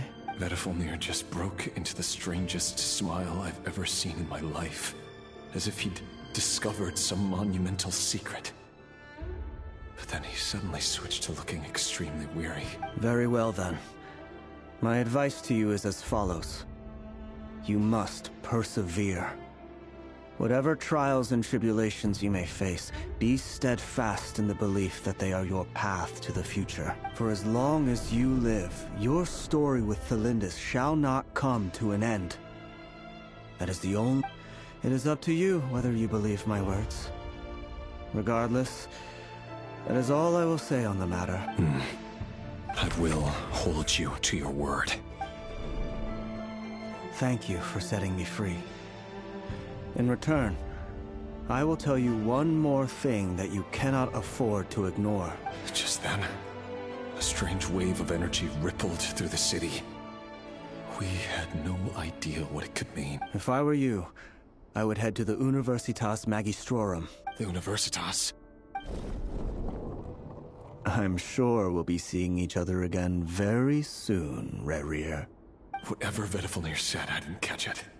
I didn't even help him out of the prison. There was no time to lose.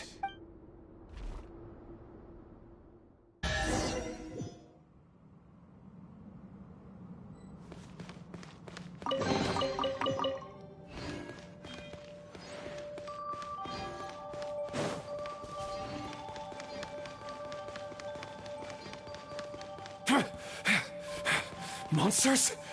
Is this Rhindaughter's doing? Or the Universitas Magistrorum? Out of my way!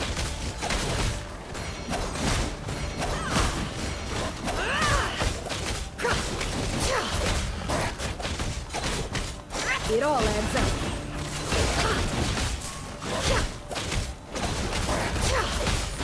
I swear by my sword!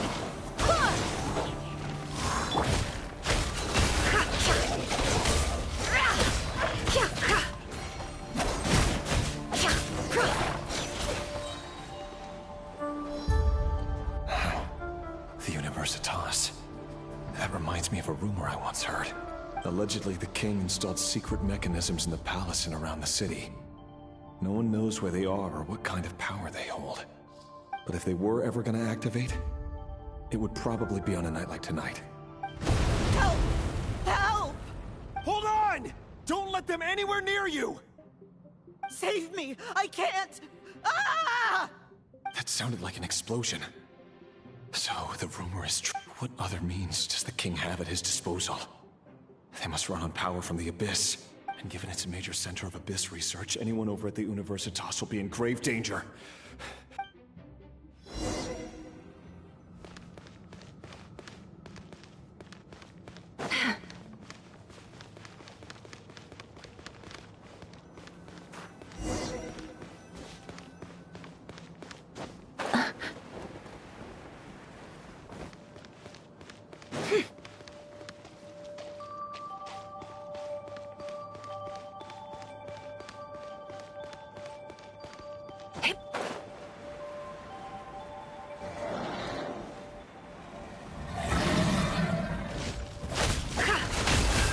Can't hide the truth.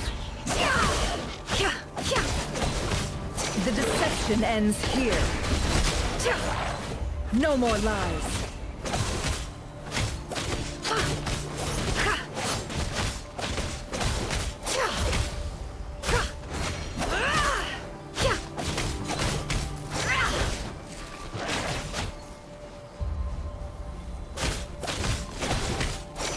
It all adds up.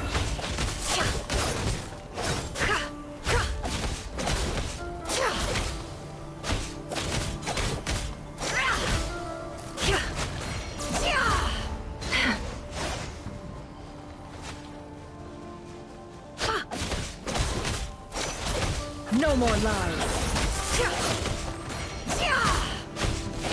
It all adds up. The mystery unravels.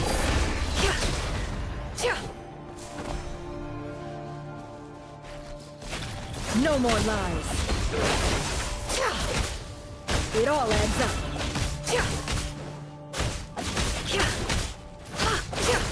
Beware the creatures of the night.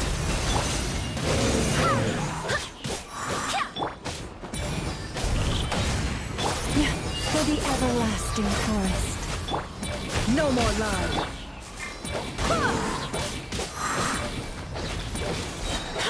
Wind, hear me. It all adds up. Seek within.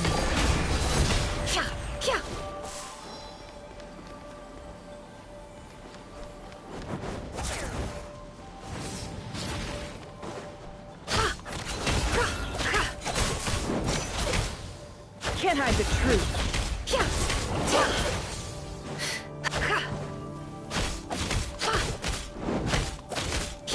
It all adds up. Forest, Protect us. With one heart, we pray.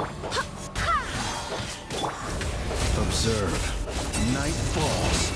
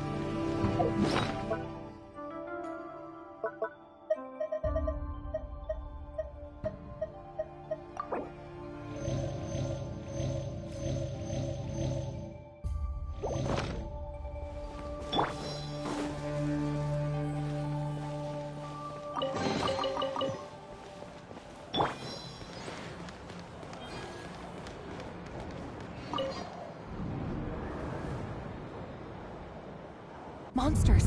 At the Universitas Magistrorum? Why now? Oh no! They're coming!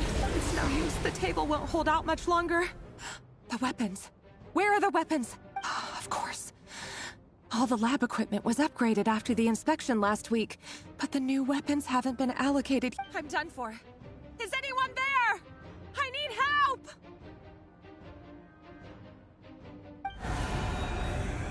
Ah! Stay back! Please stay back!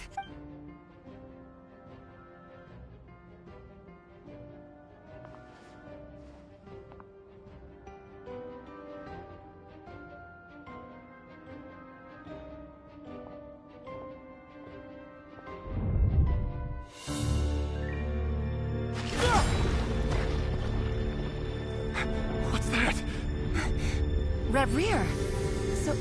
So the rumors about your work are true. What? No! Listen, something happened at the palace tonight. We have to leave! You don't need to lie to me anymore. What do you mean? I know why you're worried, and I will respect the decision you've made. But it's okay, because I found a solution. I know how to end all this. You can have it back. The normal life you so desire. But until then, I'm afraid our wedding will have to wait. Celindus? No, don't do it! Celindus! Celindus!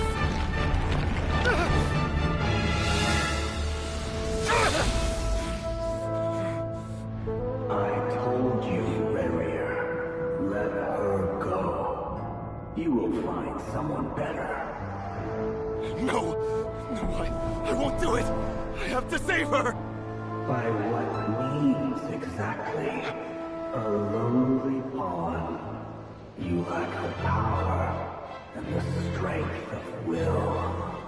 Do you know a way? Tell me! Come to the palace. Join us.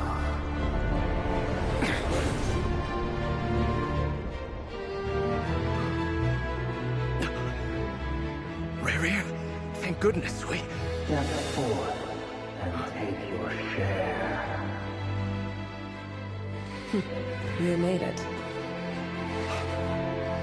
Not you too.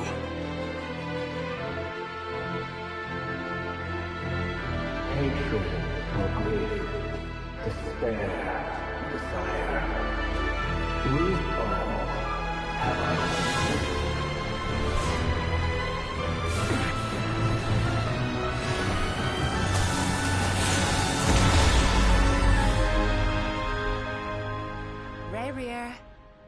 Reverie. Celindus? Were you daydreaming?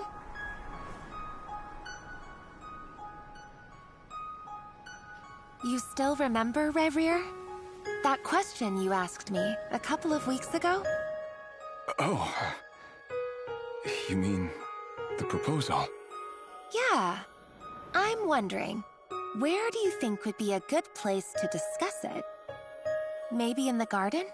Or were you thinking a fancy restaurant? It's your choice.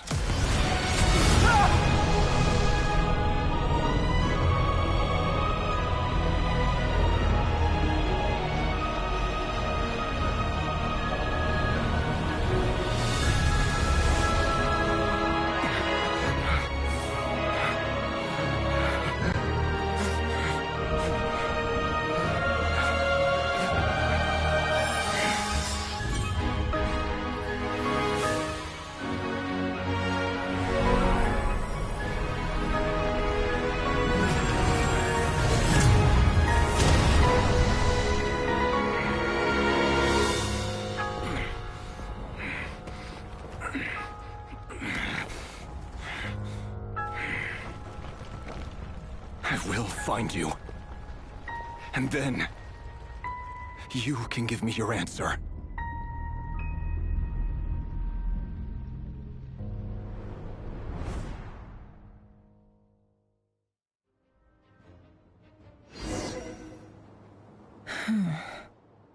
So that's how the Raker of Solnari was born. A monster created by circumstance is a monster all the same. Viewing other people's thoughts for too long can get uncomfortable. Right now, I'm feeling a strong sense of loathing. In a nutshell, the story of Conria is what happens when the truth falls by the wayside. Everyone tells little white lies, and before long, you have a huge pack of lies that destroys everything. Time to get back. His past is filled with sorrow, but the tale of any fallen civilization is one of endless tragedy. Cruel as it may be, that was Conria's fate.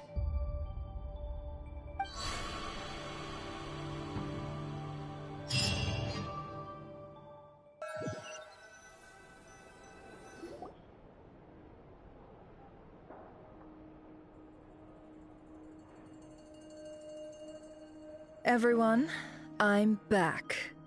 Can I get a standing ovation? Never! How are you holding up? She's fine. Boss is a pro. Yes, I'm fine. You will have seen the events of Rarir's life through my thoughts. It's now clear that he is just a regular nobody, driven by personal tragedy, as he said himself. I mostly agree. There's only so much we can know about him from his memories alone, but they did give us a clear glimpse into his life in Conria. However, I would not consider Rarir to be a nobody. He was deeply involved in the events of that era. Yet, when the catastrophe of a generation strikes, nobody is safe. Sounds to me like you're speaking in riddles again. Is this you urging me not to abandon the people of Nodcry in their hour of need? That's not what I meant. Although I do hope you choose to remain a part of the plan. Without you, the mission ahead will be all but impossible. Then try to remember that I respond better to the carrot than the stick. And I don't appreciate being bossed around. Now, as for you, Missy, you were excellent. You stuck to the rules of the ceremony and kept your mouth shut the entire time. Bravo. Cool.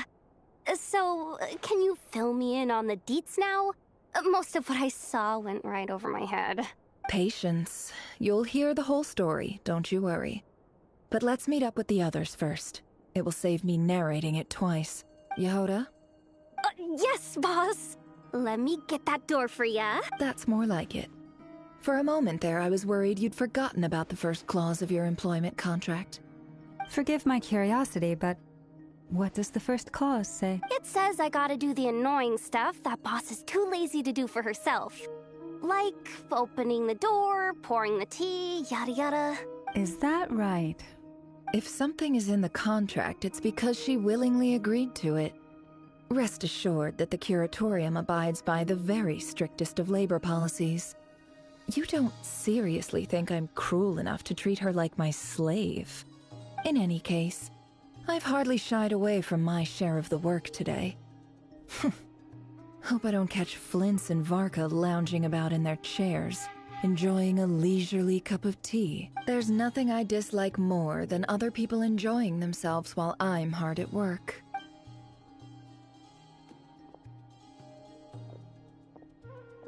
Oh no.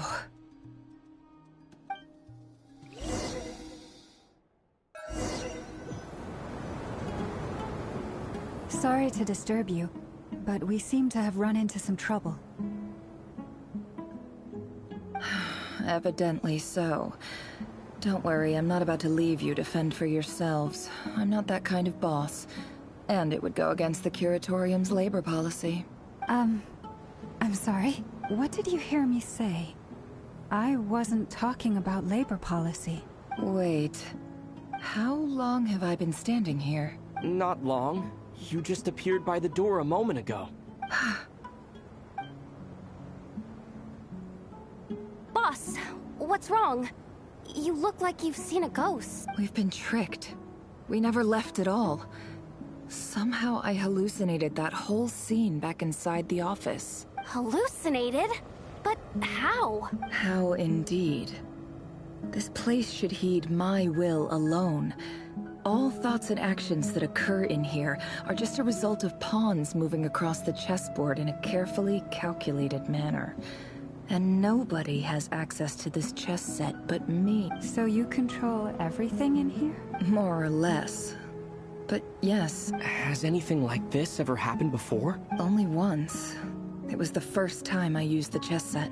Is there any similarity between what happened then and what's happening now? I suppose my thoughts are a little turbulent, which was also the case my first time. Is there anything I can... The first clause of your contract clearly states that I only need your help with things that I'm too lazy to do myself. Meaning, you're not feeling lazy? Meaning, this is not something Yehoda can help with.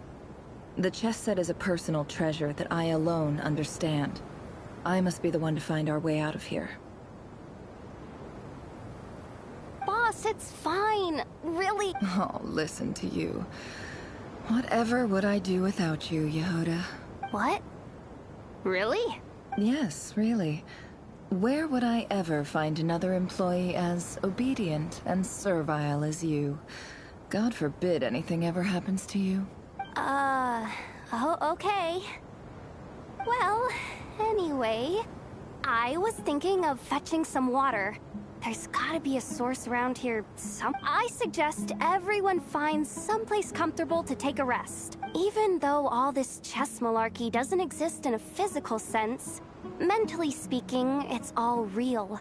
And so is our tiredness and fatigue. You don't want to dismiss mental fatigue. Just because it isn't physical doesn't mean it's any less serious. But anyway, I got your backs, so don't worry about a thing. Don't I have the best employees? Jealous much? If we can find a suitable time, I'd love to borrow Yehoda for a day to help out at the Frost Moon Scions. Would you be amenable to that, Boss Nefer? Oh, Lauma. Have I ever told you just how pretty you are? Beauty runs from the tips of your antlers to the depths of your imagination. Time to rally, everyone. Follow me. As we continue our journey, the same rules will apply. That means stay focused and no talking no matter what we encounter. You have my word that I will get us all out of here.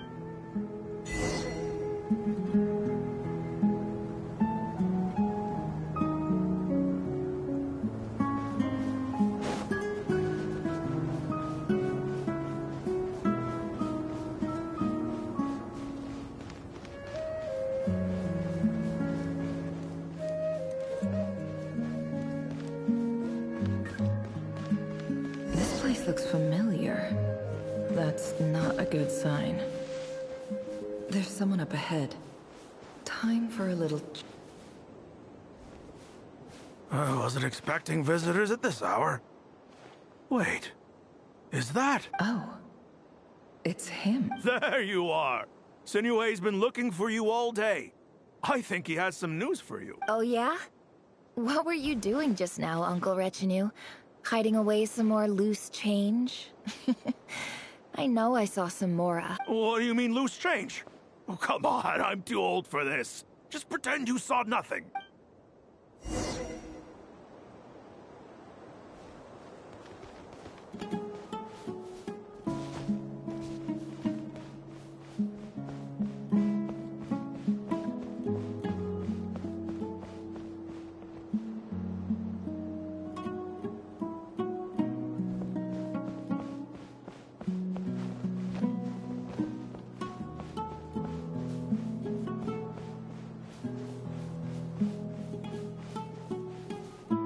Hey, kid.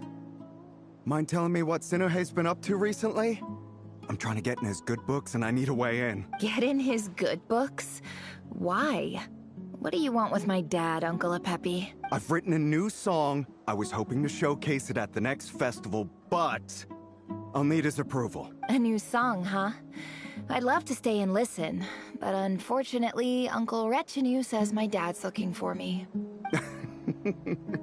Well, there's plenty of time and I'm not going anywhere. See that pile of stones? I'll be sitting there warming up my vocal cords. Come find me when you're done. Pile of stones. Got it.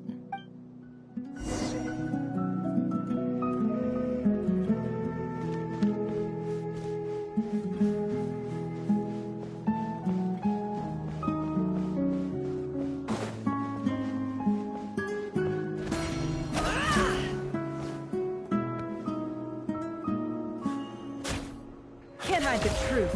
It all adds up. Hi, Dad. Uncle Retinue said you were looking for me. Ah, there's my little princess. If you'd gotten back just a little sooner, you could have shared the spoils of war with me. Spoils of war? Who were you fighting against, Dad? It was just a figure of speech.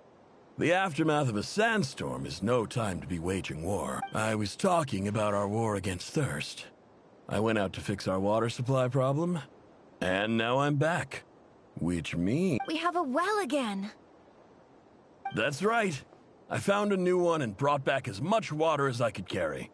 It should last us for a good while. If it wasn't for these blasted sandstorms, our wells wouldn't be caving in. You wouldn't be spending all your time out searching for new water sources. As the chief of our tribe, I'm supposed to be leading us out of hardship and poverty, onto better things.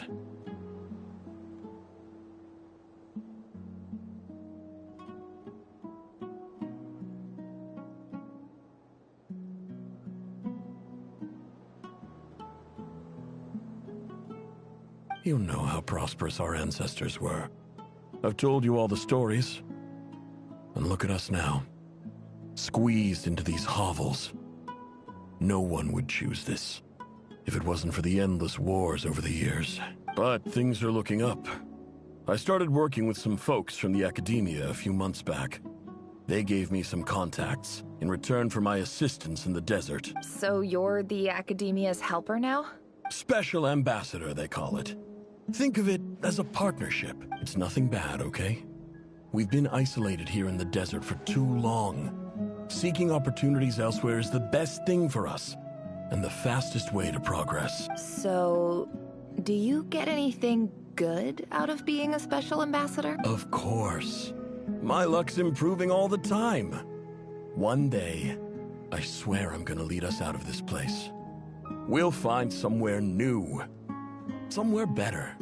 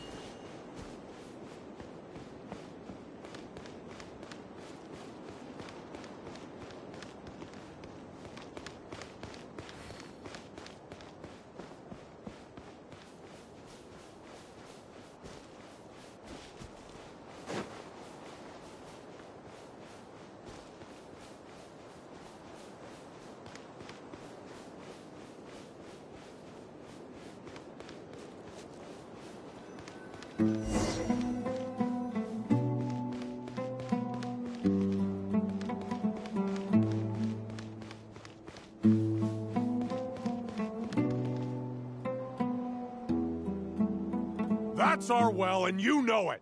You stole from us. Well, you've gone from chief to thief, and now you have to face the consequences. Did you really think you could take our water without permission and get away with it? You're either brave, stupid, or both. And that special ambassador act? Yeah, nice try. We spoke to the academia. They said it was all news to them. You're a liar and a cheat!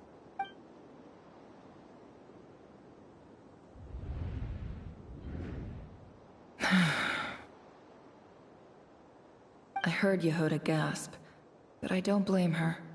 Most people are terrified by the sight of blood. Corpses strewn across the ground. The wounds are clearly from scimitars and daggers. The desert dwellers' weapons of choice.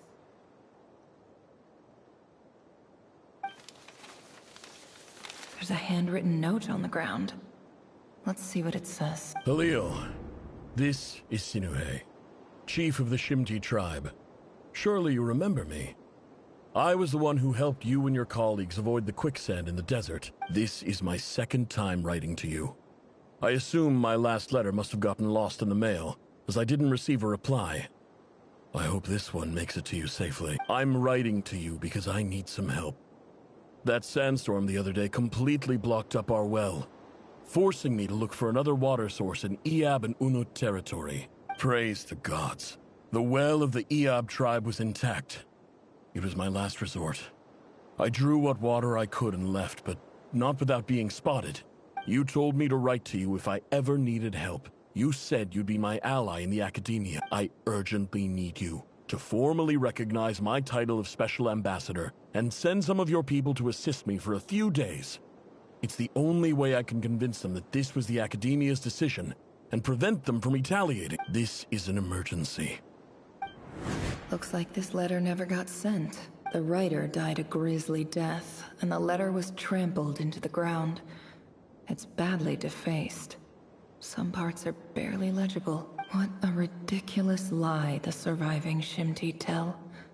Their whole village was butchered over a sip of water.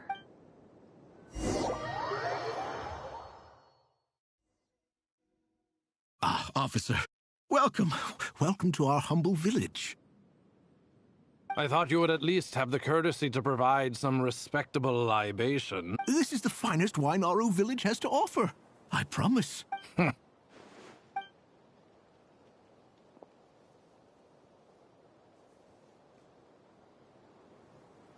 The Academia has agreed to reserve a single space for a candidate from your village. But I remain skeptical of this entire endeavor.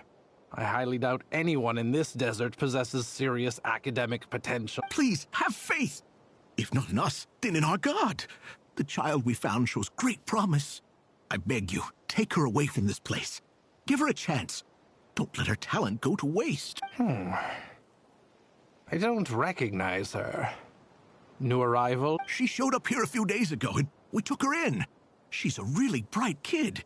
Please help. I'm begging. So, where are you Nowhere special. Just a sand dune. What about the rest of your family? How many of you are there? Just the one.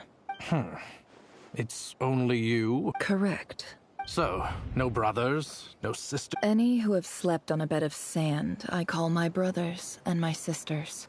Apart from that, I have no family.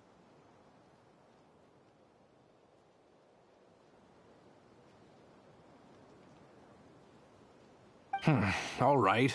Get over here. Sign your name on the form.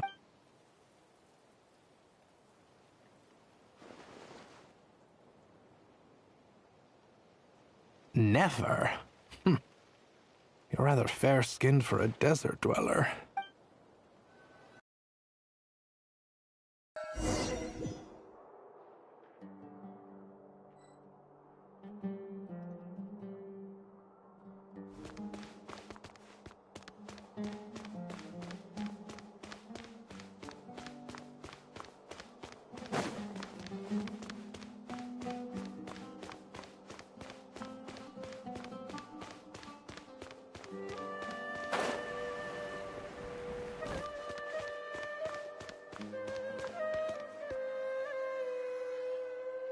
Nefer, this term's assignments have been issued already. Please read through the materials thoroughly, conduct your own additional research, and then write an essay on the topic. Yes, Professor, I'm aware. I just had a couple more questions I wanted to get your perspective on. Oh? Please ask away. Well, I saw the other students' problem sheets, and I couldn't help but notice that my assignment is much easier than theirs. Do you really think I'm a weak student? A weak student? Goodness, no. Quite the opposite. You have a sharp mind. Almost too... I think what you're saying is, a weak student wouldn't have noticed the discrepancy. And if they did, they certainly wouldn't complain about the lighter workload. You see, sharp as they come. You see things the way they are. And I'm sure you know why they're like that. Because of where I come from. Because I'm different. I'm sorry, Nefer. I don't like it any more than you do. Anyway, you said you had a couple of questions? What's the other one? I wanted to check. If someone sent me a letter to the academia, where do I go to collect it? Ah, your family wrote to you. Well, as long as they put your name on the envelope, someone should hand it right to you. Not exactly.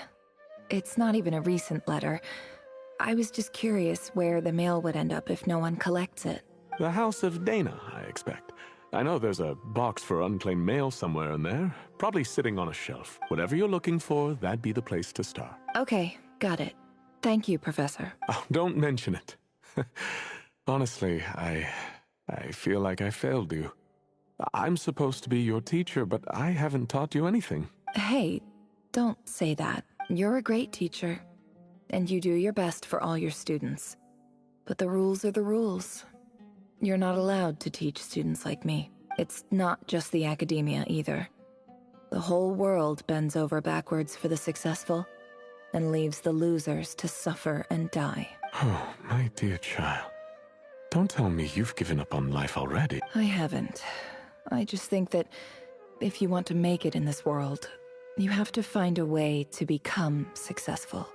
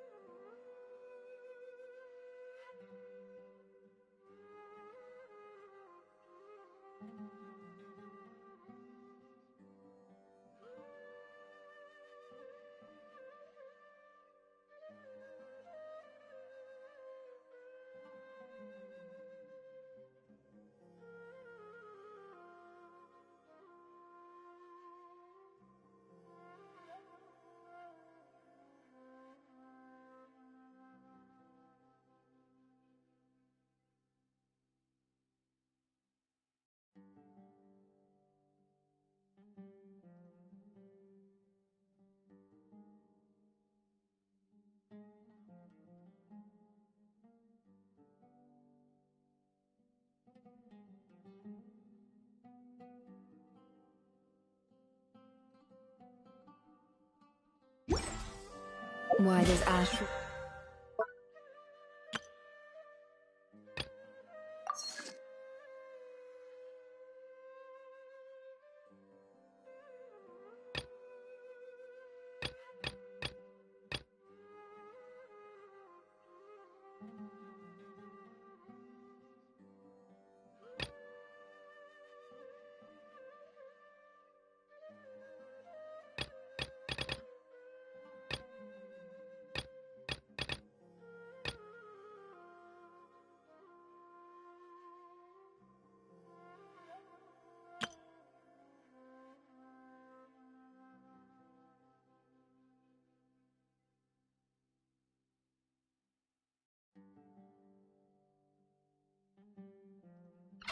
Sit up on the counter?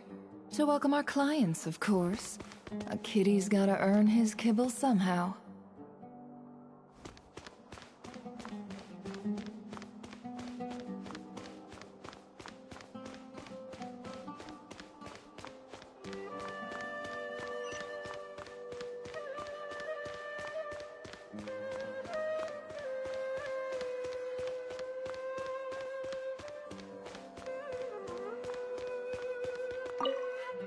This must be it. A big cardboard box full of unclaimed mail. And probably some letters that ended up here by mistake. Let's take a look.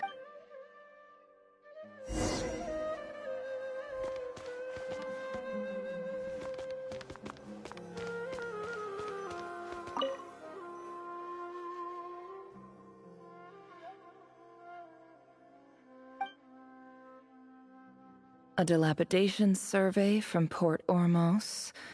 Looks like it's from a Corps of 30 representative. What a strange thought.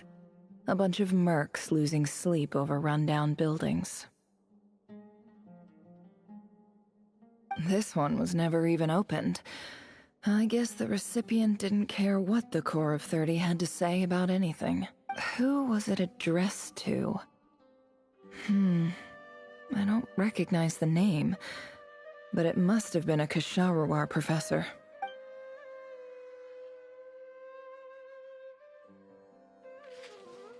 This one is addressed to the Immorta Sage. The title is Changes Observed in Satyavada Life Symptoms. Why do all these letters read like full-blown dissertations?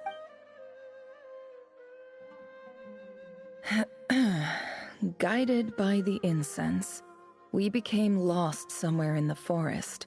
All the barriers between levels of consciousness disappeared as our minds soared around in circles, looking for... In clinical terms, these symptoms fit the description of incense poisoning.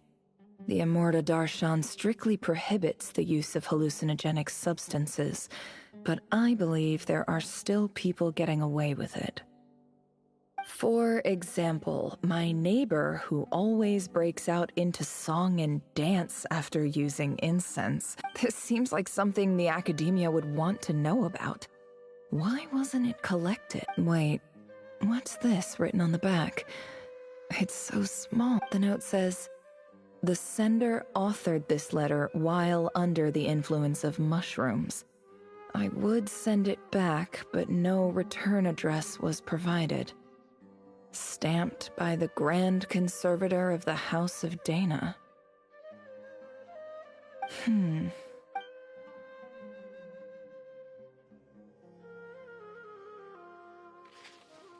This next one is addressed to Grand Sage Azar?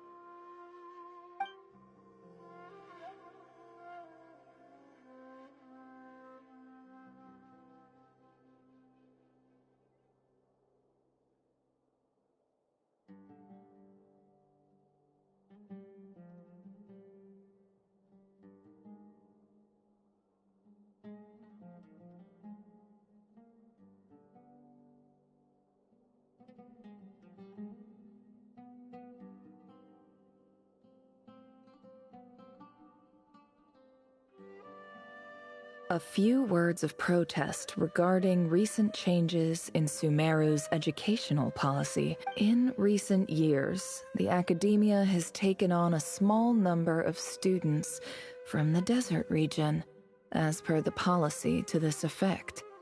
However, it appears to me that these students have not, in fact, been provided with educational opportunities that are, in any meaningful sense, equal to those enjoyed by their peers.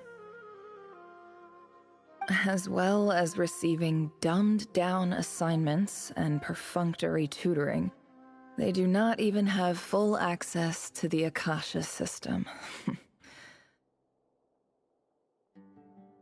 Education is the fundamental purpose of this institution, which should go without saying in a nation whose founding virtues are knowledge and wisdom. I ask you, is the lip service we pay to the policy of education for desert students truly the standard of pedagogy to which the academia aspires? As Grand Sage, policy decisions are your prerogative, but do not forget your roots. You and I were once students too, as was everyone else in this institution. I do hope you will give some serious attention to this matter. I encourage you to discuss issues like this with myself and others, and listen to some alternative opinions. Great letter. Shame it didn't get to where it needed to. And the sender is... Huh? Sage Cyrus of Spontamod. I didn't realize anyone else even knew how bad students like me have it in this place. So this is where letters from the Sage of Spontamod end up? Nice one, Grand Sage. Really enlightened leadership. Whatever. This isn't what I came here for. Moving. I'm not exactly holding out hope that a letter sent from the desert would even make it here. But if it did, where else would it end up if not in this box? I can't believe how much discarded mail there is. Must have been years since someone last went through it all. And this is just one. I don't believe for 1 second that any human being has sat down and read through all the documents in this place. Who has that much free...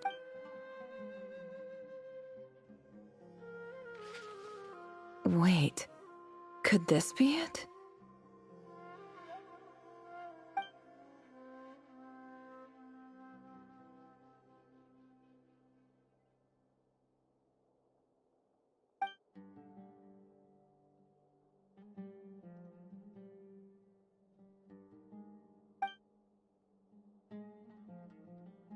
Greetings, Halil.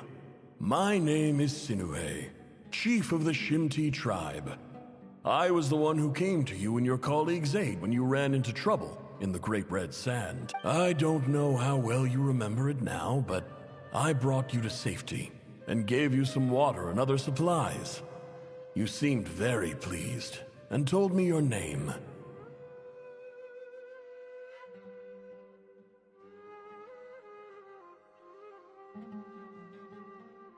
In my tribe, learning a person's true name is serious business, and I therefore see you all as friends.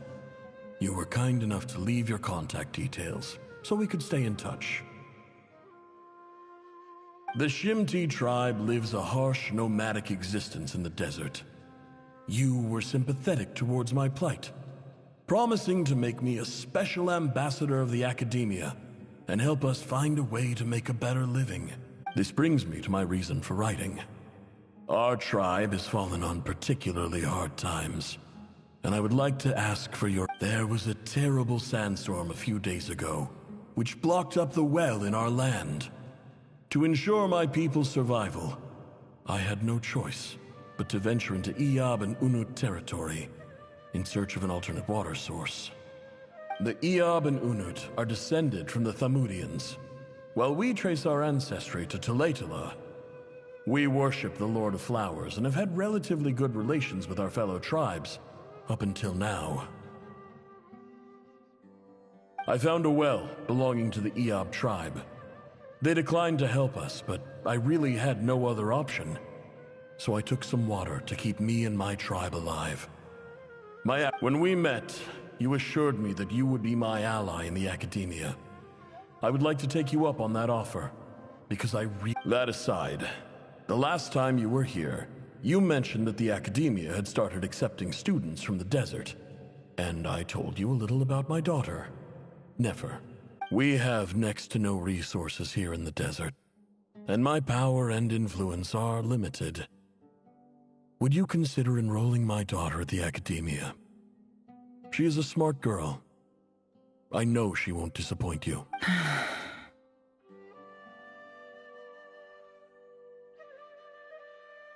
From the outset, the academia never took you seriously. Those things they promised were just empty words. I doubt they even remember the name Sinuhe.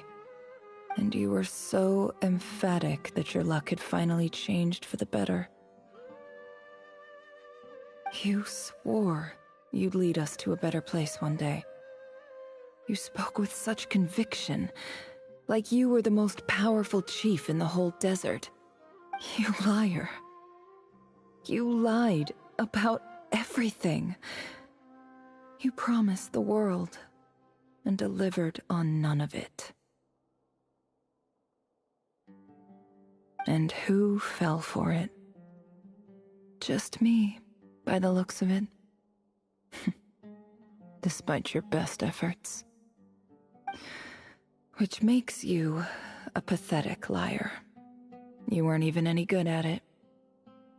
I think I'll take over from here. Let me show you how it's done.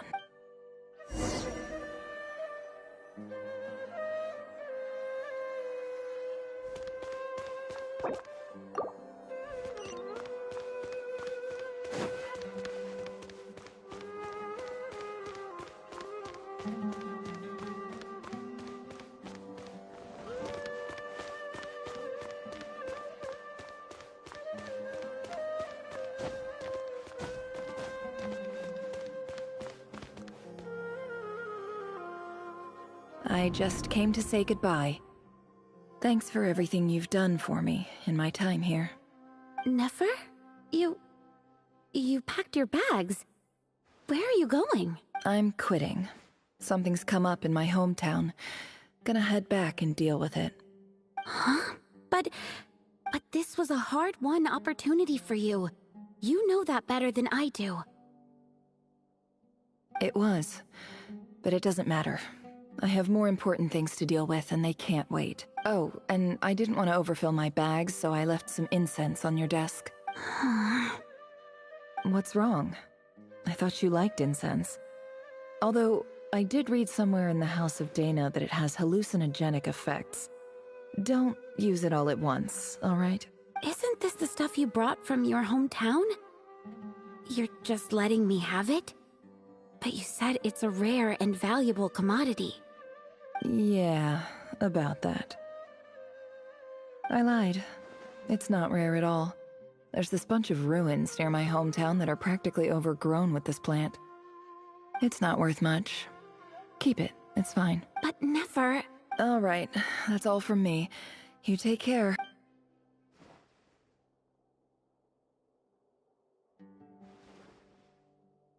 Don't forget me, okay? I mean, we're more than just classmates, right? We're friends. Yeah, I'll remember you. I lied again. That incense is worth a fortune, and it's a rare find even in those ruins. And as for remembering her, I have far too much to do when I get back. I'll be lucky if I even make it through this alive. But either way, I expect I'll forget you pretty quickly.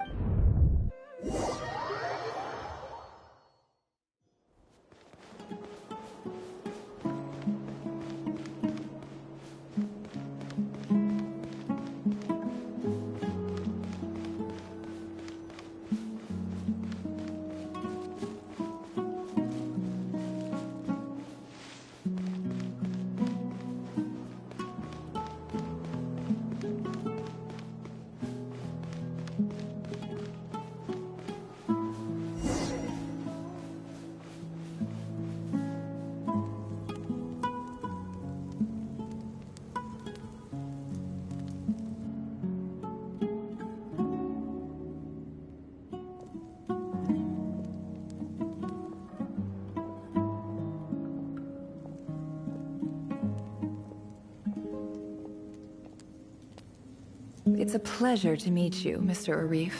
So, what does the Academia want? Since they've sent their special ambassador, I assume there's a big business deal to be made. If not, I'd be very disappointed. Please, sir, lower your blade. You're lucky I'm the one they sent. Not all special ambassadors share my admiration for the Eab people. The ever-shifting balance of power in the desert reduced the once great civilizations of this region to rubble and sand.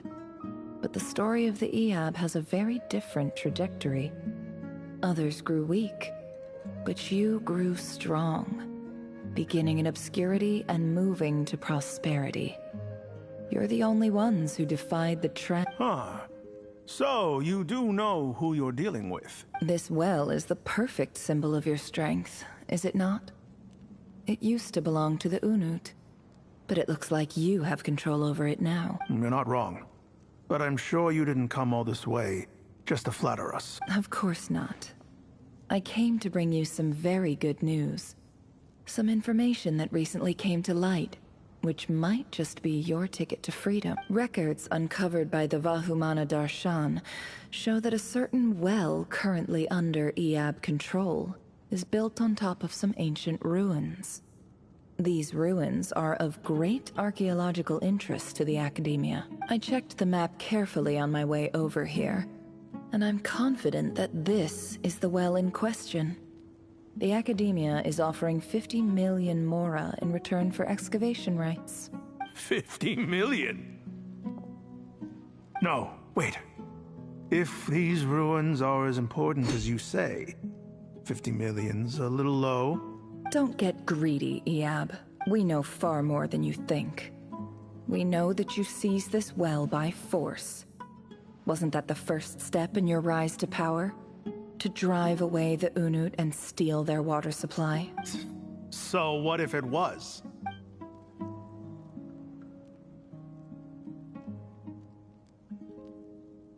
Don't worry. As unscrupulous as it was, it's something we're willing to overlook. The Academia is only interested in dealing with the de facto power holders in the region. I hope I am making myself clear. And I hope your words are the truth. If I find out the Academia is trying to play me, I'll hunt down every one of your people and make you watch as I cut their heads off one by one. I assure you, Chief, that would not be in your long-term interests. You don't want to make an enemy of the Academia. You see how I'm dressed, don't you? I appreciate that you've never been to the rainforest, but surely even you recognize an ambassador's attire when you see it. And what does a barbarian like you have to lose anyway? You really think the Sumeru Academia would bother to come all this way just to lie to you? We have more important things to worry about. All right, I take your point. The Academia is the highest authority in the land. I'm sure you're trustworthy people. In that case, we have a deal. We will sell you the excavation rights. I'd like to thank you, Ambassador. This is good news indeed. Excellent news. In fact, it calls for a celebration. Would you do us— Gladly. I am partial to wine myself, and so let's indulge in a few drinks together.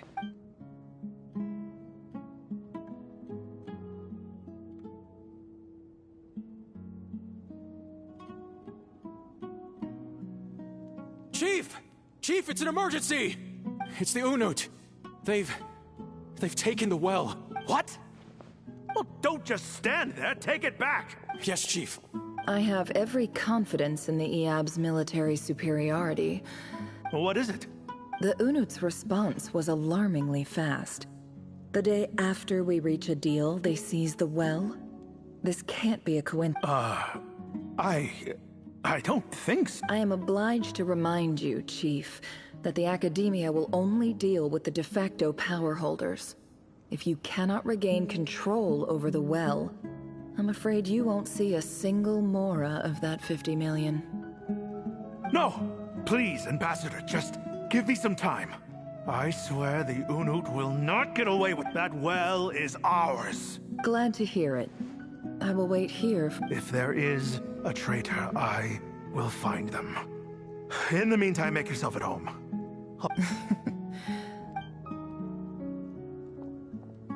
Wow. All it took was a few words and I've got him wrapped around my finger. What an amazing feeling. So, in summary, Ambassador, the Academia would rather negotiate with our tribe instead of the Eab, yes? The Eab are ruthless murderers who don't listen to reason. And now they have the gall to interfere in our research projects in the desert region. So let me ask you, Chief. If you were the Academia, what would you do? Kill them all, of course. Precisely. The Academia does not tolerate those who stand in our way. The Eab have held back our academic pursuits for too long, and our patience is wearing thin. At the same time, there is simply no way that the Academia can be seen to be intervening in desert affairs. I'm sure you understand where I'm coming. We have our own rules out here. If the rainforest dwellers raised arms against a desert tribe, it'd start a bloody war. Right. We can't confront them ourselves, but we can support their enemies. The Unut have always had strained relations with the Eab, which makes you our natural allies.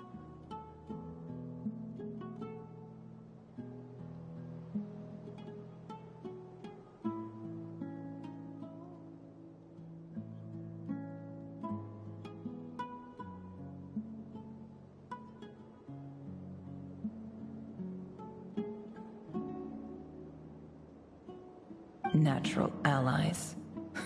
Weren't the Eab your allies once? You were quick to send them after us to protect your interests back when we stole that water. And now look, let me be clear. The Academia wishes to collaborate with the legally recognized rulers of the desert in this matter. We are asking for excavation rights to that well, and our offer is 50 million mora.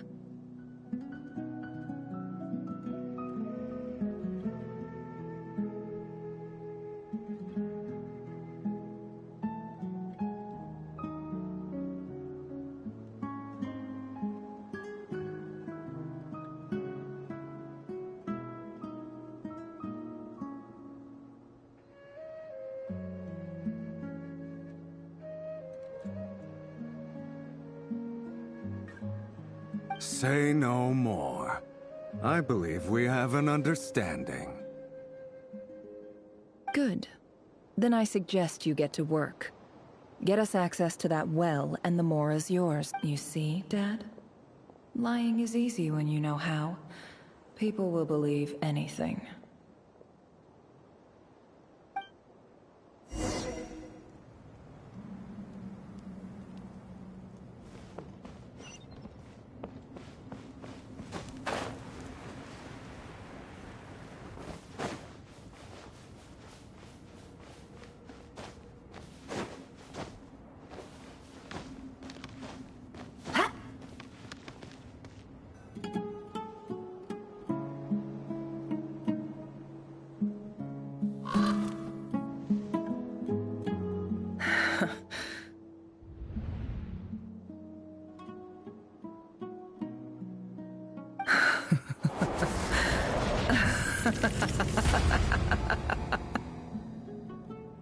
Look at yourselves. You may be vile, savage monsters, but your butchered bodies bleed like any others. You're no different. You're nothing special at all. The monsters who destroyed my home, they're just ordinary, petty human beings. What a joke.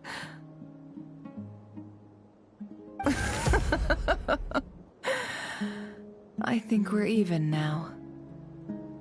Maybe I've even done the desert a favor. It's a better place without all these people around. Oh, Sinuhe, my gullible fool of a father. Perhaps if you'd been as ruthless as I was today, our tribespeople would still be alive. In this dog-eat-dog world, a chief needs to be tough to survive. But you couldn't do what had to be done. So I did it for you. Nefer, it's okay. All of this is in the past now. I believe I remember you promising to remain silent. Yeah, but even so... Yehoda, is there anything you can do to ease the tension? Alright, time for a sharp turn onto a completely different topic. So, anyway, that's enough of that. When are we getting out of this place? Feels like we've been walking forever. I'm getting pretty tired. Oh, Halma, you tired? Yes. If we can find somewhere to sit down, I could certainly do with a rest. It's not far now. There should be a temple just up ahead. Yes. Really? A temple? I guess that's how things go in the desert. Desert dwellers can never escape their destiny. Or so everyone says. I never wanted to believe it, but looking back now, I'm as desert as they come. You mentioned a temple. My biggest trade secret of all. Ah. Then I'm guessing it's where you got your power from. I didn't know you were clued up on any other religions. I'm no expert in the history of Sumeru, but since you come from the desert, I would imagine it has something to do with King Deshret. Sounds impressive. Oh, I know who you mean. General Mahamatra Sino. The spirit of Hermanubis dwells within him. That's Boss Neff for ya. She knows everything. Sino's hardly a figure of obscurity, but I know about Sethos too. What about him? Is he a big deal or something? Well, he's not a small deal, let's put it that way. Please, this is the bare-bone basics. Save the flattery. Thanks for your patience, everyone. I'm sure it's been a lot to take in. With any luck, that's our exit just up ahead.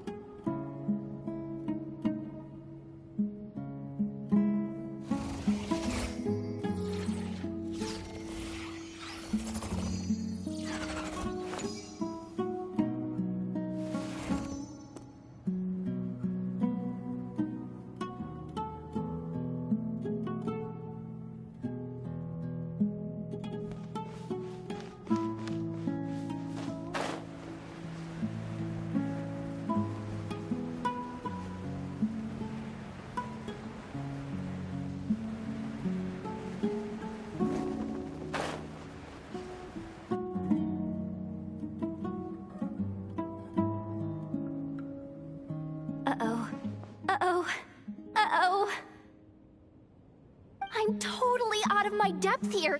I don't have anything to add about any of this stuff.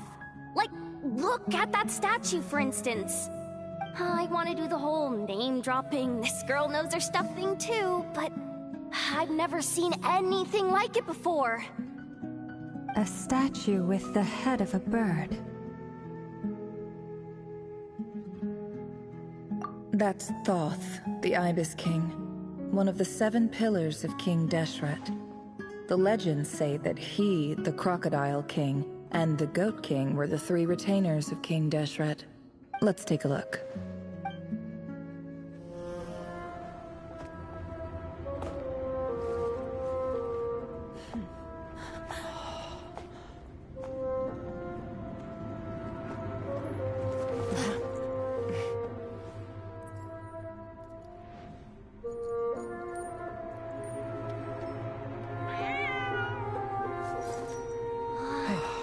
It's just Ashru. So, all is well?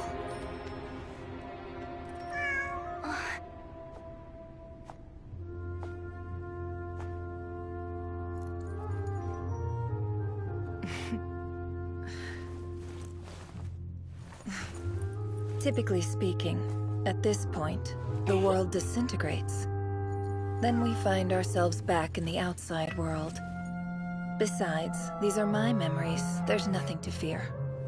You're sure? Of course. It's almost over. Never! Hey!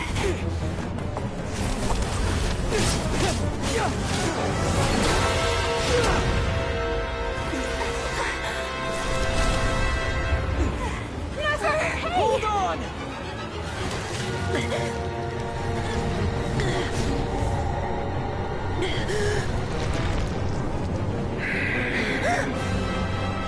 Knowing too much is always a death sentence.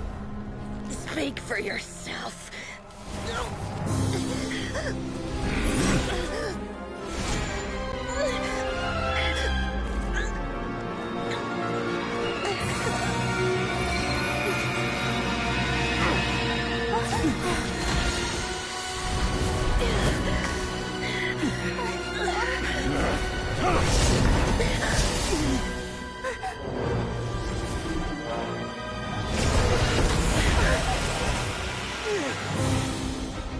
How repulsive.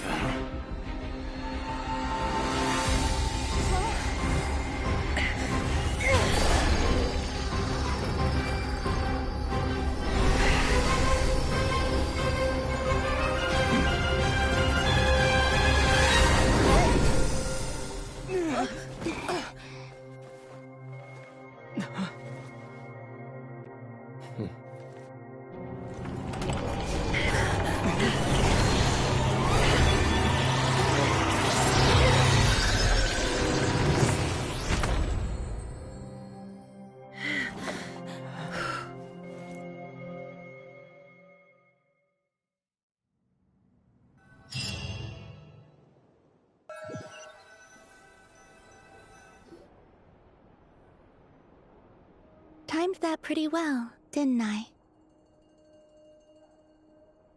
It's okay. I'm just glad no one was hurt. Paimon noticed you doing something too, Dainsleif. Were you helping get them out? Of course.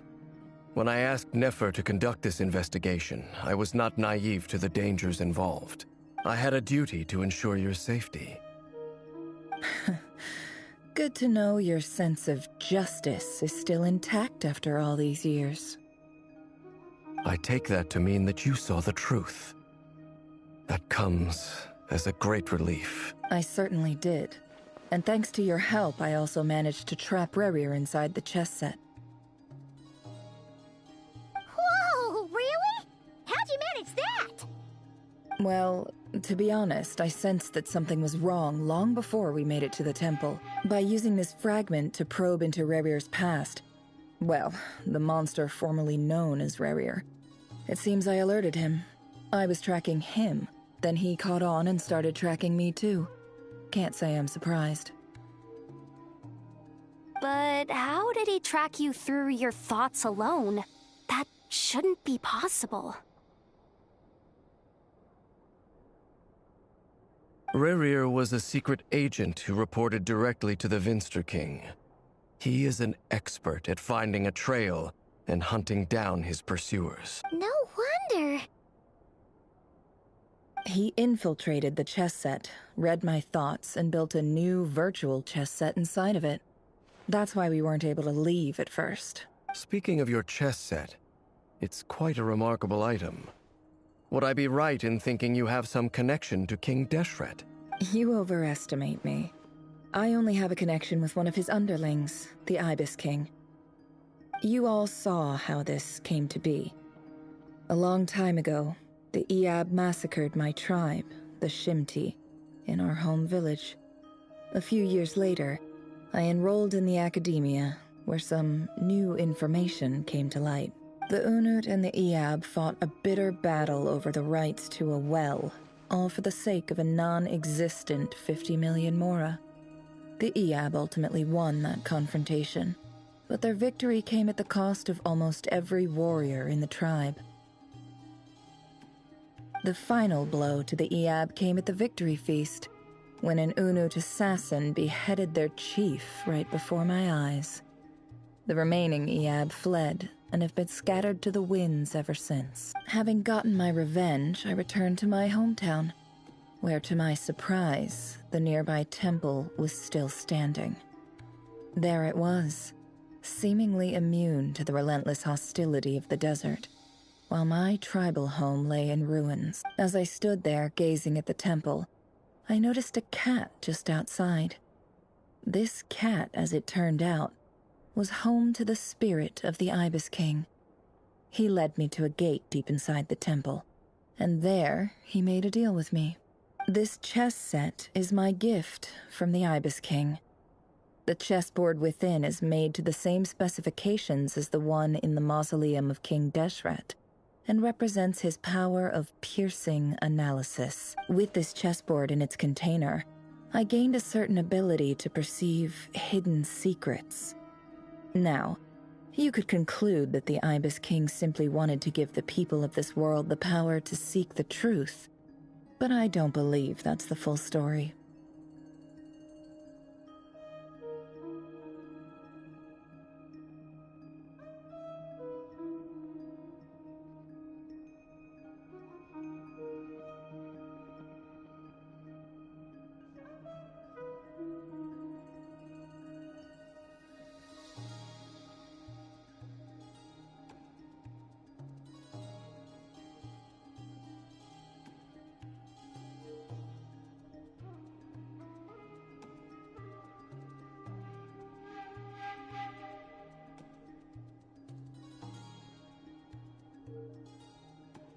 Every god plays favorites. Their hearts are as fickle as any human's, full of secrets, perversions, egotistical tendencies. But precious few gods are willing to admit this.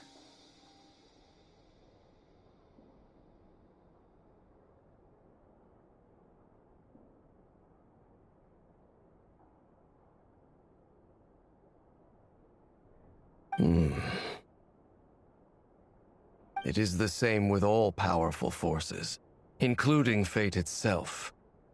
Their gaze falls preferentially upon a select few. As you rightly point out, this is an act of favoritism. If you're alluding to the Abyss, then yes, I agree. Gather the others. It's time to share everything I've learned.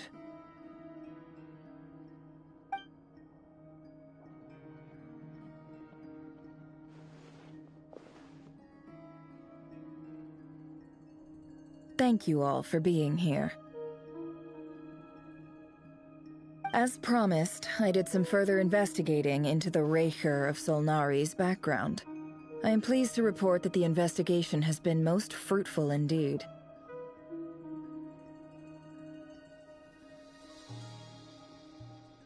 The Raker of Solnari, real name Rerir, was once a Conrian subject who served the Vinster King.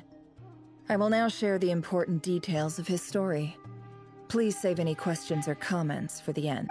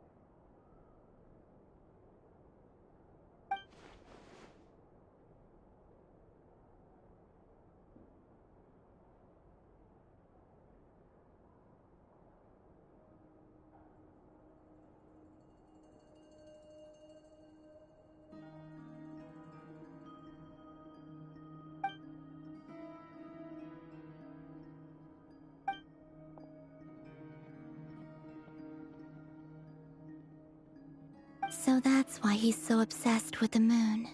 A tragic tale, to be sure. But it does not excuse his many transgressions. No matter how much Rerir suffered in the past, the fact remains that he is what we know today as the Wild Hunt, wreaking havoc upon innocent lives in Nodcry. He becomes more dangerous with each passing day. If left unchecked, it is simply a matter of time before all of Tevat suffers the consequences. This is a threat that the Knights of Favonius cannot ignore. A question for Miss Columbina. Forgive me if this is presumptuous, but have you ever seen the spatial gateway that appeared in Rerir's memory? Never. But I have heard stories of something called the Moon Gate, and this seems to fit the description. Miss Lama, any thoughts on this? In the lore of the Frost Moon Scions, the moon is believed to hold many secrets. Some sources speak of ancient knowledge, others of a gateway to the unknown.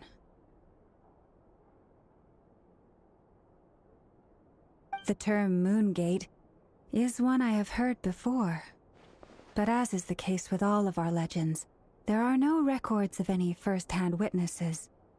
We cannot know whether it truly exists. Then back to Miss Columbina. As a moon goddess yourself, do you have some idea of where the Moon Gate leads to?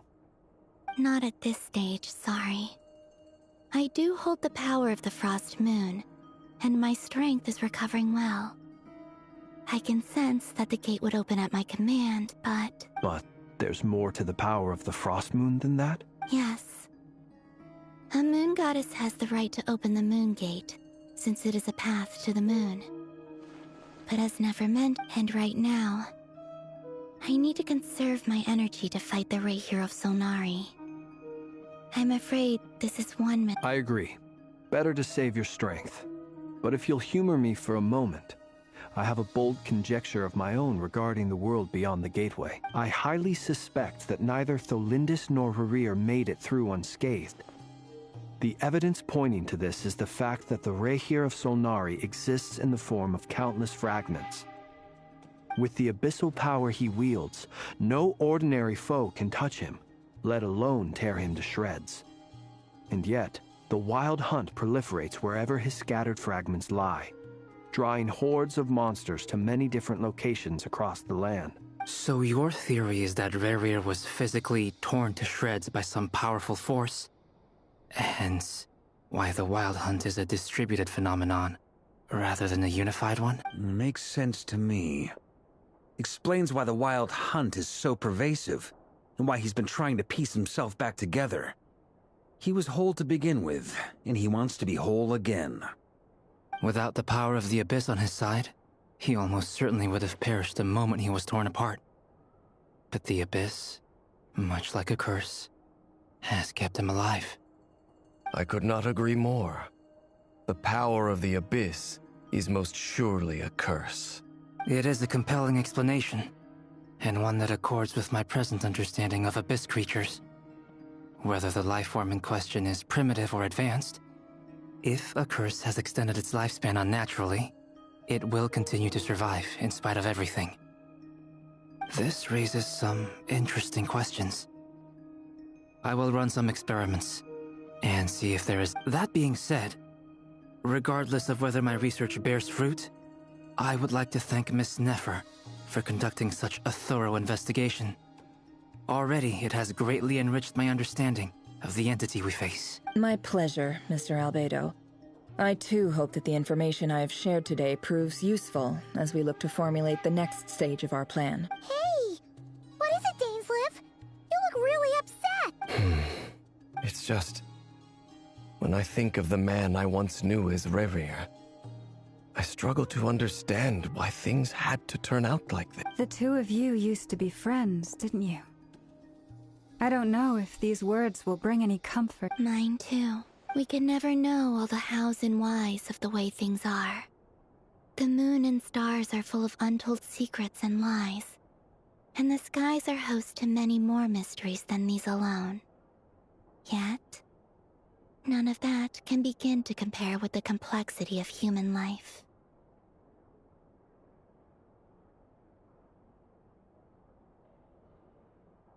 Those are the first comforting words I've heard in a long time.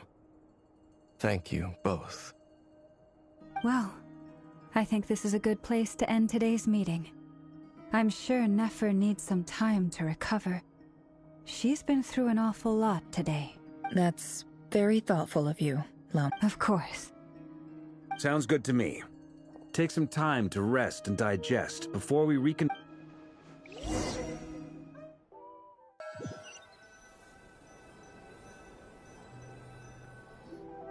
Hey, is this a bad time? Hope I didn't kill the conversation. No need. Come on, let's talk outside.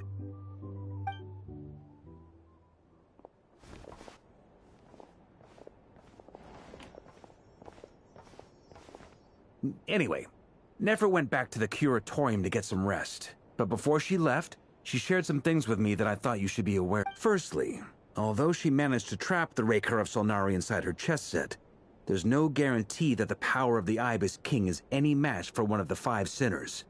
Their powers are beyond our comprehension. It's only a matter of time before he finds a way to break out. We have to come up with a plan and take care of him before that happens. Honestly, my mom figured that might be the case. So, how long have we got? Well, I asked her that same question. She talked for a long time, but for the most part, it seemed like she was trying to convince me how precious her chess set is. What a long and storied history it had. It felt like some kind of sales pitch, you know? The kind where you end up handing over Mora against your will? Anyway, after all that, she finally answered the question. 2 days? Holy moly! Can we even recruit enough help in that time? That remains to be seen. Which brings me to the second issue.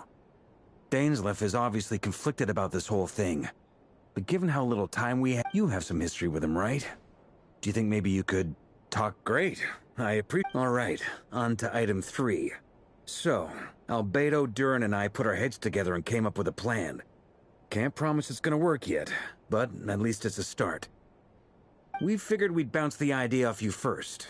We'll explore it further once everyone's recovered. Oh, Paimon's dying to hear this. All right, so here's what we're thinking.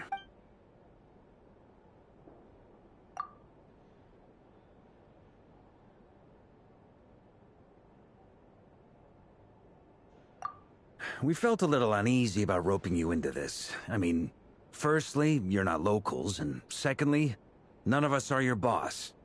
You're well within your rights to refuse. Roping us in? Why would you even say that? We know the stakes here. It's all of us against the Raher of Solnari, or none of us stand a chance.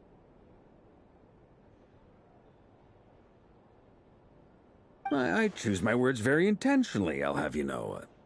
I like to think there's an art to striking a down-to-earth tone even when the stakes are through the roof. Sir Varka, I have a few thoughts about this plan. I'm all ears. I think we can be more flexible with how the roles are allocated. In my view, the most sensible lineup would be like this.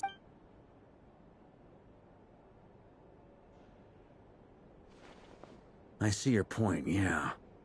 But if that's how we're going to approach this, you'd better make sure you're ready. To be clear, I don't doubt your abilities. Far from it. I just want to make sure. Are you really willing to take all this on?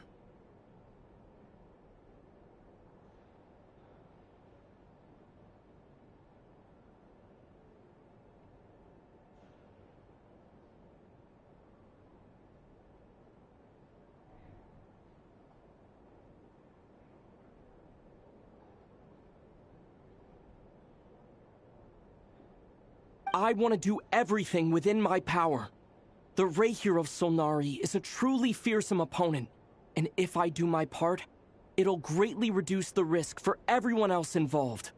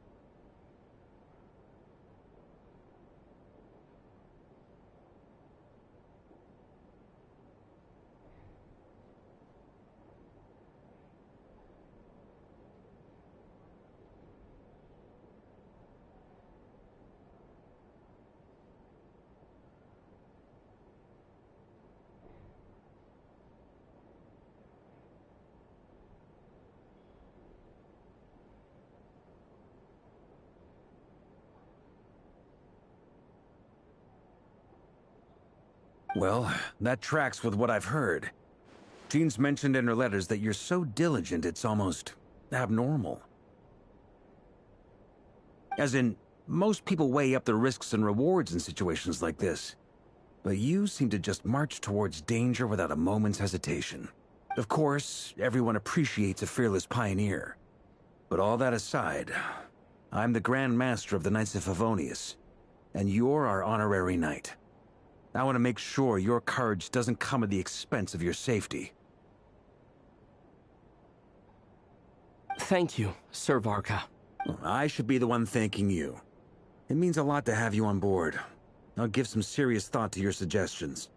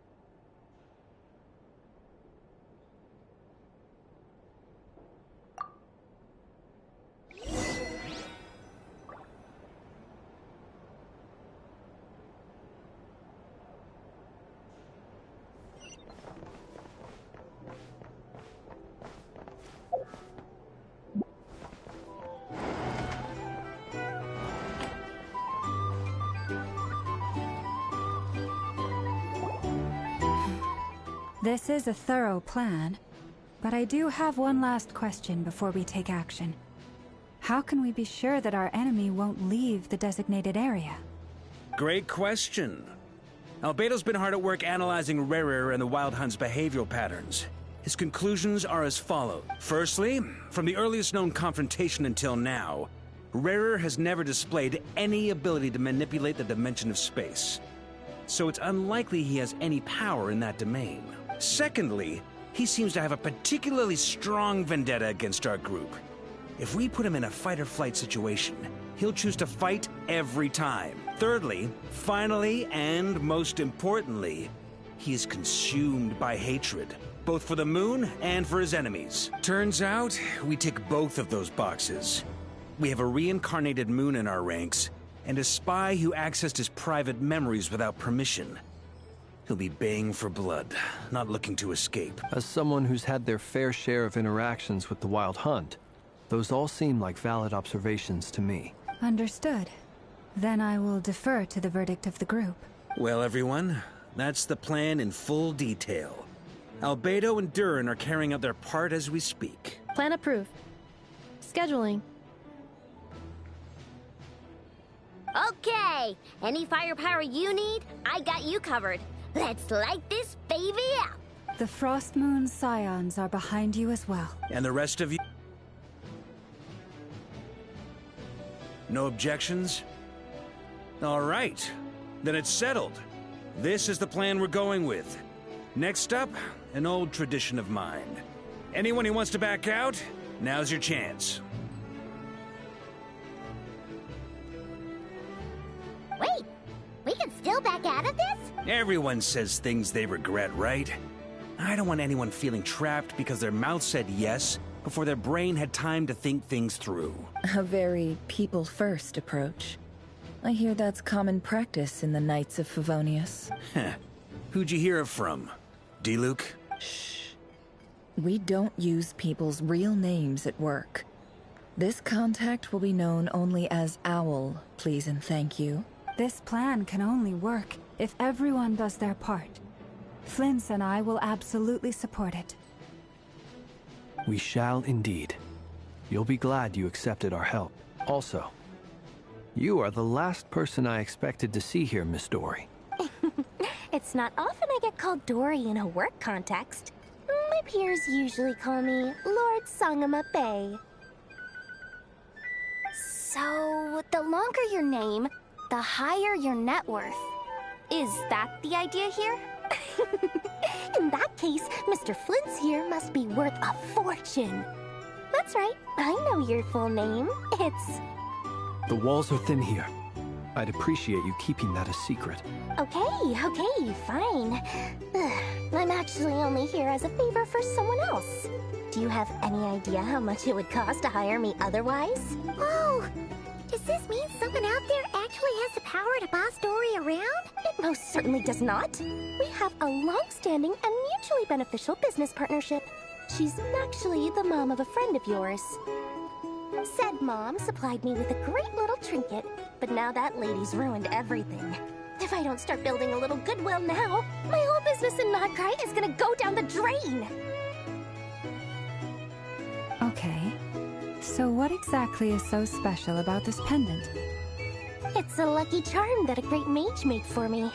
We have a business relationship, and she was worried that something bad might happen to me. So, she wanted me to have something that can store power to protect myself with. I finally got it all fully charged up with Kuvaki, and then never went and used it all up at once! Never lost so big in my life!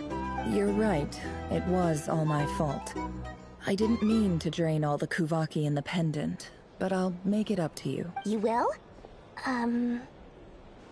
Well, in that case...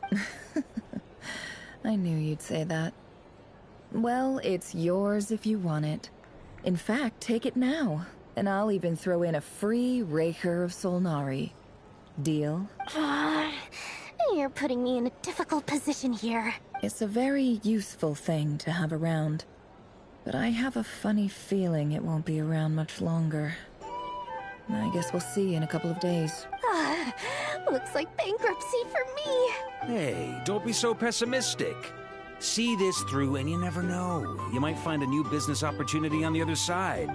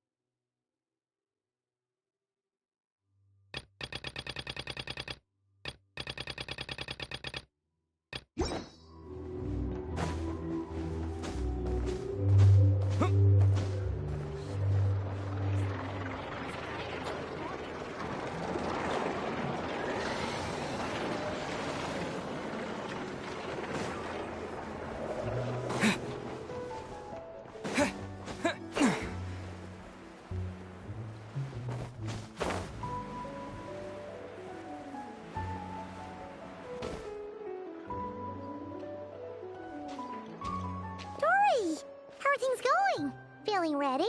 Oh, I was born ready. We only have 2 days. You think Lord Sangamabe would let an opportunity like... Don't forget, when something's in high demand, the people with the goods on hand get to charge the highest price of all. Even higher than the sellers taking advantage. Ta-da! See? It's right here. Oh, it's so pretty. Did you make it? No, I have a supplier. We go way back, so he made me a very attractive offer. Aha! No wonder you were talking about Lucky Charms at the meeting. You've been getting Kaveh to make them for you. That's not the full story. It actually started a while back as a project between me and the Dendro Archon. Mage Alice once warned me that this world won't stay safe forever. There may come a day when everyone faces a great crisis. I passed this on to the Dendro Archon, and she secretly brought together a research team made up of Sumeru's top scholars to invent a technology that could keep people safe. I won't go into the details because it's all very complicated, but if you want to know more... Anyway, point being, it was the Dendro Archon who asked Kaveh to build this little contraption. As one of the top Kashara War talents, he was the obvious choice. Took him long enough. He stressed over it for ages. Must have gone through at least a dozen designs before producing a final product. But that's Kaveh for you. Marak delivered it to me a couple of days ago, along with a letter from Kaveh. Could I ask why I'm sending this technology to you? And what's your proposed use case? Has it been approved by the relevant authorities? So nosy. My fault for sending him the research permit to begin with.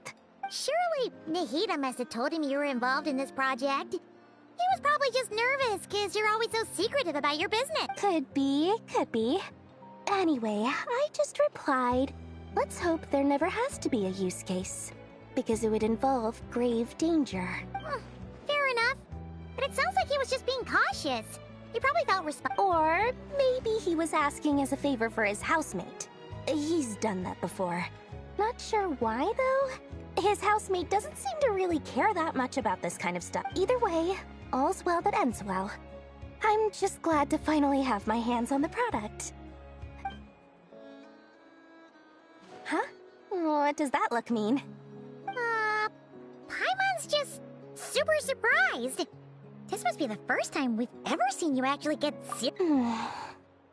Well, a long time ago, I made a promise to myself. I promised that I was gonna live every day of my life with a big beaming smile. Obviously, Mora plays a big part in that. There are always gonna be times in life when you have to give something back.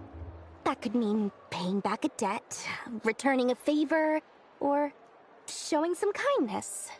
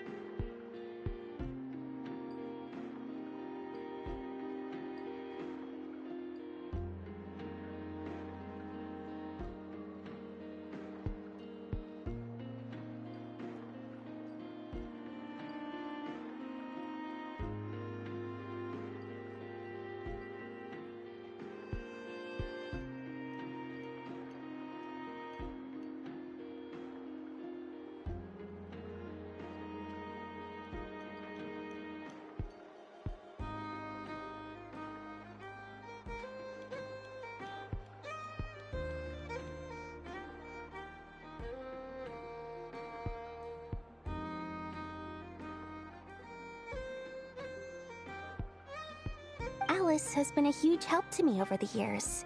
She was the first investor I ever had. And I want my investors to know that Lord Sangamabe is the best in the business.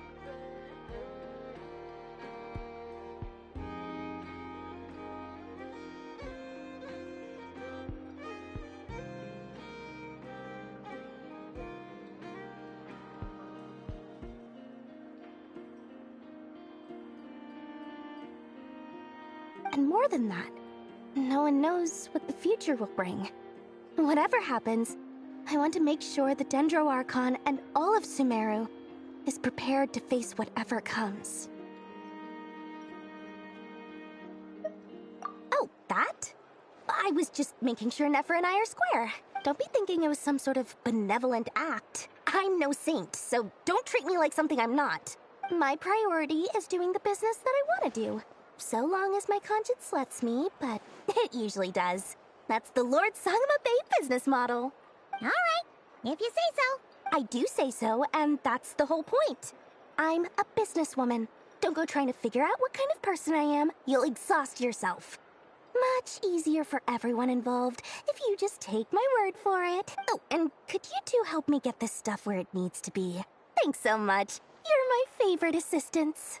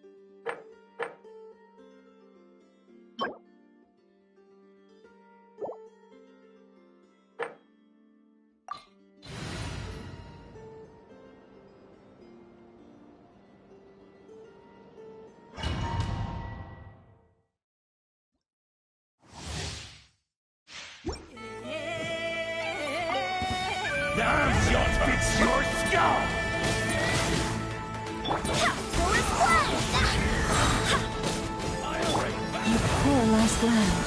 Stay your hand. A grave transgression. Be silent.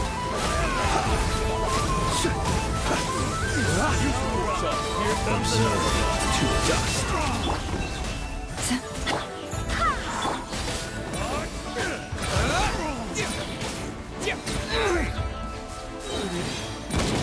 Intel.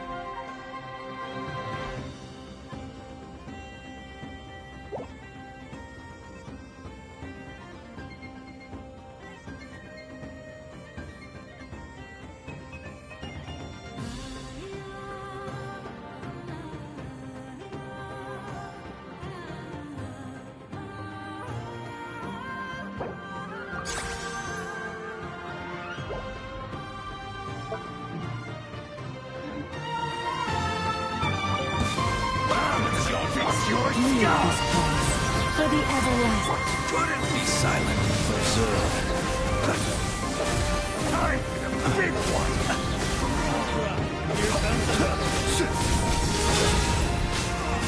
Forest? Resistance is futile. Intel.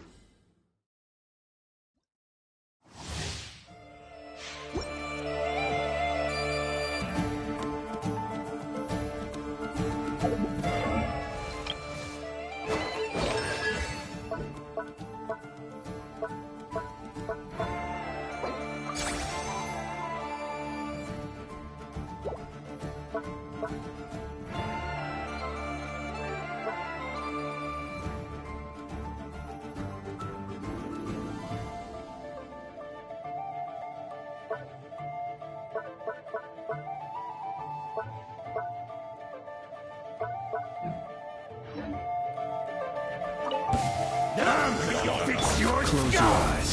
Observe. Time fear the dark. Time for the big one. Couldn't.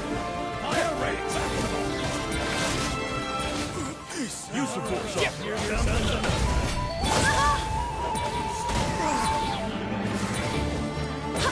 Resistance is futile. Be silent.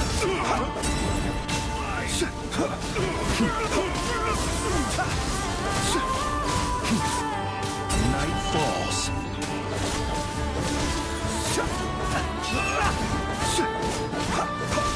Resistance is futile. Save yourself from me.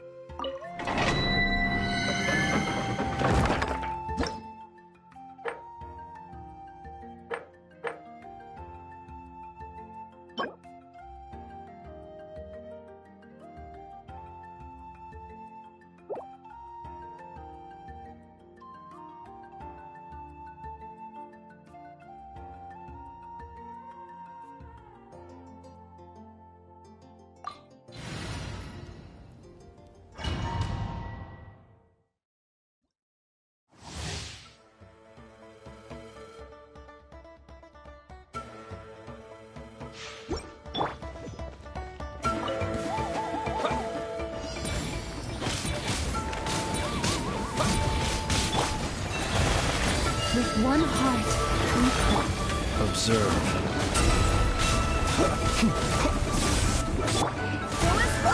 Barbados, guide us.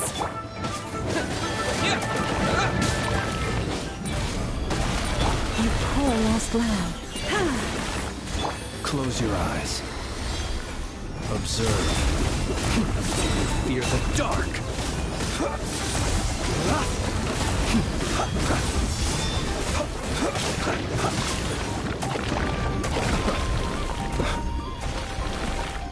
Close your eyes. Observe.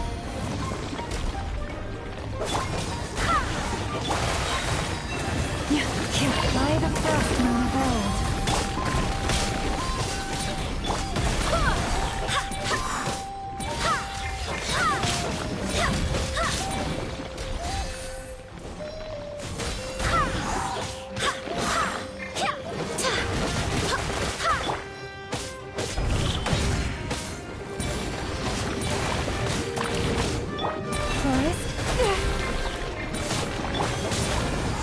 Close your eyes.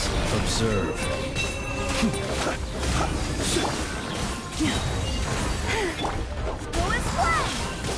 I swear by my sword.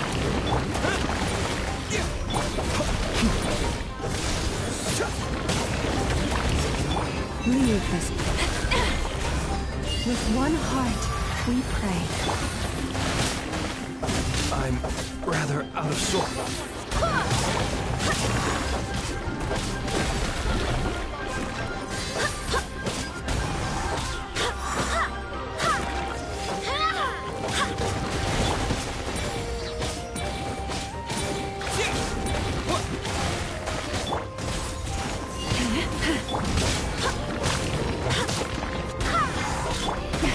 A grave transgression.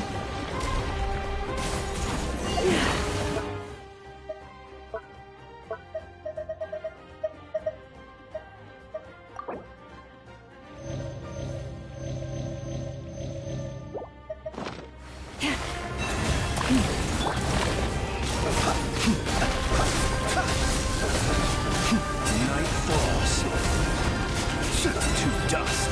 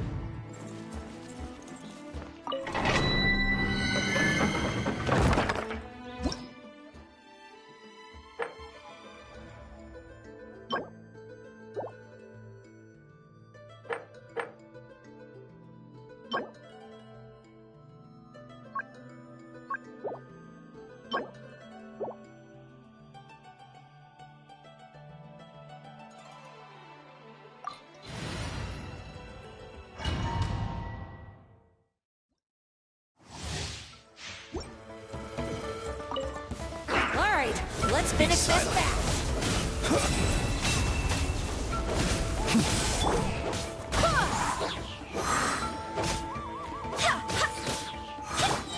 Boris? Boris one! Don't mind if I do! Barbados, guide us. Close your eyes. To dust.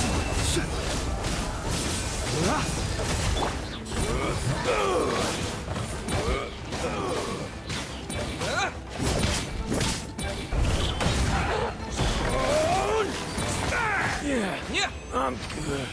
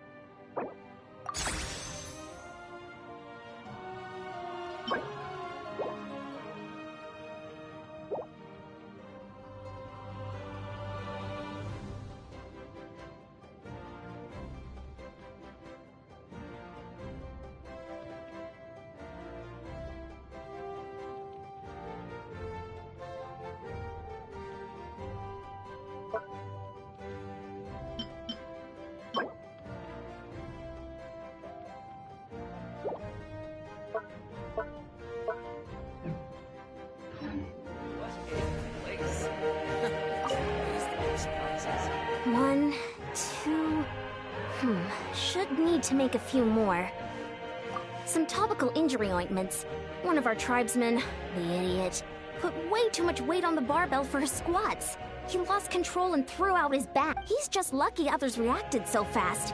If they hadn't managed to rush in to stabilize the barbell... I gave him a detailed, clear training plan, and specifically warned him multiple times to have me spot him if he wanted to push himself with heavier weights.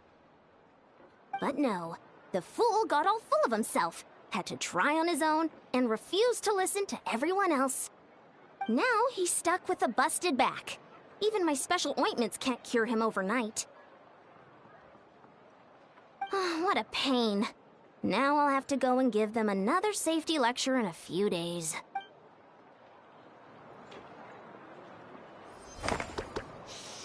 You'll interfere with the mixing process if you don't keep your voice down.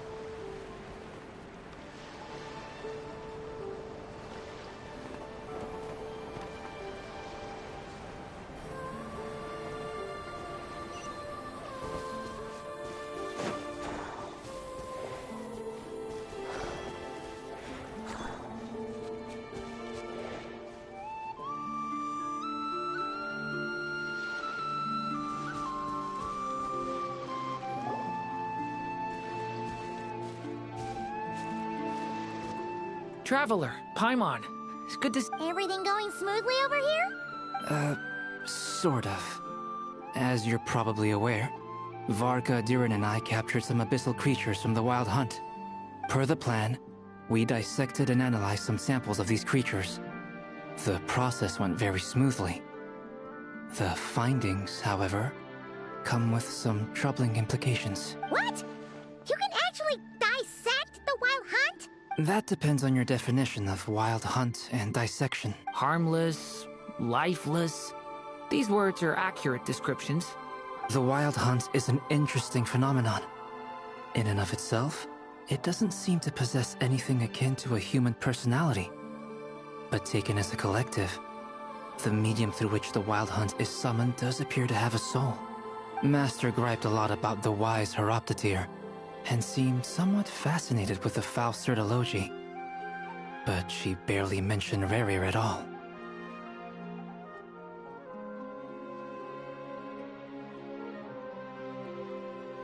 I don't think that was because of his lower social standing, though. Anyway, it's a pity. I should like to hear her thoughts on the nature of the life form he has become today. It's a strange mix. The furious energy of an abyssal being channeled through a fractured physical existence, A consequence of being torn apart by an unknown power. Perhaps the only explanation for his survival in this state is that he sacrificed a degree of individuality in exchange for a continued existence. Oh, sorry. Once I get talking about interesting research, I have a tendency to go on indefinitely. Back to our research findings. Essentially, they confirm my hypothesis. Rerir's corpse is completely contaminated by the Abyss, and the effects are irreversible. You could think of this as Rerir in mutated form. But in my view, even that would be inaccurate. In reality, his whole being has been consumed by the Abyss. In other words, he is now nothing more than a manifestation of abyssal power. Unfortunately, at present, we have no means of completely eradicating abyssal power. Hence, we cannot fundamentally destroy the Reihir of Sol- Oh, that's terrible news! So, that's it? We can't defeat him? Not even if we get the power of the Three Moons?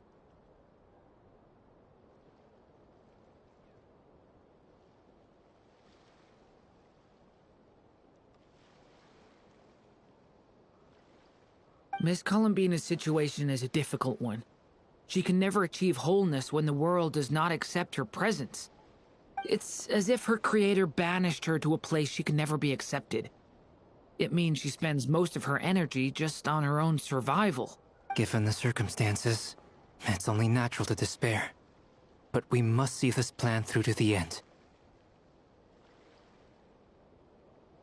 Time to kick off the backup plan. Oh, Paimon almost forgot! This is for you. Dory asked us to bring it. Ah, how wonderful. Well, thank you for making the trip. Durin and I will be heading off shortly. I'm sorry I won't be there to protect you in person this time. Please be careful. All right then. Stay safe.